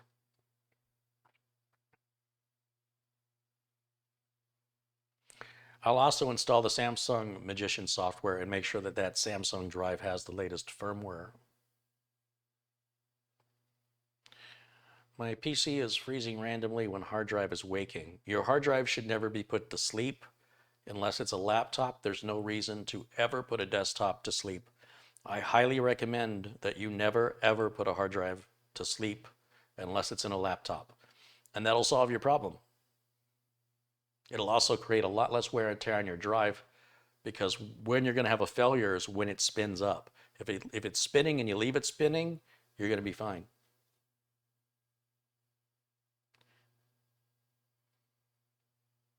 Have you upgraded your Threadripper yet? No, I have not had time. Everything gets, I guess, keep getting other projects getting shoved in front of the line. So Threadripper build, I hope to get done before I leave. But at this point, I'm not even sure I'm going to get it this week, but I'm going to try. I am trying. I've got all the parts. In fact, had a good long conversation with Anthony Remus today over at Remus Computer Solutions, who sold me the AMD motherboard, the AMD Threadripper and the Asus motherboard, I mean to say, and then further advised me on what good heatsink and RAM I should use. So I'm all ready to do it, I just don't have time. Laid Back Gamer says, Carrie, appreciate the wonderful streams, always learning something. Thanks for what you do for entertaining us. Right on, thank you. Let's make sure you're blue here, my friend, Laid Back Gamer. Does that mean you will update your Uncle Carrie's Windows 10 optimizer? There's nothing that needs to be updated. It still works perfectly. I don't understand. What would I update it? What do you mean? Update it how? I don't understand. I don't know what you mean. It works. The optimizer was written in a way so that it wouldn't break if a Windows update came out. So there should be nothing that's not functioning now or in the future, ever. And it was written that way with that intent. However, it's not to say Microsoft might surprise us, but that's why there's the option to update if we ever need to do that. Katrina says, enjoy your trip to Michigan. When it gets here, and rest up, please. We want you to de-stress and relax and come back recharged. Thanks, Katrina.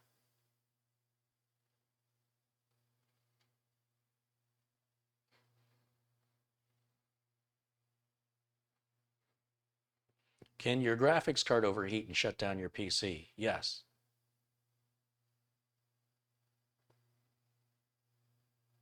He means adding more tweaks. What tweaks? What else needs to be tweaked? I'm confused.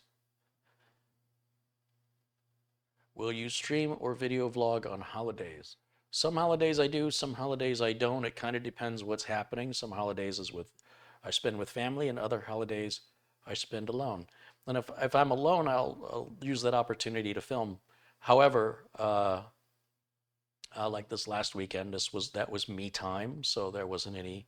I had some pre-recorded stuff, some edited stuff to go out that my sister did on Saturday and Sunday, and then nothing on Monday.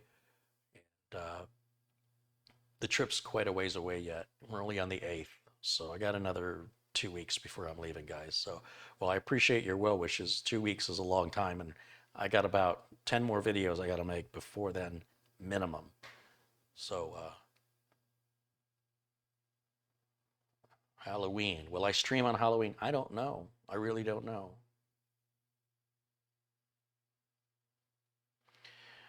B-Jet Pilot says, let me know if you want to expand some horizons. I have an older Mac for you. No, no. You might have COVID too. I don't want that either. You can keep your Mac and your COVID. Thanks for the offer, but I'd rather not have that sickness. Sharon says, Linda does great work. Keep it up, girl. Right on.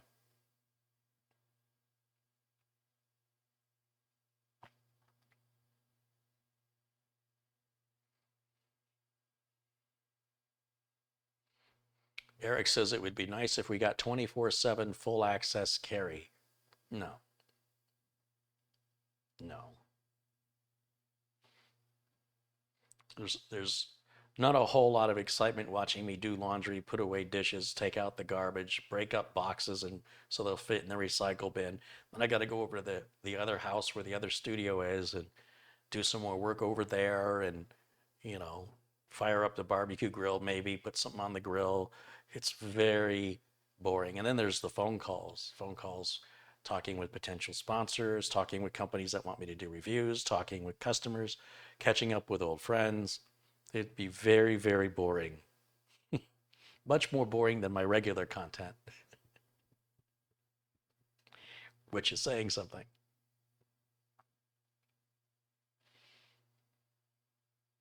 Randy Phillips says, very generous of you tonight. Oh, it's not me being generous. That's the community. Make no mistake about it. What I do wouldn't be possible without this community. That's how amazing and how important this community is. You need a secretary. Yeah, right?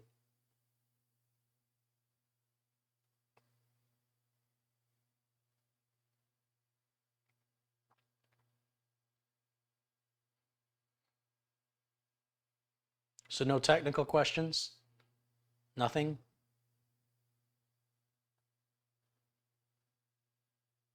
Okay. I'm just going to wait a minute.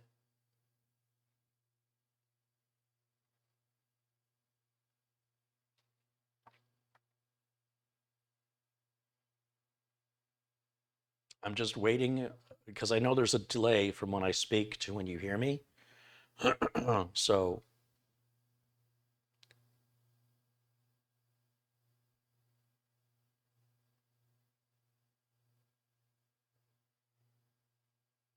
what connections does the GTX 770 have? You mean the power connections?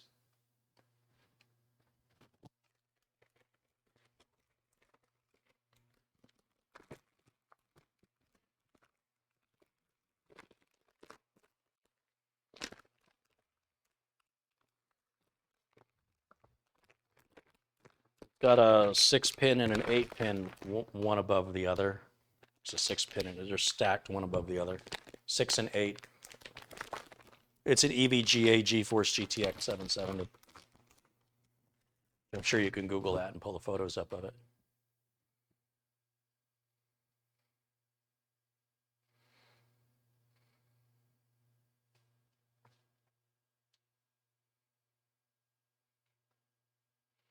How much does a gaming computer cost?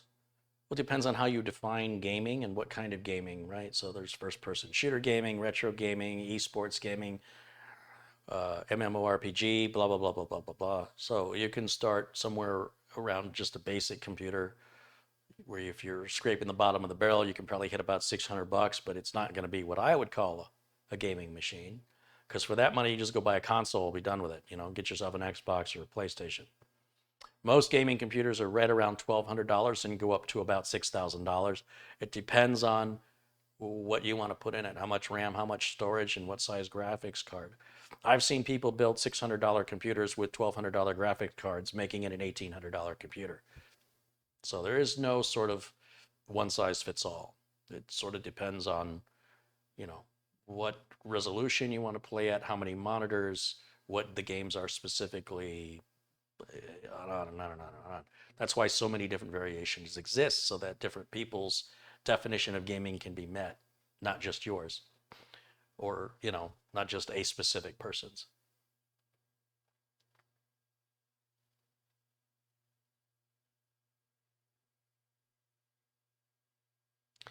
Carrie, if your motherboard makes contact with the casing, can you short it through static electricity or overheat if the casing isn't made of something like aluminum? If your motherboard is making contact with your case, it should only be doing so where there are standoffs. Chances are, if any contact is made anywhere else, the board simply won't start, and it may actually damage the board. However, I've also seen people that will have carpeting, and when they go to plug something into their USB port, they static shock the whole computer, causing the whole computer to reset. And that's often caused because the case isn't grounded correctly, but also because that they're building a static charge. And so the best way to avoid that from happening is to touch something like your case before you plug so let's say you got a USB device, and when you plug it in, your computer resets. So you've got you're static shocking your board. So touch the metal case, then plug your USB in immediately afterwards, and that'll solve that problem. But that suggests to me the case isn't being properly grounded, or you have got some serious static issues with your carpet. And the way you can resolve that is you can buy fabric softener that's used in laundry and put it in a spray bottle and just spray fabric softener across your carpet. And that should eliminate the static electricity until such a time that you have to do it again.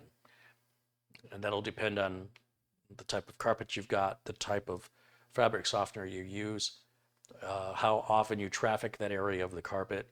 So basically, when you feel another static shock, it's time to reapply. It varies also in the level of humidity or dryness of the air in the area of the world that you live. So there's a lot of variables at play there. Best to get the computer up off the carpet, put it up on some blocks of wood or something, and then always touch the computer case before you plug anything in.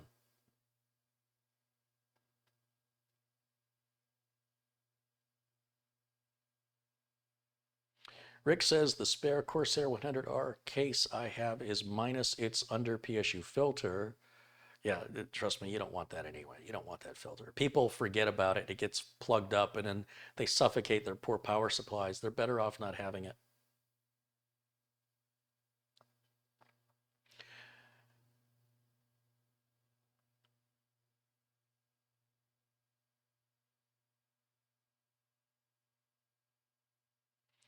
What do you think of laptop manufacturers' own driver update tools? They're the best driver update tool available for your laptop. There's nothing better than that. Nothing better exists. So if you have a Dell computer, be sure to use the Dell updater, or an HP computer, use the HP updater, or an Asus laptop, use the Asus updater. You'll get your latest BIOS, you'll get your latest drivers. That is the only way you should be getting any driver updates. You should not be looking for anything else or any alternative source unless it's something you've plugged into the USB port or something like that, because you're not adding anything internally to the laptop. So driver manufacturers specifically warn you not to use their drivers if you have a laptop, to get your drivers specifically from the laptop manufacturer. So those driver update applications that Acer, all of them use them. You should use that and only that. There is nothing better that you can use.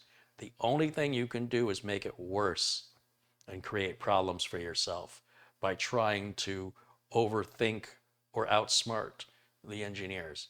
It will shoot you in the foot every single time. Please use the driver updater that comes with your laptop. I can't emphasize that enough. There is nothing better in the world. There's nothing more accurate. There's nothing there's nothing somebody else is going to do for you that isn't better, or rather that is better than the update utility. The Dell update utility updates my BIOS, gives me my graphics drivers, everything that the Dell laptop needs. Now, that doesn't necessarily hold true on desktops, but on laptops, it's 100% every time with no exception. It's a good question. Thank you for asking it.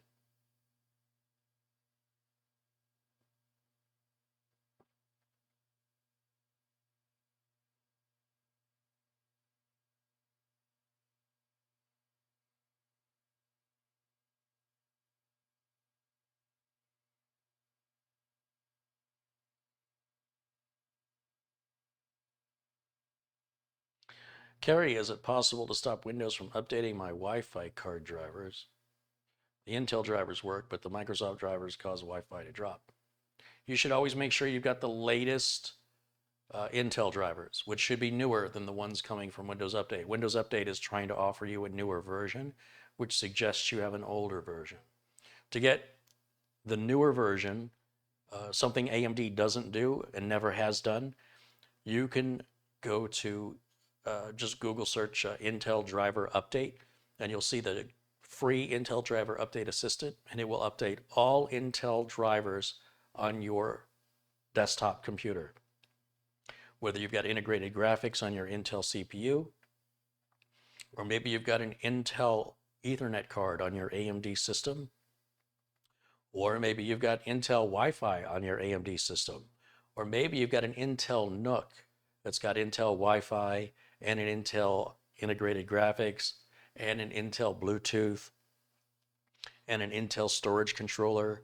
This same utility will do all of that, and if you have a NUC, it'll even update your BIOS for you if a new one is available. And it is completely free, it is completely safe, and it's the Intel Driver Update Assistant. And anybody who has anything Intel on their system should have that. And it'll put a little gear icon down in your system tray, and it'll let you know the moment a new driver is available. You don't have to go looking like with AMD, you have to search it out. With Intel, it'll present it to you. Chances are there's a newer Wi-Fi driver available from Intel, and once you install that using the Intel Driver Assistant, then Windows Update won't try to replace it because that one's probably newer, the one from Intel is.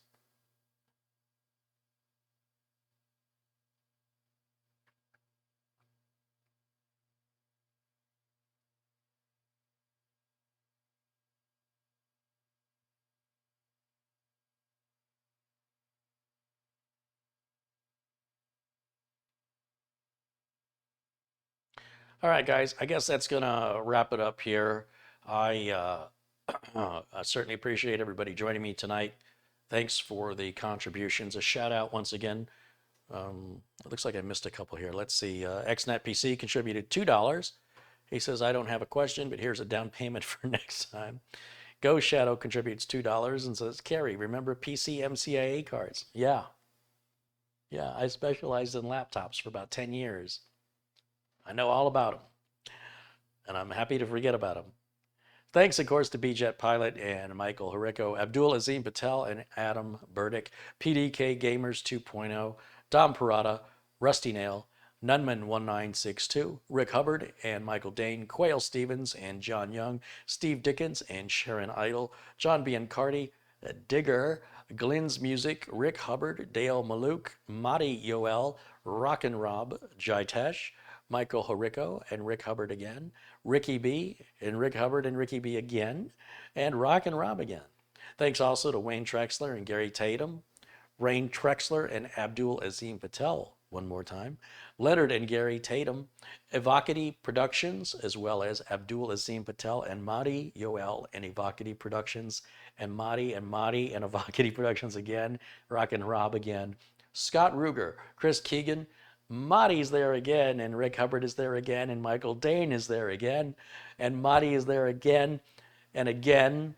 Thank you to Joseph Hawkins and Dr. Michael Ferguson, Thomas Robinson, Paul O'Brien, and our first contribution today was from John Panarelli. John, thank you for the popcorn and the solid state drives and all your generosity and your thoughtfulness, and all of you who have contributed and support the channel, whether that's through contributions or through just not being a jerk in the chat room. I appreciate it.